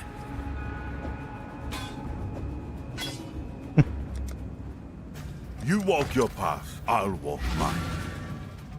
I like the portal. Earlier, I mentioned you could exile mercenaries. If you keep running into a mercenary archetype and you think, man, this guy stinks, the gear is trash and they have no auras, you can then choose to exile them. If you win the duel, they'll be forced to leave with their tail between their legs, and you won't encounter that archetype again for a while. Now, alongside these new Trathan arrivals, we shouldn't forget about the recent Kalgurin ones too. As we mentioned earlier, the Settlers update introduced gold-based respeccing of passive points. You can now do so by talking to a number of NPCs throughout Rayclast, starting with Bestil and Lionized Watch. Black market item gambling, previously just available in Kingsmarch, is now available in each town at the same NPC. This lets you buy randomly generated item bases for gold. Very useful if you're stuck for upgrades or searching for a specific unique. The currency exchange will be returning too. Starting from Lionized Watch in Act 6, you'll be able to find Faustus, who can help facilitate these trades. Now, after almost a year of building, Johan is finally satisfied with the upgrades made to the town, and now its services can be used to their full effect. King's March is going core, but there will be no more town building. As you start running maps in the endgame, you'll start to find different ore veins, which Kalguran workers can mine for you. The shipping mechanic invites you to send these ores and crops to Karui and Kalguran ports, and they'll return rewards in kind. By sending shipments, you'll receive different items, but by sending to Karui ports, you will also receive tattoos, which can be used on your passive tree to change what stats they grant. The Kalguran ports will be sending back rune grafts, which is a new passive tree mechanic that replaces the runesmithing service previously offered by the town. These are similar to tattoos, but instead of replacing stat nodes, they replace a passive tree mastery node. Oh my For god. example, Runegraft of the Bound reduces bonuses gained from boots, but increases bonuses gained from gloves. Runegraft of the River has a chance to recover your life to full if you reach low life. And the Runegraft of Time, which has a chance for your cooldown skills to instantly recover from their cooldown, which I will note includes cooldowns on your triggers, just in case you wanted to trigger even more spells. There are many other Runegrafts which cover a wide range of different builds and stats. Some are more common and others rarer. You can only use one of a given type at a time, but you can use them on any mastery on your passive tree, which can be particularly useful for off-class investment. Isla has continued to make modifications to the Recombinator. She has developed a new method of recombination that you may recognize from Path of Exile 2. For those unfamiliar, this method allows you to decide which modifiers on the two input items you want to try merge together, and it has a success chance you can see. This method can result in the items being destroyed, however it is a good option to use when trying to create items with fewer mods to use as crafting projects. Given the existing recombinating mechanic was very powerful for top-end crafting, we didn't want to remove it. We have kept it, and you can now choose to use it the old way or the new way. By letting fate decide, it will combine the two items randomly. There is no risk of destroying either item, but it will be less predictable. As Settlers is now a core mechanic, we've also added Atlas passive tree support. For example, if you wanted to gather more Verisium ore, you could take this notable. Each ore has a similar node. Refiner's Bargain converts items dropped by possessed monsters into thaumaturgic dust, sulfite into random ores, and life force into random crops. We've also added a set of Kalguran scarabs, so you can add more ore deposits, increase the rarity of monsters that guard ore deposits to at least magic, or gather smelted bars from ore you mark instead of ores. To sum it all up, King's March is now a thriving town where you can employ a swath of workers to collect resources, refine ores, craft items, Wait, do you still have to manage the workers? and run maps for you. Send shipments of resources in exchange for tattoos and rune grafts, using those to modify your passive tree to an extent never seen before. Following on from that, we've also made a substantial rework to another important mechanic, Betrayal. As a refresher, That's good. and to explain to new players, let's briefly explain what Betrayal is. Yeah, Betrayal is a mechanic introduced in Act 9 That's and very tells fun. the story of Jun Ortoy and her investigation of the Immortal Syndicate.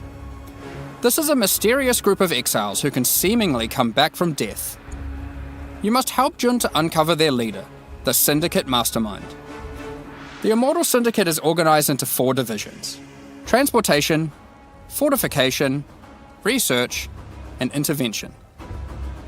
As you encounter the Immortal Syndicate members, you'll gain intelligence for each of these divisions to discover the location of their leaders, tracking them to their safe houses. Defeating the division leaders at their safe houses will reward you with intelligence on the Syndicate Mastermind. In your journey to track down the Syndicate leader, you'll manipulate the members of the Immortal Syndicate to change divisions, form friendships and rivalries, and even banish them from the Syndicate for a time. So what's the rework now? Historically, after encountering and defeating the Syndicate Mastermind, the state of the Immortal Syndicate would reset, requiring you to start from the beginning of the investigation again. This has always been a difficult decision for players and can often feel bad. Do you fight the Mastermind for a chance at the special loot, or keep farming the safe houses that you've spent so long setting up? Well, in the Secrets of the Atlas expansion, we've split out the Mastermind to be completely separate from the core mechanic. The boss is now accessible through a new fragment that has a chance to drop from the safe house leaders at high levels. The Mastermind no longer resets the state of the Immortal Syndicate. You can now build your betrayal board to your liking, optimize it, do Mastermind fights, and reap the rewards without having to lose all your progress every time. That's pretty OP. The boss fight itself has also been improved, now with significantly fewer immunity phases and new rewards.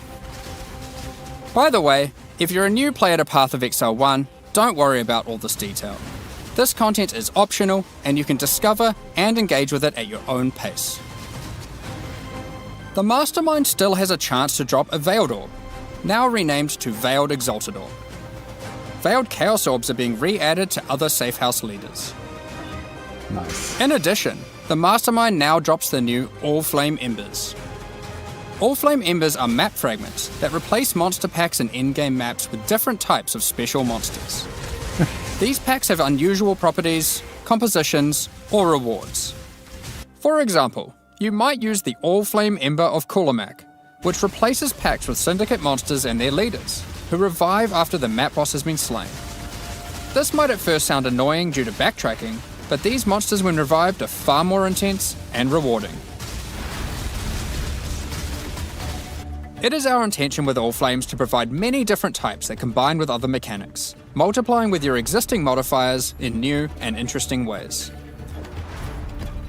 Another good example of this is the All Flame Ember of Propagation.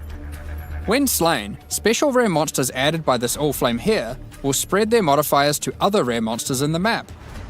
This can be useful when trying to create singular, very powerful, and very rewarding monsters. Okay. Something akin to meat sacks, which are making a reinvented comeback with this update too.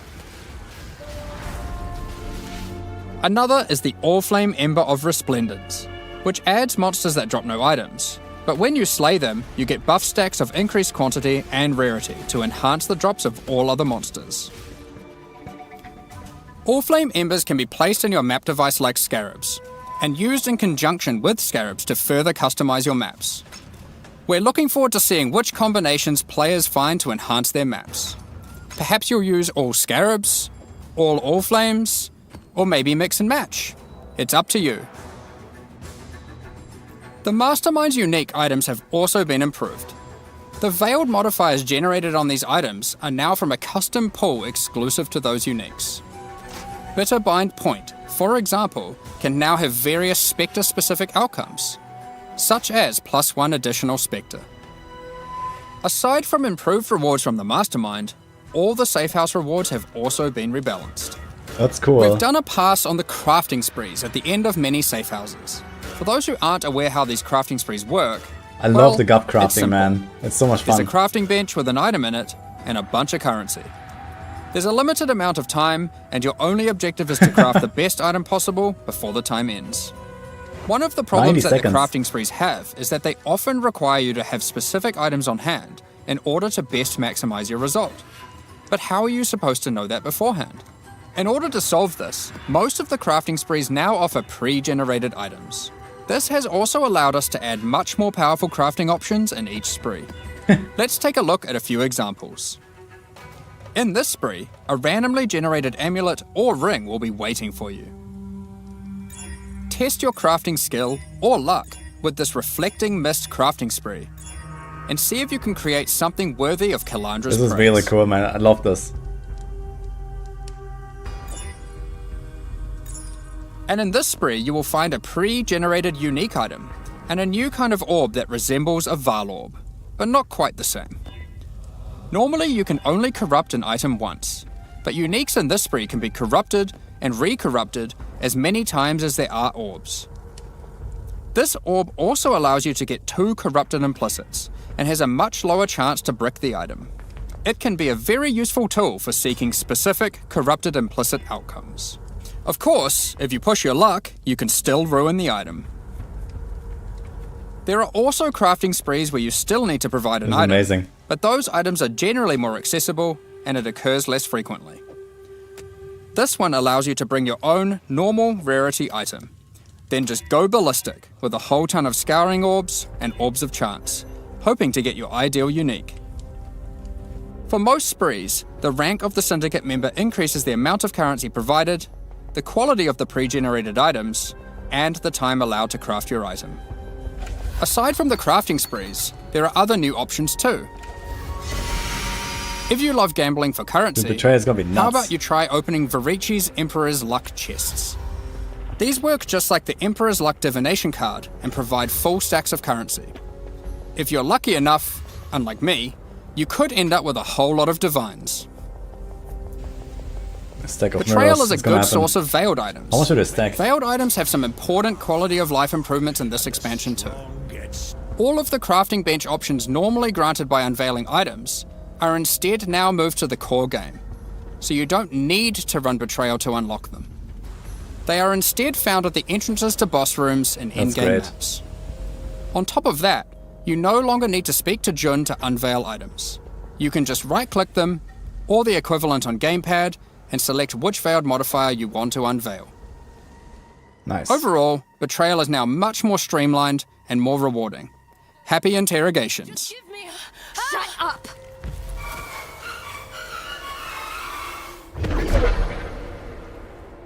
Now before we get into our quality of life additions, let's quickly talk about some character balance. We Uh-oh. will be doing our regular character balance changes where we are bringing outliers in line to help evolve the meta, but we are also focusing our attention on buffing some specific things.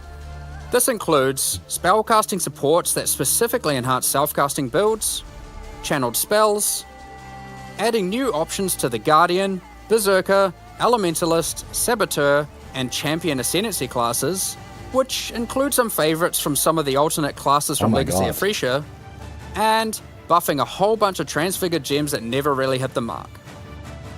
Combined with the new endgame crafting, improved Betrayal crafting options, rune graphs for your passive tree, new pinnacle unique items, new modifiers and Trathan gems from the mercenaries, and of course the mercenaries themselves to act as an extension to your character, it's safe to say there's a lot of new character options and builds to think about. Instead of delving into all of these in more detail, we figured we'd just let you absorb them through the patch notes so you can do it at your own pace. In the Secrets of the Atlas expansion, we've also added a lot of the quality of life features that we know you've all been asking for. A lot of these have already been posted, but let's take a look now in case you missed any. Yeah, I've been cooking for You sure, can now man. pause the game at any time by pressing escape to open the menu, or by opening any full screen interface, like the passive tree. Okay, now pause and You'll insta log also out. be paused if any lag is detected, or if you disconnect. Oh my It's god. worth noting that in certain Pinnacle arenas, a debuff will be applied to you that prevents you from pausing. Okay. We're also making a change to how you use currency items on strongboxes and monsters Yeah, imprisoned it's in in PoE 2 essences. already, right? That's pretty cool. Based on the currency in your inventory and the state of the strongbox, these buttons will appear. Valuable currency like divine orbs have been excluded from this as it would often be wasteful to use in this context. The same applies to essences with the remnant of corruption currency. Orbs of Horizon have been updated. They can now re-roll your Elder and Conqueror Guardian maps. Nice. Doing so will re-roll the base map and the Guardian of that map. That's cool. The map device now has a small additional inventory. This is particularly useful if you're rolling many maps to run in sequence, or if you want to use varying amounts of scarabs or other map fragments. During breach encounters, all the splinters will be automatically collected and dropped at the end of the breach. Nice. On gamepads, we have separated the targeting of monsters and non-monsters, so you are able to target them independently. This removes a bunch of frustration when you are trying to interact with objects in the world and monsters are nearby. You no longer have to kill all of them first. Vendor windows will now remember your last search. This is remembered until you log out and is remembered on a per NPC basis. The amount of characters you can type in the search field has also been increased. When using currency items, after right-clicking them, it will highlight all other items which that currency can be used on. I like this feature a lot in PoE 2. It's great to bring it here. There are many other quality of life improvements, so keep an eye on the patch notes after this livestream concludes. Alongside the launch of Secrets of the Atlas, we are hosting a competitive event where players will race to be the first to kill the new pinnacle bosses. The event will take place in the hardcore, solo self-found Mercenaries of Trathis League. We have some interesting prizes in store for the winners. Keep an eye on the news in the lead up to launch for more details about how the event will work and what its prizes are. Next up, we're going to be talking about our new League supporter packs. Today, we're launching 2 new series of supporter packs, the Frisian Magistrate and Crypt Keeper packs. Each tier contains the pack's full face value in points, alongside several exclusive microtransactions. As always, the microtransactions in these packs are purely cosmetic and do not affect your character's power or progression in any way. The Frisian Magistrate series of supporter packs contains 6 exclusive microtransactions. The Frisian Magistrate character effect will bind your character in thorny vines and roses. You can select which parts of the character you want to have covered. Either your entire body, your lower body, or your upper body. As you approach waypoints, it will emit leaves and golden petals towards it. When activating the waypoint, it will create a burst around you. Envelop your weapon in thorny vines and golden flora with the Frisian Magistrate weapon effect. Your weapon will also create a trail to match as you swing, and even comes with its own hit effect when slaying enemies. You are the law while wearing the armour of the powerful Frisian Grand Magistrate. The Spider Blossom pet activates its defense mechanism, disguising it as an elegant flower when near rare or unique enemies. The Frisian Imperial Magistrate back attachment comes in 2 forms. Equip either the Tombstone variant, which will leave tombstones in your honour when you meet your demise, or equip the Cape variant to cause the corpses of slain enemies to become enveloped in rose-thorn vines and blossom with golden flowers. Keep track of how well, or poorly, your ultimatums with the Trial Master have gone with the Trials of Chaos hideout decoration. It will keep track of the total number of waves completed, the total number of ultimatums succeeded, or even failed. On top of that, it will track the total number of times you've defeated the Trial Master himself. The Crypt Keeper pack series also contains 6 exclusive microtransactions. With the Crypt Keeper finisher effect, death itself will tear through into the realm of the living and steal the soul of slain unique enemies. The Crypt Keeper portal effect creates a gateway for lost souls to pass through.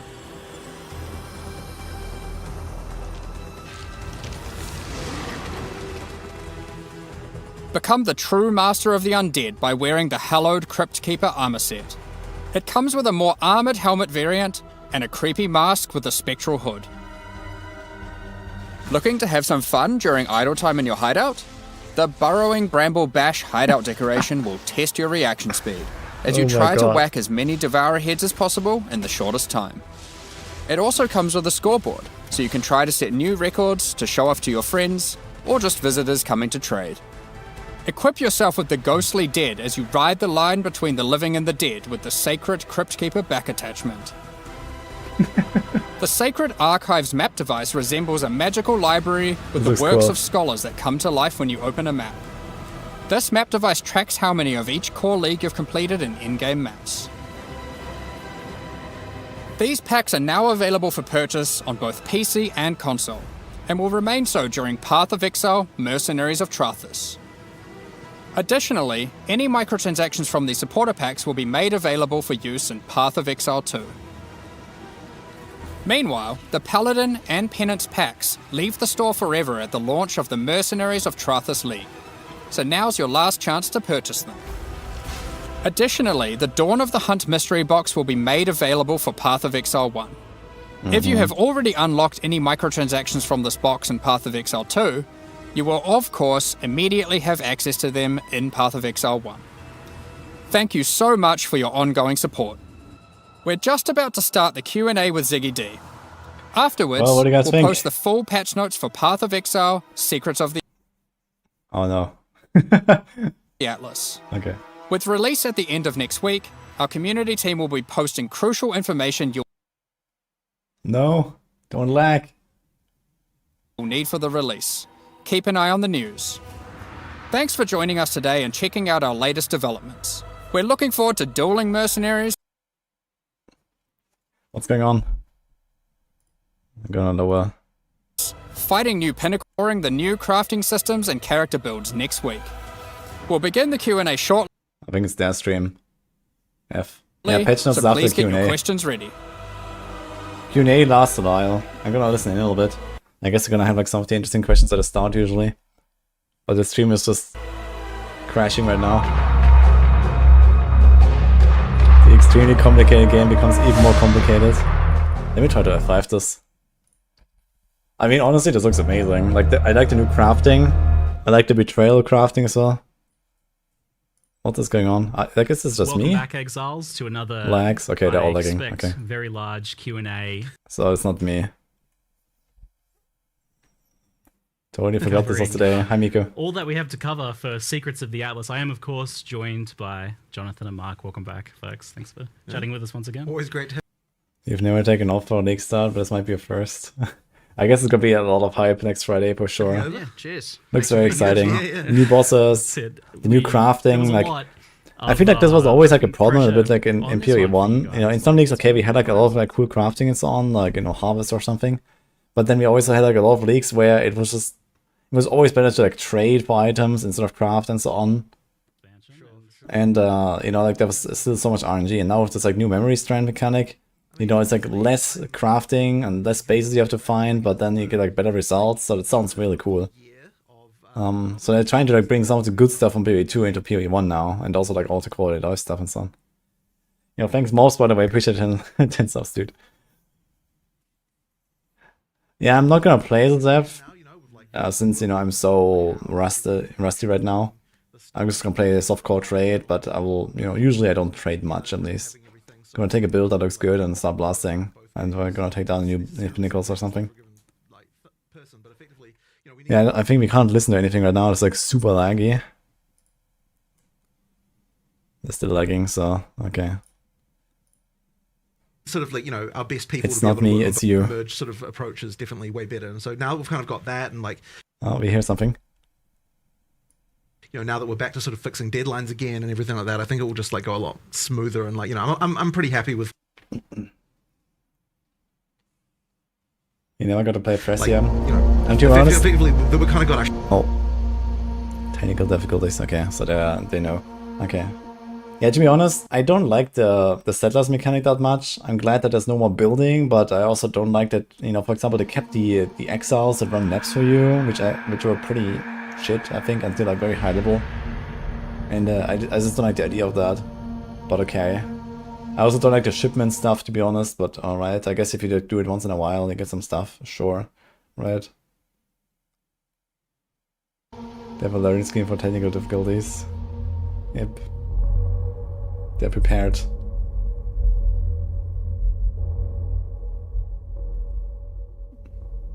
Is the page up now? Let's see. From the pinned... No, it's not up yet. I have the pinned link here, but it's not up yet. I guess this will be after the Q&A. Hope they start over. You mean the Q&A? Nice music though. I'm actually really surprised that they are so committed now with PoE1. I wonder if they're actually gonna keep it up. You know, they say 4-month cycles for both games. Which is interesting, because usually it's 3 months, but I guess 3 months is just really short, and I guess they realized that this is like too much for them to handle. And it seems like they really want to keep PoE1, you know, standalone.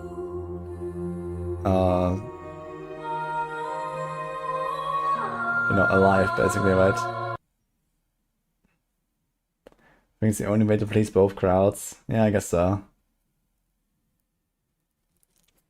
PoE league page. Is it up? Wait, if that is up, is my link not up? Because they gave me this link, yeah? For some reason that is not up. Okay. Official trailer, but that's probably what you just watched, right? Okay, that's the stuff we've seen here. Okay, this is the overview here. Let's see if I see more cool, like, uniques or something here. Face new pinnacle bosses. It's actually crazy how good they make PoE 1 look, right?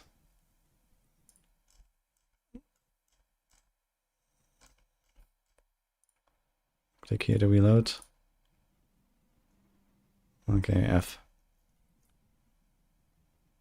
You don't know how I feel about the supporter packs. There's some good stuff in there. For sure. Yeah, the mercenaries. I wonder how often you find these guys. Like, it seems kind of crazy that you find them and they have, like, you know, entire inventory of well-rolled rares, right? These are, like, basically these, like, equivalent of, like, I don't know, tier 5 rare items or something from PoE 2, I guess. Plus sometimes the uniques that they have and so on. So I wonder how often you find them. And I also want to know what's up with these tiers here. Is it like the, you know, this is like an Act 2 gem, Act 3 gem or something? Like, what's up with these tiers on the supports? It doesn't seem to be the level, because that would be a bit low, right? 2 link? No, it's 2 free, like, you know, in the same skill. It's not the links. I suppose this is probably like, okay, this is faster attacks you get in Act 2. There's like a chance to bleed or something. This is, I don't know what. But here's Chain, for example, which is Act 4. I don't know what this means. Did we start the stream? Refresh. We're back with some Q&A for the Secrets of the Atlas. We've got a nice big one. We're going to restart. We had a little bit of technical difficulties there, but we're ready to get into a nice big long Q&A session here. So I did ask the question that after nearly a year since the last major Path of Exile release, it feels like there's, you know, a fair bit of pressure on this one to be something pretty major, but also to show that you guys still love and care about Path of Exile 1 and have a future for it. Sure. As I was just saying, you know, like, I feel like we've kind of finally got our shit together as a studio now, you know, as I said in the intro. You know, so we've sort of changed our approach. We've like, we've merged the development teams back together. We've kind of got everyone on one floor in the middle layer, like all the developers. And now we're kind of making it so that, you know, we're effectively moving people, you know, backwards and forwards from PoE 1 and 2, sort of like as needed. And that's definitely a much better structure for us, because it just means that we get, you know, like, all our best people can work on, you know, whatever game needs it right now. You know, we've always worked well with, like, kind of the fixed, in the past, sort of with the fixed deadline model, where it's like, you know, we have a fixed deadline, but if we and what's in the patch depends on what's ready by the time we get there, and I think that's just going to result in a much better experience for players. And so now that we've kind of got that, I mean, this really represents, you know, what we can deliver sustainably, what we can deliver in 4 months, you know, and so we'd expect to see this kind of, you know, like, amount of content every 4 months, you know, as we go forward, and for PoE 1 and 2 as well. So, you know, now that things are back, I would say, like, you know, we're kind of back in our stride again. Things should go a lot smoother. It was a short stream, just 45 minutes of, you know, dropping bombs of new content. Yeah, thank goodness we're back. I did feel like that. I feel like the reception's been very positive so far, and I've been having a bit of a chance to play around with mercenaries, which are exceeding my expectations in terms of, like, how fun and powerful they are. I feel like you guys have made them really powerful too. So we've honestly been talking about making a mercenary for, like, probably 5 to 10 years. Like, it's been one of those things that you've been keeps telling me coming about back it for up. years. Yeah, exactly. It came up with the PoE 2 Rogue Exiles, came up during Settlers League, came. I mean, that's just the recent. I mean, a year ago, within the last year stuff. You guys baited me pretty hard, because last league you put out this system where you have these exiles that you send out on maps, and I'm like, oh, we're gonna gear them and all this stuff, and it's like, oh, I can't wait, that's what I've always wanted. And then, you know, it wasn't that, and I'm like, oh, now you're never gonna do that because you did this instead. And then literally next league, you do the mercenaries finally. So was it like waiting on something? Was there something that needed to happen there?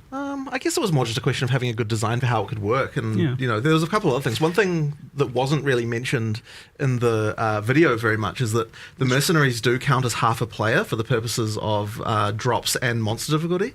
And so that's going to kind of change the calculus a little bit. You're effectively getting 9-player difficulty in loot, which there is some differences to the way that works now. But yeah, that's kind of one of those things. Is the mercenary also going to get this loot allocated? If we just added mercenaries without doing something like that, then it would mean that you know, the game would be too easy. So that's why we've kind of got that situation going on. It means, like, you know, at best, if you're a more, you know, bad build, bad character, new player, whatever you want to call that, you know, they're going to carry you probably, or could carry you. And at worst, if you're, you know, the power of 10,000 gods and have infinite everything and screen coverage and DPS, then they're just boosting your loot. right? So there's a flaw there on either side that is just going to be beneficial to every single player. So it sounds like absolute beautiful chaos, like 6-player party plus 6 exile mercenaries. Our initial design had it that you could have up to 6 players, or MP one is player rubbing and, sense. well, I guess 3 players and 3 mercenaries. It was like a mercenary takes a player slot is what we initially. That was had. the initial way to think about balance, but I think it wouldn't have been nearly as good because you want the mercenary to be part of your build to kind of feel like it's actually because it comes with like auras and things like that. Like effectively that all becomes part of your build at that point. So it's kind of important that you don't have to sacrifice that when you're playing in a party with other people. Didn't want to have the thing of like, okay, you join your 3 friends and then whose mercenary gets used. Yeah, like, exactly. do I not get to have my guy now? And I don't get So it's we ended up getting away from that and just going everyone bring the merc, and which results in peak chaos. But it's fun. And I mean, you can also have an animate guardian, and you did tell me that there's changes for that as well. Yes, of course you can have. In fact, I expect a lot of people to now have your 6-player party with your 6 mercenaries and everyone with them animate guardian, because I mean, how can you add mercenaries and then have a point to say that they don't drop loot when they die, and also not make the same change to animate guardian? However, if they do die in the instance, you can't bring them back. So at least there is still that penalty to having them be weak. So if they just die at the start, they're gone. Yeah. Until you play another. It's going to result in a lot more people using animate guardian in their build. But now you have to gear up your character, 1 animate guardian and 1 mercenary. So we'll multiple mercenaries technically. So we'll see how the itemization and trade economy goes in that regard. And yeah, I mean that's kind of cool though. Is like having all that extra demand for gear and. It's I was certainly like thinking about how I want to keep some of this gear aside for like the potential mercenary I was trying to find and things like that. But that adds a lot to that. But I did want to, before we get stuck into some of the new content, just kind of like help ease people who maybe are a little bit worried about the future of Path of Exile just a little bit more.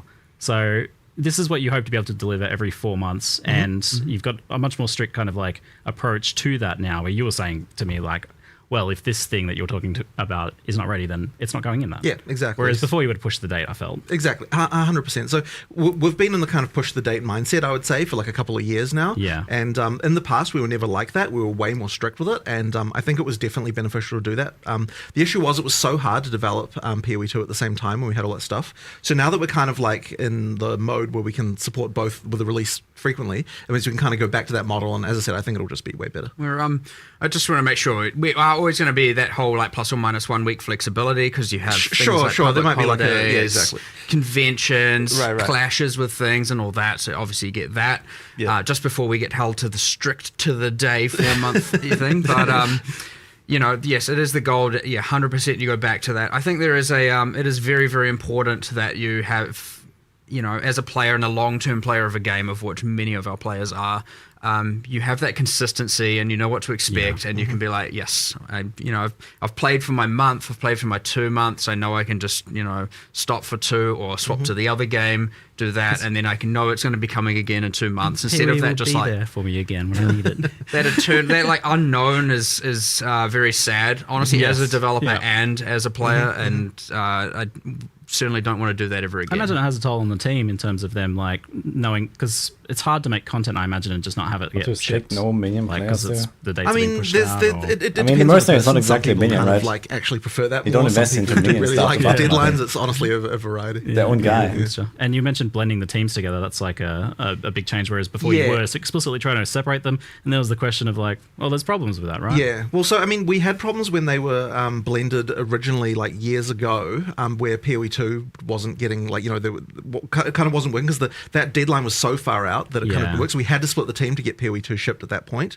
But now that we're back in like releasing frequently, it just makes more sense to bring everyone back together again. And it keeps the expertise up and makes sure that like the games are.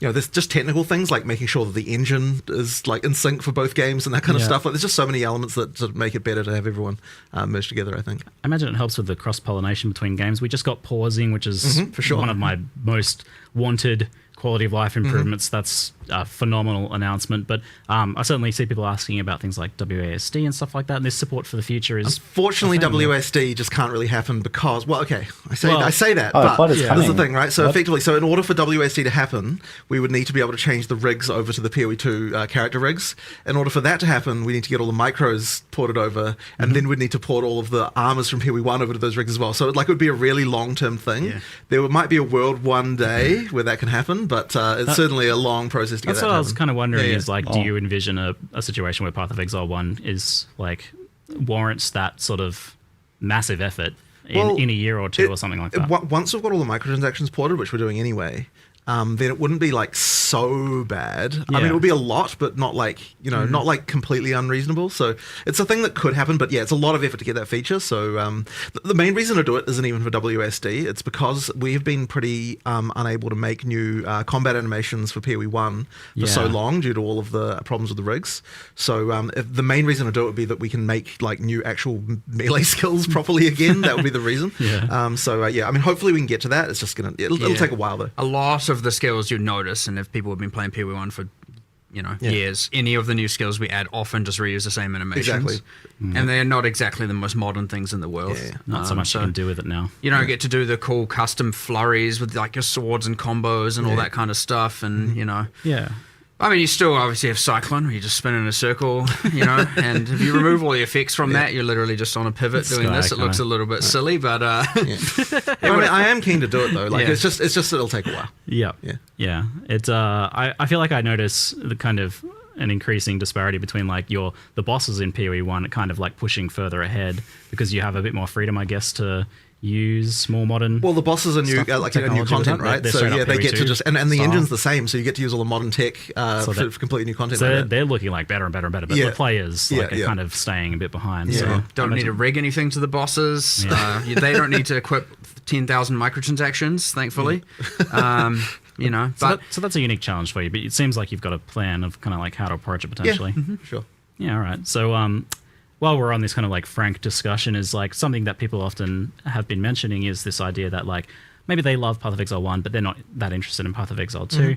And they maybe feel like their money when they buy a supporter pack for Path of Exile 1 is going to a company that's developing both games, and one of those being something that they're maybe not that interested in. Right. Well, I mean, like ultimately, like now that we're kind of in the shared model, like it's kind of... It doesn't really, it's sort of hard for us to say, like, that like money goes to one particular team or another. Like it doesn't really work like that because we're all merged. The main thing is just to understand is that when we're in PoE 1 development mode, then PoE 1 takes precedence and like any resource that it needs, like there's not, we can't do this because PoE 2 needs it. And when we're in PoE 2 development mode, it's like, it's the opposite of that, right? Where like we've got that sort of going on. So there's always going to be people working on each game like all the time. But it's like if one's going to come out soon, that one is getting all the attention. And so like every resource that PoE 1 could possibly need for this expansion was moved to it, to make that happen. Yeah, I got to see that firsthand walking around. It was like 95% of people working on PoE 1 right now. Right, in this moment, because it's in the last week. But but it's kind of variable. Like, I mean, if you look at things like the, I mean, you've probably got a better idea of the breakdown. But it's like how much of the VFX team was working on PoE 1 versus 2 in like the last, Yeah, the whole, all but 1 is currently on PoE. All but 2. I guess that doesn't really make sense. They don't know how many. So 80% of the team is on PoE 1 right now. But it's kind of variable through the months. But like, the dynamic thing is because obviously we had like 021 for PoE 2 that we're working on, and like yesterday I moved some people onto that, quickly got some stuff across the line, literally 2 hours later moved them back, and like it's like pretty hyperactive, right? Like, but honestly, that's kind of how our leadership style is. We kind of just we're a little bit crazy. But I also think that developing 0 to 1 at the same time is kind of proof that it's possible. Like to make sure that we can actually support both games at the same time. I mean, with the level of support we need. I mean, there's those videos even that were made by the like we're getting more people. It's like we can kind of manage it. So I do feel like this is a positive upswing in that regard. Like it was definitely a bit of wavering there for a while. But I went from a 1 game studio to a 2 game studio. One thing to note, and this is you say about the bosses going up and the characters, saying this, like that is also because we are, it is very, very, very useful in the same sense that certain game features get taken from one game to another. Like we see a lot of the quality of life stuff come to PoE 1. Those bosses are, animated or rigs from PoE 2 that we have like fully remodeled and reskinned. So you get to reuse that entire animation set. Sure, you got to tweak some stuff, but then like you can have one animation be 8 different skills if you put your mind to it and actually design the different outcomes. Awesome. So you end up with this thing where we're actually harvesting a lot of materials back from PoE 2 to 1. And this is how we're going to be able to get even more bosses, even more monsters, even more of that content just all the time. So it's in ways where players can't tell though. Like it's really quite invisible. You wouldn't. Some people might be able to see. Oh, wait, I feel like I've seen that before, maybe, but you'd have to look real close and be real into it. Yeah. And so obviously, I know me saying it removes the allure of it, but like it is like ultra beneficial to be able to harvest all that art. Mm-hmm. And so you could look at it as like, oh, that PoE 2 art is going on PoE 2. It's not like. All of that, I'm just constantly going, I'm going to take that, take that, And the tech as well, of course, right? Yeah. Like any new renderer features we're making, like all that stuff, you get to use it all. So hopefully it's more of a positive thing. But I think to wrap it up, I think what it all really comes down to is people just want to know that they can feel confident that Path of Exile 1 has a future where you guys love it and giving it the attention that it deserves. The next year is going to be the year of Path of Exile, 100%, right? I mean we're talking, every 4 months, both games. It's every 2 months, 6 releases. 6 releases a year. Wild. 6 releases a year. That's going to be if you guys can pull that off for a year, that's going to be wild. I'm looking forward to it. But I mean, and to allay people's in concerns, August like for PoE 2, you were telling me that this expansion is like this is part of a multi-season story arc that you're saying. 100%. Like with obviously you there's a whole bunch I can rant about here, but effectively, obviously you see Zana coming back. I know, spoiler, sorry, but it kind of was important. Yep. You got Zana coming back, and you've got it's an additive storyline for now, and that was kind of on purpose because I wanted the end game to be still familiar. I wanted people after coming back after almost a year to still have the core of the end game be familiar, but have this additive layer on top that's cool and new and they can explore. And I didn't want to like completely rework all the mechanics. And they come people, I want PoE 1, finally a PoE 1 expansion. They come back and they're like, the hell is this end game? This isn't what I remember. This isn't what I was familiar with. So it was really important with this update to have a layer of familiarity across the board, and then like improved and reworked things and removing, obviously with Betrayal, we've removed a lot of the constraints and annoyance and all of that, but it's still mostly just additive stuff on top. Same with the end game. The League is obviously additive, the Mercenaries. So having that there, so there's that core Path of Exile 1 familiarity, was important for this one. But yes, it is like part one of a new arc of the end game storyline. Zana's back. We've got a whole new thing to explore. I'm not going to spoil too much of what exactly happens, but there's some cool shit in there. But effectively, it's like a way to think about it is we're now kind of we're going to, over obviously a relatively long time, have the era of the primordials kind of phase out and have the era of this new endgame phase in. And so, yeah, it's kind of set up for, right now it's an additive one. Maybe the next endgame one would be a bit more transformative, and then we'll go from there and just explore through this new storyline. So that'd be fun. I can tell you're excited for like the future of PoE 1, which is, this is a good shift, I think. And you were saying you've even got like a good idea that for 326 that you really want to... 327, yes. Oh, sorry, next one. Next one. I do, yes. So, like, another thing with like this expansion, right, is like it's quite content heavy. When you do an in-game expansion in a league, it's a lot of content. Yeah. So, like, you have some things have to take priority, other things have to take less priority, and so like the character stuff where we've done, a decent chunk of character balance and the new systems interact with all of that. There's clearly ones like, I know Settlers had like just the Giga Melee rebalance and rework, and it changed like 1,000 systems in drastic ways and all of that. But again, I wanted this time more familiarity, and then 327, we're going to go just ballistic on the characters and do as much as we possibly can to like, amp that up and, I don't know, maybe fully revamp wand builds and create a whole new thing there. And now we have to because I said that. But, that kind of stuff. So, yeah, obviously you have ones that are more content-centric, ones that are more character balance-centric, and different focuses like that. So this one, content, in-game. We wanted our core players who have been playing for 10 years, the ones that are really looking for PoE, who are like mostly playing in the end game, to really have that like expansion and new boss fights. And that was a discussion we had yesterday, actually, was this idea that you don't necessarily have to worry about new player onboarding as much for Path of Exile 1 now. But that's more the focus for PoE 2. I would definitely say that, yeah, for PoE 1, it's like it's now very easy to just say, you know what, like, if this isn't new player friendly, it's okay. Like, we're making a game for the experienced PoE 1 players, so, like, we can just go ham with all that stuff. Yeah, you can kind of go nuts with it. You know, like, if you're a new player, then PoE 2 is obviously going to be more appealing, you know, like, I'd imagine they're more likely to want to go there. But, of course, PoE 1's still, you know, like, it's still like, we're not going to throw that away completely, but it's like, certainly in terms of the focus of the content, like a lot more sort of in-game stuff, you know, the pinnacles obviously and things like that. Like, this is stuff that appeals to someone who actually is able to get to that content. So, you know, yeah.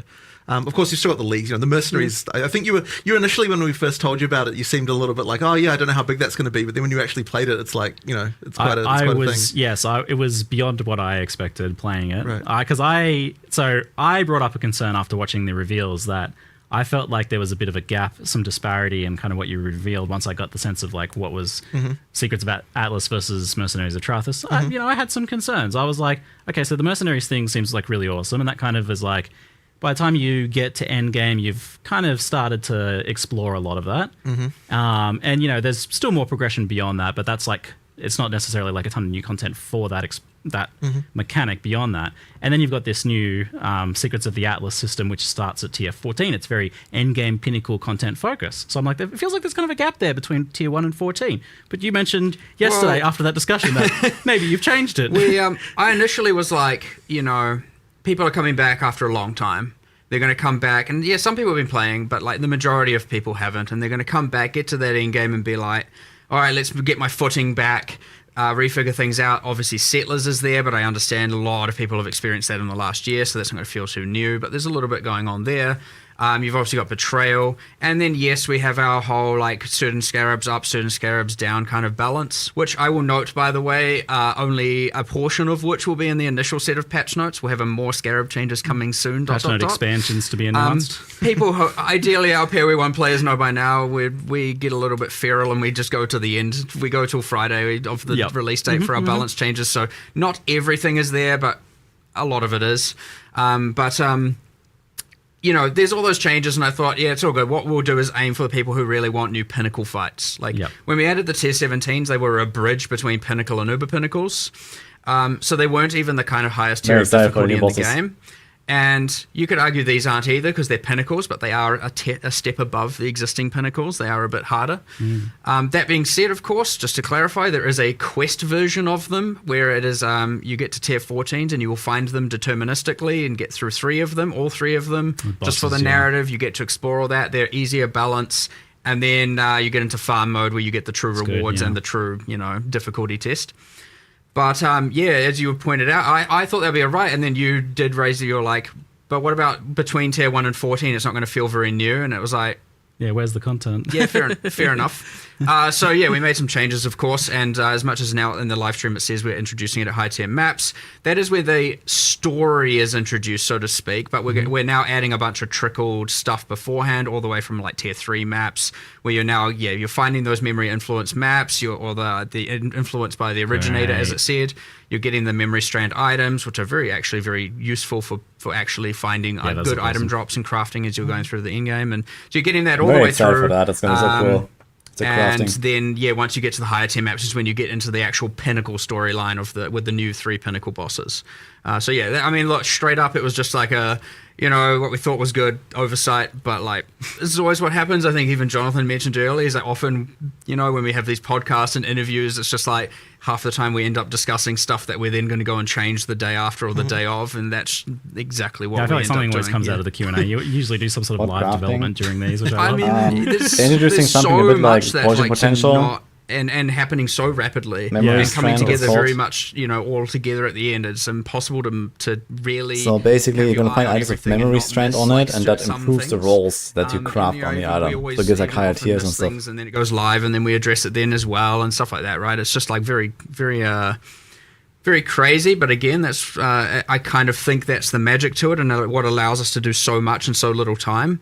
But it is also the thing as well that's going to result in the 6 expansions coming in the next year for the combined games. So yeah. So now like the state of it looks like veteran players are going to be exploring the mercenaries as they're leveling up. They're going to be going into the end game and kitting out, trying to find their ideal mercenaries, gearing them up, swapping them around, starting to interact with memory packs of enemies that drop memory influenced maps, that drop memory influenced items that they can craft.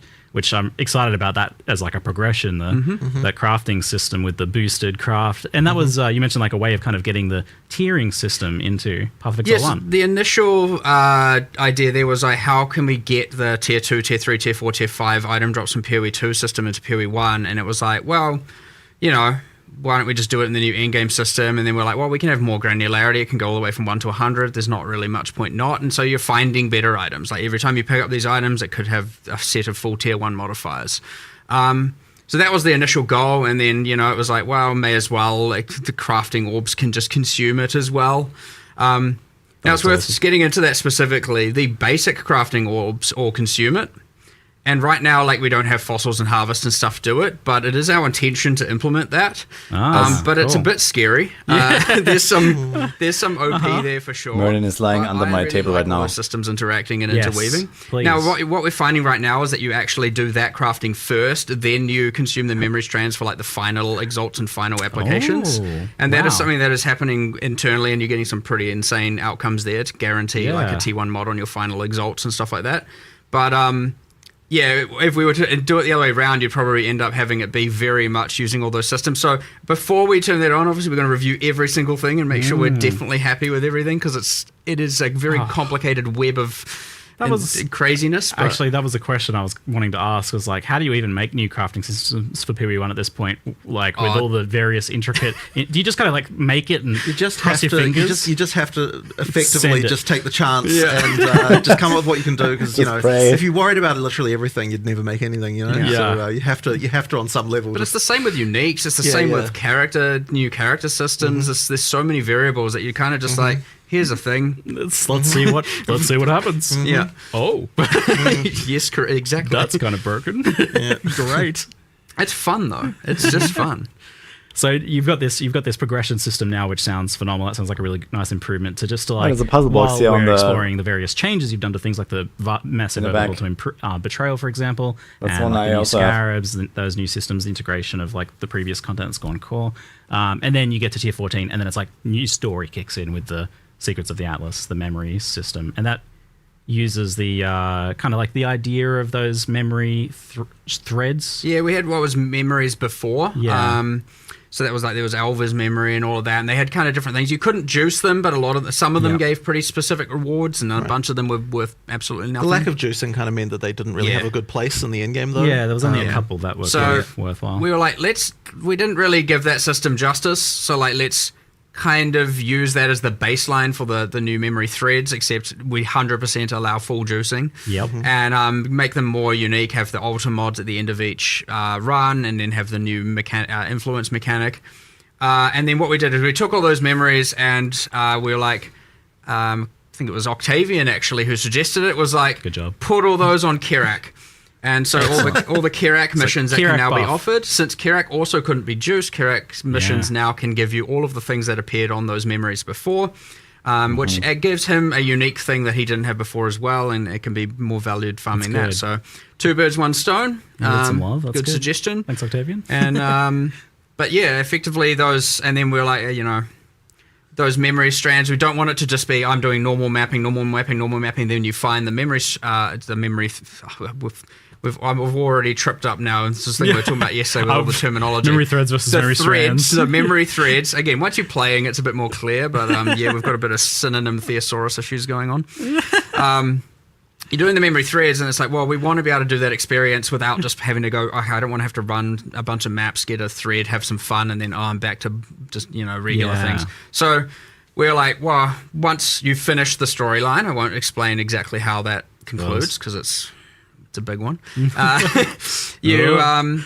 What those maps that you can find on that thread now will start dropping but it's T16s, Yep. and more frequency, and then but they will be rolling with Tier 17 mod pool, and we're kind of calling those T16.5s because they are very close to T17s, and it's kind of honestly, I would say in some cases, if you get the right memory skills, better than T17s. Good. Which I know has been a huge concern, Yep. and I agree with that, and I am finally, hopefully, we can not have just the age of T17s that can't self-sustain and you have to trade for, and a lot of frustration there. That's the Excellent. That's the hope. If it doesn't fully solve it, obviously it's still the intention to. Well, so we will. Well, let's talk about the problem elaborate. with tier 17s then. So, like, obviously, there's a few issues going on there. It seems like, but you had this like very varied endgame, tons of different maps and everything, and then kind of narrow that down to 4 maps instead. And obviously, it was presenting problems for build diversity as well. It was also a clash because it was like those were meant to be the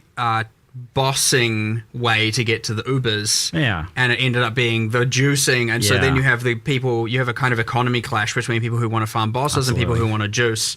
And it was like, okay, well, they were intended to be the boss way. Whoops. But they were still kind of fun for both axes, in some regard, minus a few little bits and pieces. Like, obviously, we had to do some changes to the mods, how they generated. Like, we certainly had some hiccups with that one the first time around. But it was then all of a sudden now T16s are dead, Yeah. So the hope here, bring them back. You can farm the map you want as with the originator influence on it, I believe is what the text said, or what I call memory influence or Zana influence. All of these things, whatever. They're influenced with a bunch of red and blue stuff.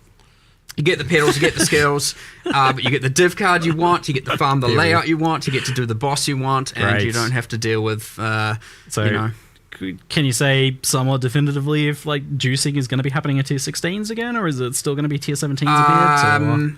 Not sure. I currently, as far as I can tell, it should be in the 16s, but I didn't want to make it that the 17s are just garbage. Yeah. So you haven't taken a hard stance I think, especially with the right memory influence skills appearing, which you do have to take a bit of a gamble for, and sometimes you get really good ones and sometimes you get okay ones. That's part of the fun when you get in and you're like, oh, yes, I got the epic one that revives monsters and I get all the loot twice.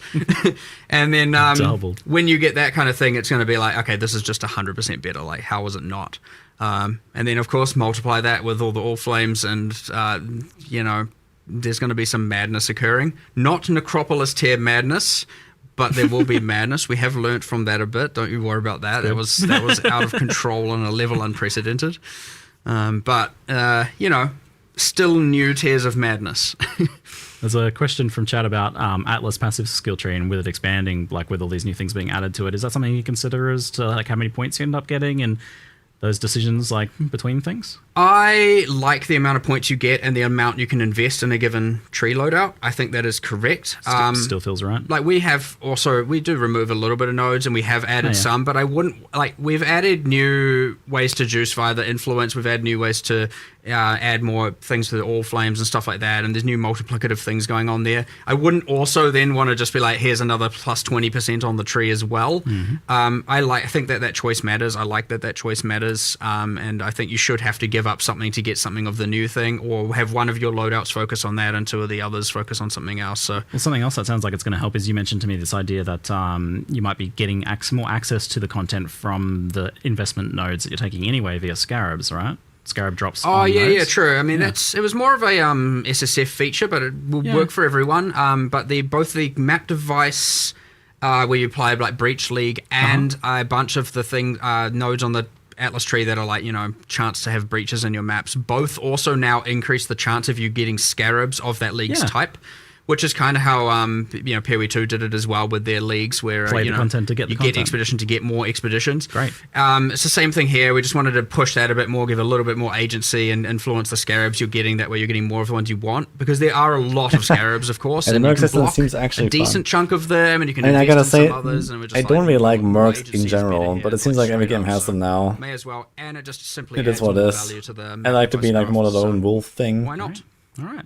I know we're jumping around topics a lot here. I feel that eventually we're going to get like a default thing to be like lone wolf. On the mercenary topic, so you've designed these guys to be so good that everyone's going to want to use one, right? And that's like the right way to design it objectively. Mm-hmm. But it does raise the question as to you need to make sure that they're not abrasive to use, that they're fun to use, that there's not necessarily problems where you feel like, oh, I have to use them. So how do you go about making sure that that's the case for these guys? I mean, obviously them increasing the difficulty, is a thing that says maybe you don't want to necessarily, maybe they're not pulling their weight on a boss fight, and stuff like that, making it actually harder because of the or life. If you don't have the right mercenary, or if you don't have the right mercenary, you don't have the right gear on them. These are factors. However, generally they should be fun to have with you. You should want to engage with it. That is the league. If you're not playing in the league, or you don't want to engage with the league as much, you still got the end game, you still got betrayal, you still got, the settlers, all that stuff is all still there, the character balance changes, everything's still there. It's just, ideally you'd want to engage with the mercenaries. They are generally more beneficial than not.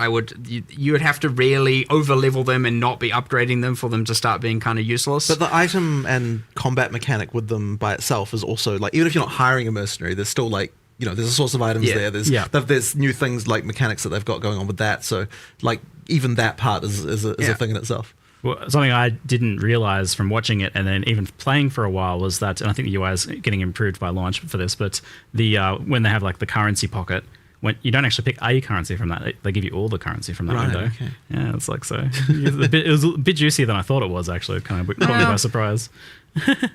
Yeah. Why not? But it was interesting creating a, there's not many leagues where you get one reward.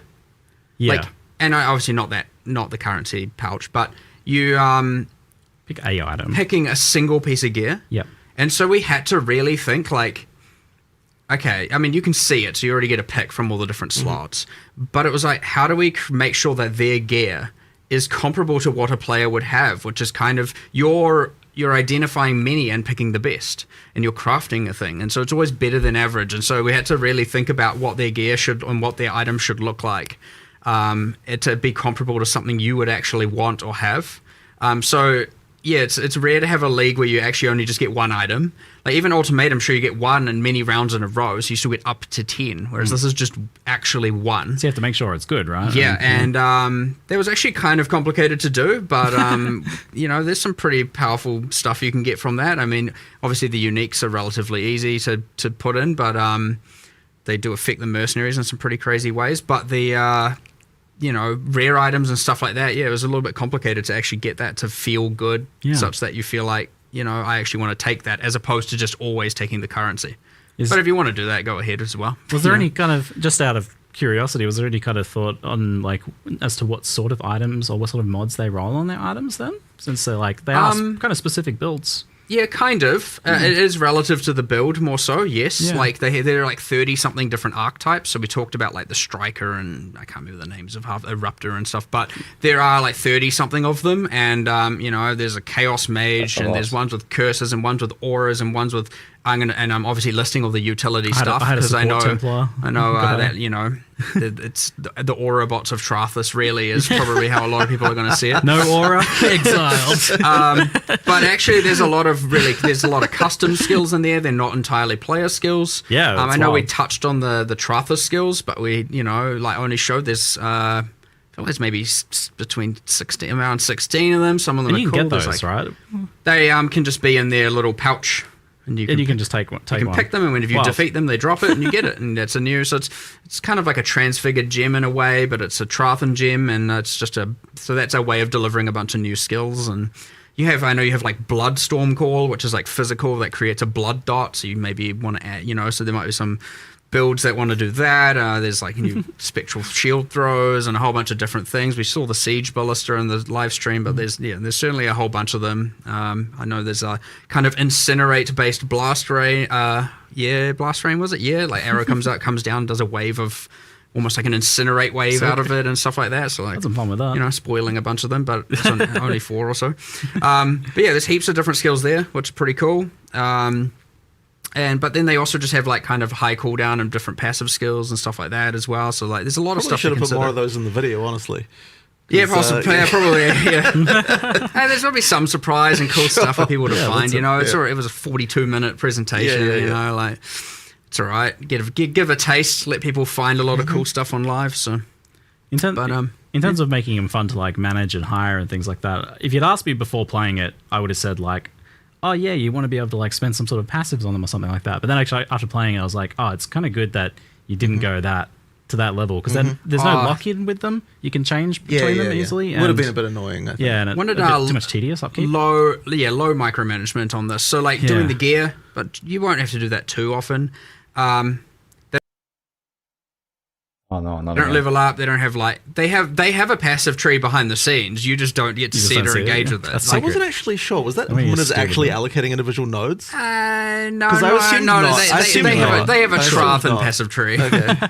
Secret proprietary. Yeah. Right, I mean, they gain stats as they as they level up, and it's kind of relative to the archetype, and there's some stuff going on. But you don't need to care about that. It's just as far as you know, they're higher level. They've made somewhat intelligent decisions about their passive points and whatnot, and they're pretty good. Of course, you know, some are better than others. Some will be good for your build, much like you will have, here's the meta ascendancies for a league. Probably those, each meta ascendancy then has the meta mercenary for the league, and so on and so forth. Yeah, it'll be matched to your builds, Yeah, it's going to be pretty crazy, I suspect, in the end. There's like, you know, as much as it's pretty simple to just arrange them, there's going to be a lot of little minor complexities. That's poor path of building, guys. I was going to say, like, are they going to have to implement some interesting... It's definitely going to be a part of your build, so it's going to go in there.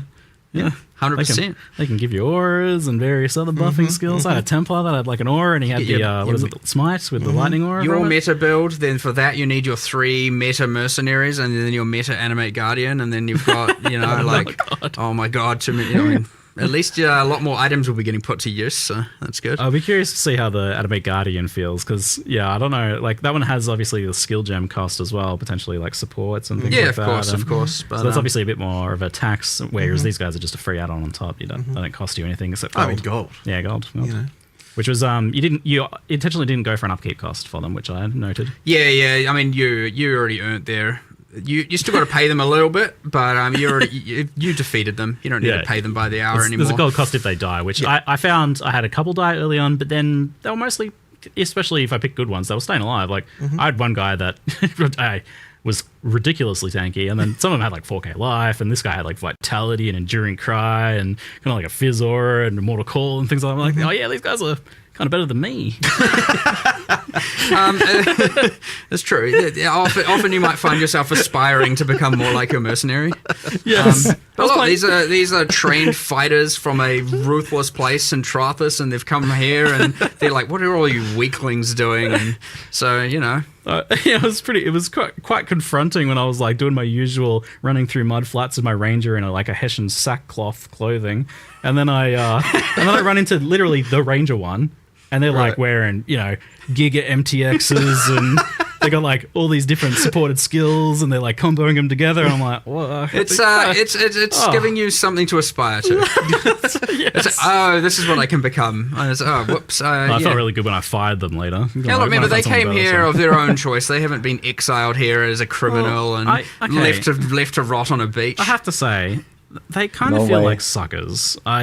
So they've got this honor code system, right, that says that if a challenger comes and challenges them, they have to wager literally one of the pieces of clothing they're wearing of the challenger's choosing, and the challenger doesn't have to put up anything. Like, you don't have to wager anything of yourself. Like, I feel like in a previous Path of Exile, we might have be like, oh yeah, you have to gamble your item. But if you remove the game mechanic from the equation and you go, okay, let's say you and I have a duel and I get to take your shoes, and my sacrifice is I have to die. I don't think that's a fair trade.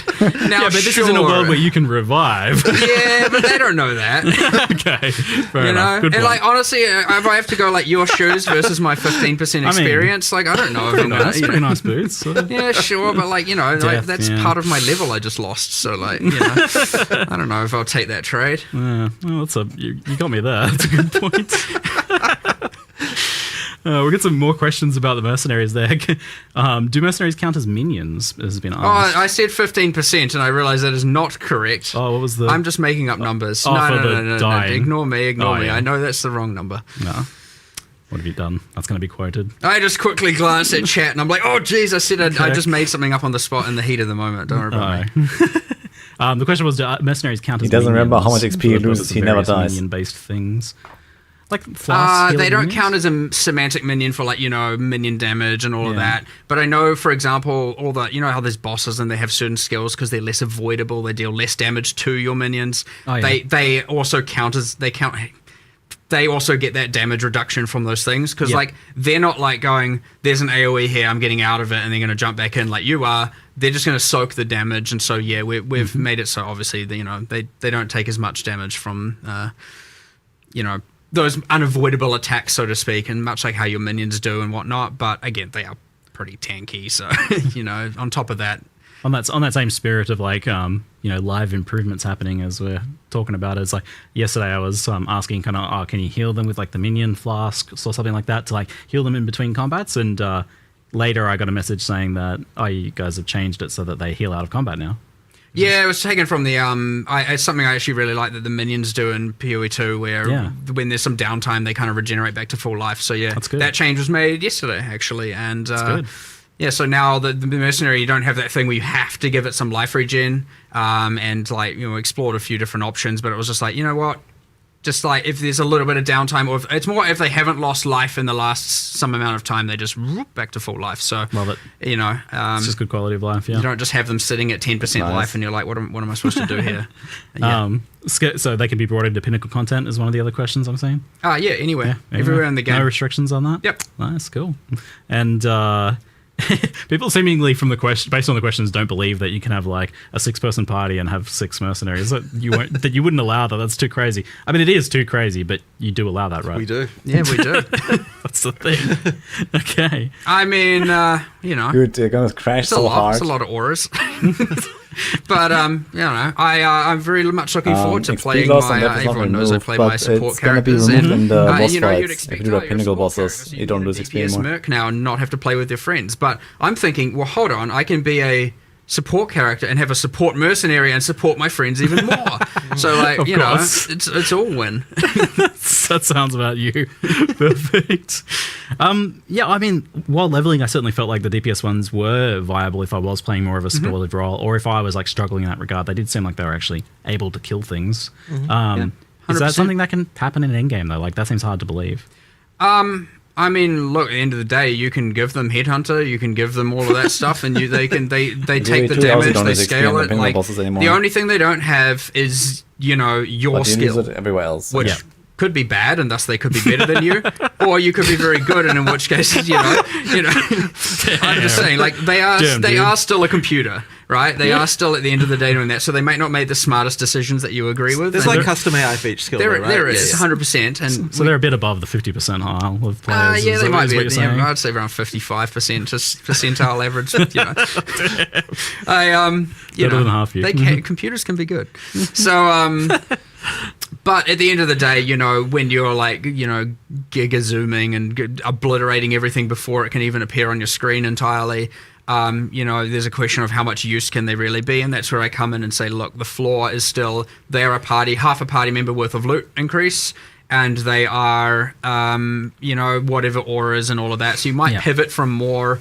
You definitely want, like, DPS ones are real good all the way through, but once you again become the power of 1,000 gods, like, there's a certain point where there's only so much you can do. Now that being said, if you do want to play a more passive character and you want them to just go wild, like they're pretty strong. It's gonna be really interesting to see. There is, of course, the thing where if you miscalculate that, you go into your pinnacle relying on them to kill it, and you miss the mark and they die. It's not like you're bringing them back in that area. They only have one so portal. now you're like, oh damn it. I'm not sure what to do now, and you've got to do it the hard way. So, but yes, much like the new change to animate guardian, if they die, they don't come back into that area.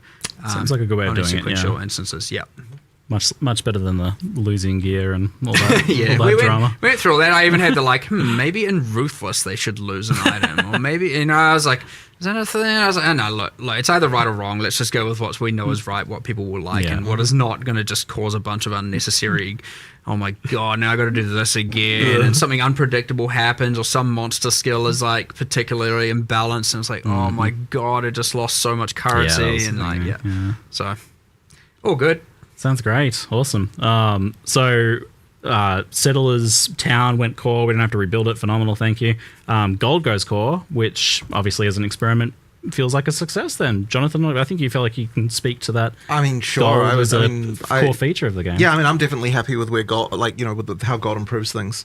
I mean, we originally did it as a way to reduce the number of things that monsters can drop while still having it so that they feel like they drop things. Yeah, like culling the yeah. stuff. But I mean, I honestly, I think it's been a straight up improvement, and obviously it's really good to be able to work with the the new the trade, the currency market and stuff like that. Like, I think that stuff, I don't know that there'd be another way to do that as successfully as the way that works.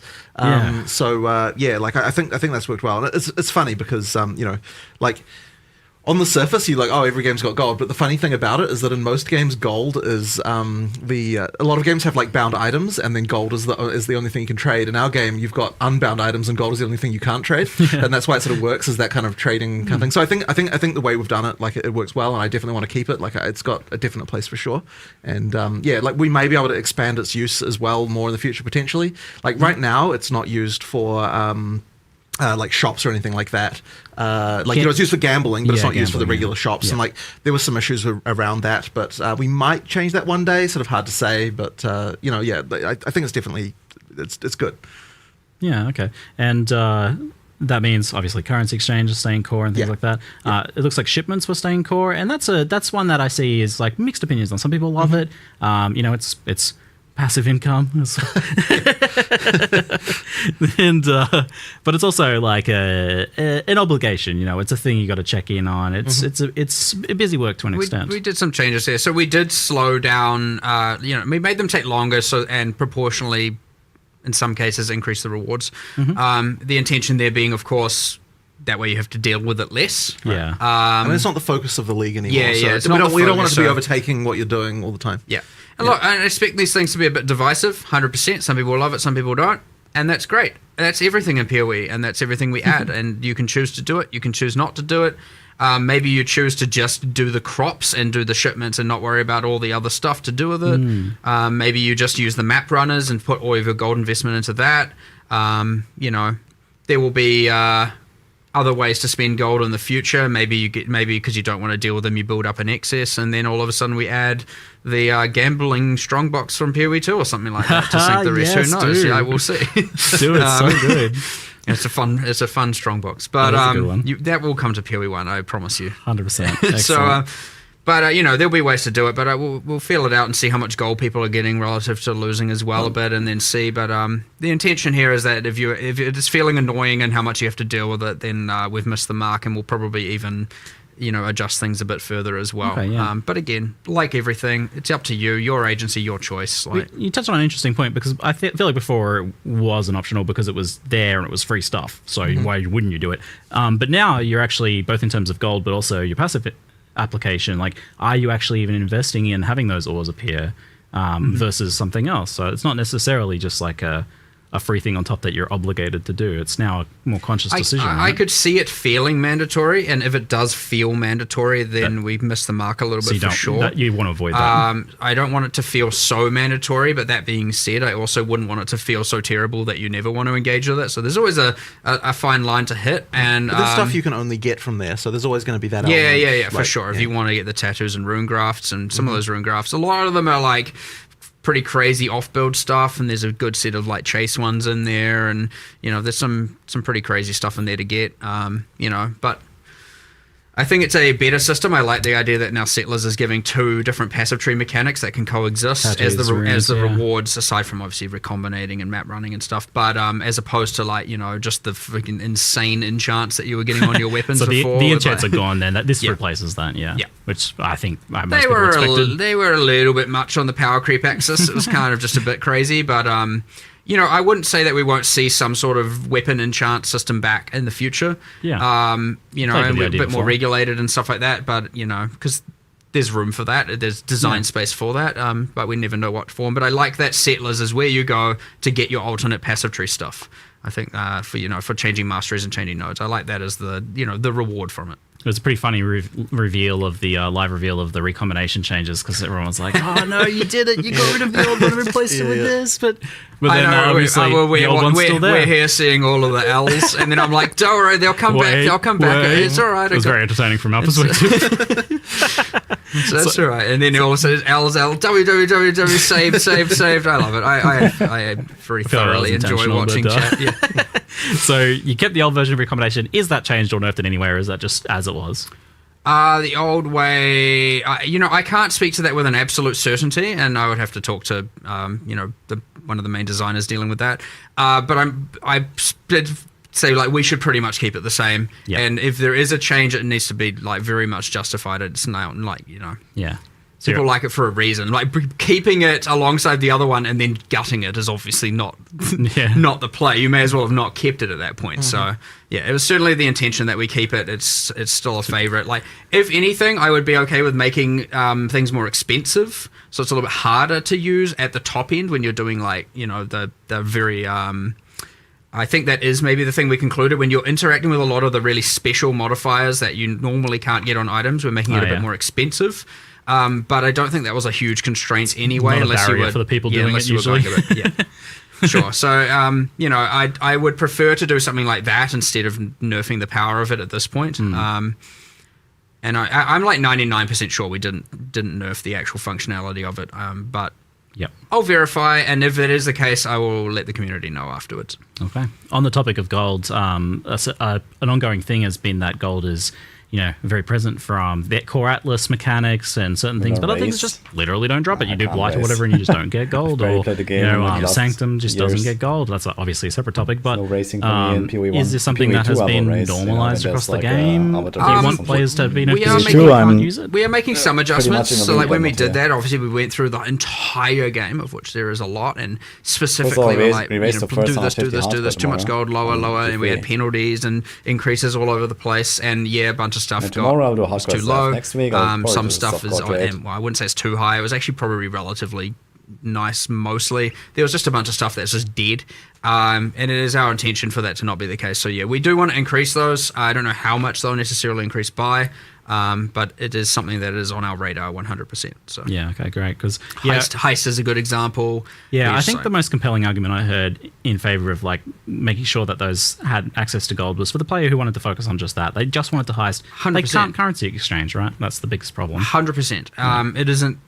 It is just like let's say it is already a relatively divisive league, and then also the gold sucks. It's easy to perceive that as dead. So it look, there are some things where we maybe make an intentional decision because they are like too rewarding to be like it's not a place you're going to get a lot of gold, Sanctum, and then when we're like which. We'll make some changes too, but then you have the things like Heist, where I would say it isn't that regard, and it's just like why is the gold bad here, and it's like look, we just missed the mark. So Oh, well, I guess since we brought it up, the Anti-Sanctum Alliance has been constantly messaging me, asking about, whether Sanctum's going to see any changes in terms of just kind of how much raw currency it prints early league for like a low investment for like really knowledgeable players, giving them such a massive advantage over less ones. Obviously, that's always the case, but it seems to a severe magnitude. I don't have the exact changes because they're literally we're like going to do them today or Monday, but like. Which I know seems crazy. So they're not like massive grand rework, but at least for now we're certainly going to give it less of the edge it has. Mm-hmm. I don't exactly know what form, but it's not going to have. It's not just going to be untouched. In terms of like a grander future, like I would like to shift away from it just being pure regular currency and move into something where it has its own item and own reward mechanic that has some sort of interaction with something. Like almost every league has something special, and that one is just like obviously it's got a relic meta system, but it's just like here's some uniques, here's a different style of gameplay, but just like here's all the currency. Then it becomes very quantifiably better or worse than just like core game, and obviously very, very early it's very strong, and then maybe juicing catches up, but then it obviously gets a little bit crazy. In different axes you get a lot more uniques, a lot more different things, but it's still it's just that there's very easily quantifiable thing where it's like a very good strategy if you know what you're doing, especially very early on, as you're saying. But it needs its own thing. It 100% needs its own thing. So, but at least for now, it doesn't have to be as good as it is for how easy it is to do so. So we'll make some changes. I just don't know the exact specifics. And as a result, they won't be in the patch notes today. It will be in another coming soon section because it is. Yes. Great. I mean, again, I'm not. Why would we not stop? Why would we stop developing now? We have another week before. It's like, what are we going to do? Sit around and twiddle your thumbs? Exactly. Sounds good. With the like big changes to Betrayal, which look phenomenal, that's obviously like a big overhaul for that, and something that was really long awaited. It does kind of make me want to ask, like, do you have like another one that you're really looking forward to giving a similar treatment? I hear a lot of feedback about like quality of life around Bestiary, for example, being not where people want it. That is on our radar. There's I know for like itemizing beasts and improving the quality of life there is a little bit annoying. Yeah. Maybe more than a little bit. But like talking about like the Sanctum reward as an example.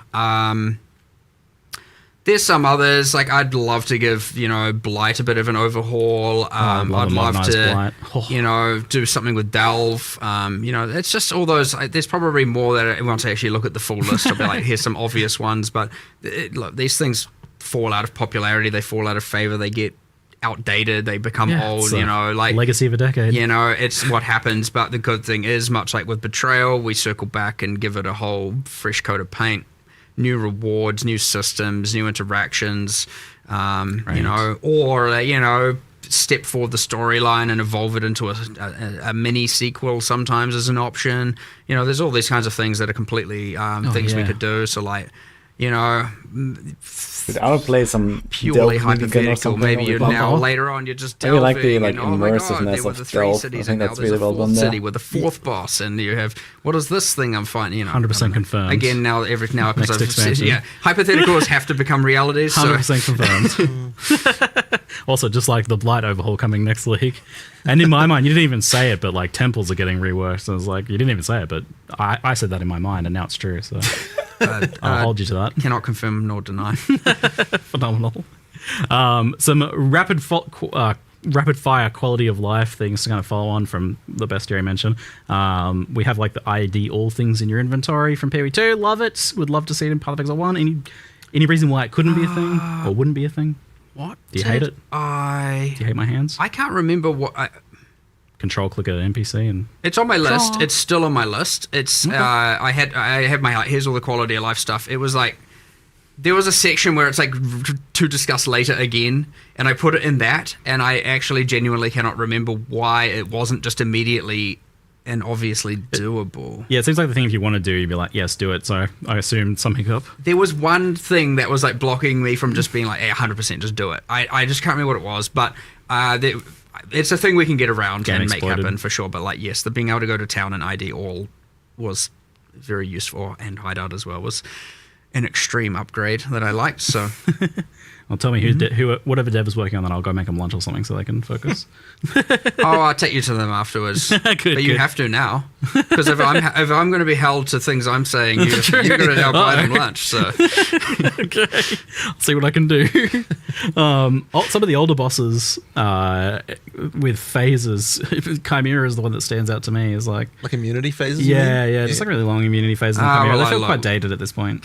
Katarina got the same treatment. Where it's just like, oh, okay, like maybe like 40 immunity phases is just a bit much. It's not. I don't know what the number was. It wasn't that, but like it was just a bit much. But yeah, a lot of those are going to need a bit of overhaul as well. It's hard to justify going back and spending a lot of time on that, but there's sometimes are very easy things we can do, because instead of doing that, we could just be making a brand new boss that's like way more epic, way more fun, and fits into a more modern and core thing. Whereas like some of those are just like very high in end game, get some fragments. It's one boss of 4 that then gets to a pinnacle, and like you want your pinnacles to be good. You certainly want your end of line bosses like Katarina to be good, and that having as many immunity phases as it was just doesn't hold up now. Like I would say it didn't even really hold up then either.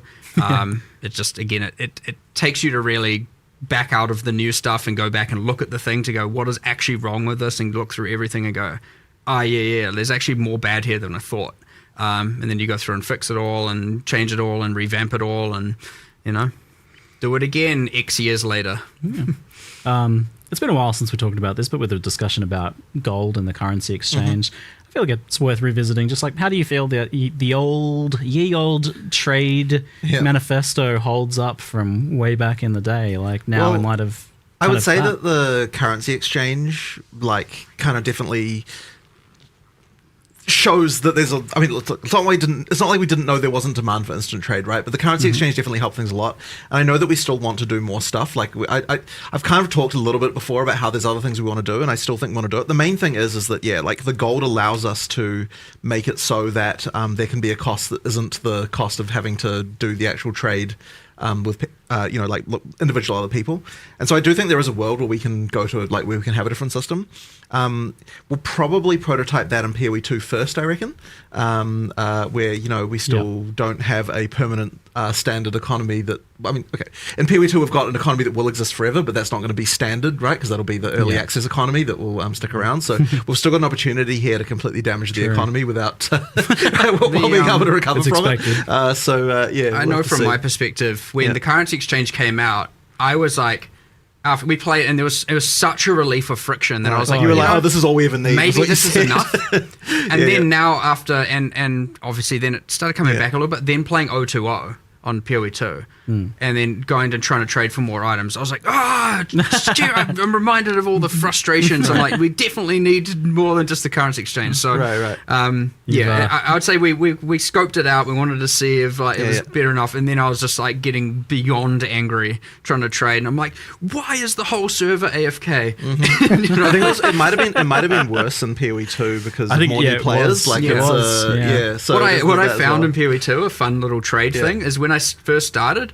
people didn't know, go to, you invite them, they come to your hideout. Basic etiquette and I'm like, stuff. Are you coming? What's going on? And then they're sitting in Act 2 town, just like waiting for me, and I'm like, oh, okay, I get it. No one knows that you just go to your hideout. That's a new thing to have to learn. Oh, and it's shifted as well. Like weird new kind of like things of like culture things have grown out of that. Just like kind of independently from different like new people versus pre-existing PoE players, and it's become a strange little thing. Real fun to watch, eh? It's an interesting little social experiment thing going on, isn't there? But I think I think what you've touched on there is that it does just kind of raise the question of like, where should the friction be? The friction being in gold feels really good, I think. That is exactly the thing that we would prefer, right?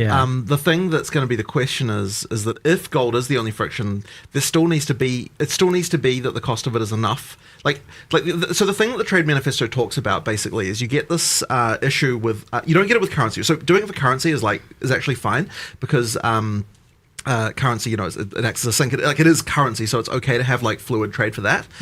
When you start getting into items, then you start to have that issue where the stuff at the top is worth like astronomical amounts, and the stuff at the bottom is worth nothing. And like any trade will cause that, but the easier trade is, the more you get that. So you've kind of got this like, if trade it was very hard, you get like a flat line. You turns into more of an exponential growth curve as you as trade becomes easier and easier. So effectively, you just have to make sure that we're hitting the right point. And what I worry about, and this is one of the things as well, if we first do something like this, we're probably going to have to price the gold cost pretty high as a starting point, and then kind of maybe back it off as we see like what the effect is, because if gold is the only barrier, then you're going to see that kind of issue. Well, gold's like a direct kind of translation of your like play time / play quality, your efficiency to that trade capacity. So the fact that it works that way, where it's effectively character, like bound to you, effectively means that we can use it this way. And that's kind of the difference between us and other games. So I think it will work, but it's like, we're just going to have to be very careful. 100%. Because I 100% get like the concern about it, because this is about like what you're actually putting on your character and circumventing whether you actually do any gameplay for that. But this makes it so that you are doing gameplay for that, and it's an alternate method. And so we have to be careful, especially in the early game, where if you can just get something that some high level player just doesn't care about anymore, so they sell it for nothing. And then it costs you, but it still has to cost you something. Effectively costs it still needs to cost you something. So we just have to make sure we're getting that right. So when we do it, it'll we're gonna have to be very careful around that stuff for sure. Yeah, and I mean, even if it was just kind of like you can only really like realistically do a couple items a day, then it's not your bulk trading kind of method. Can be, it exists alongside the existing one or something like that. That could be a prototype for it. So it seems like it feels possible now, whereas before it was like a no way never. That's crazy. It is possible now for sure. It is possible. Which is it's just I'm excited to see what you do to experiment with that.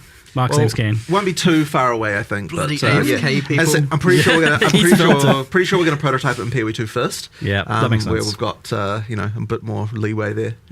Like you said, I mean that shows a bit of like a love and sanctity to Path of Exile 1 there for the people maybe concerned that you don't care about it. Right, I guess so. Yeah.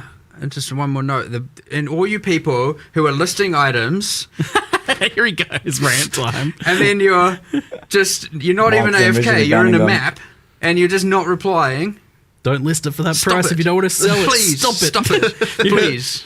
Or actually, no, you're going to keep going now because then you're going to have more drive to get this new system implemented. So, yeah, it backfires, but whatever. There is that. Make trade as bad as possible to motivate you guys. No, we're not having some accelerationist concept here. That's terrible. And that is the note that we'll wrap up the Q&A on today. Thank you very much, folks, for hanging out with us. And thank you, Jonathan and Mark, for answering our questions today. I look forward to playing more of Secrets of the Atlas and Mercenaries of Travelers. Yeah. Awesome. Thank you. Yeah. Everyone has fun, and we're back. Yeah, we're so back.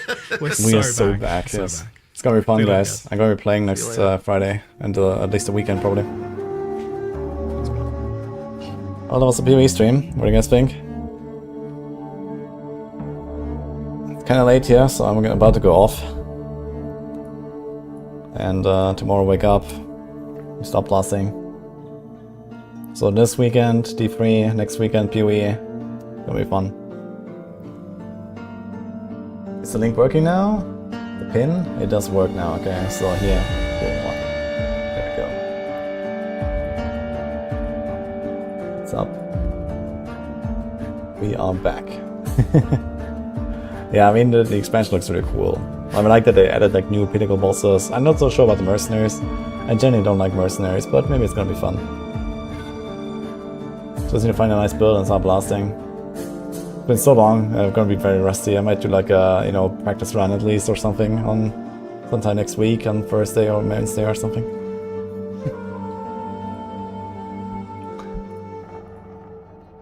Cool stuff.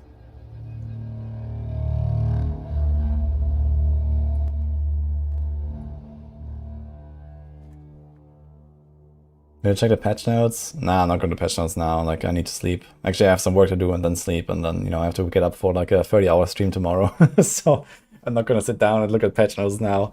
We can do that next week. It's fine.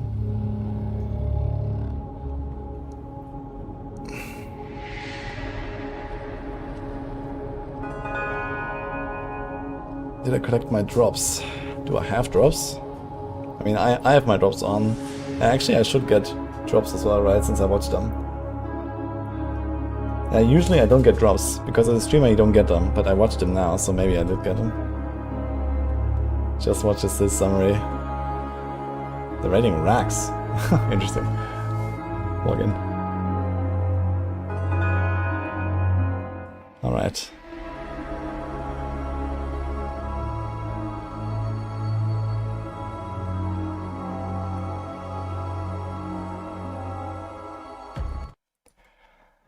Okay.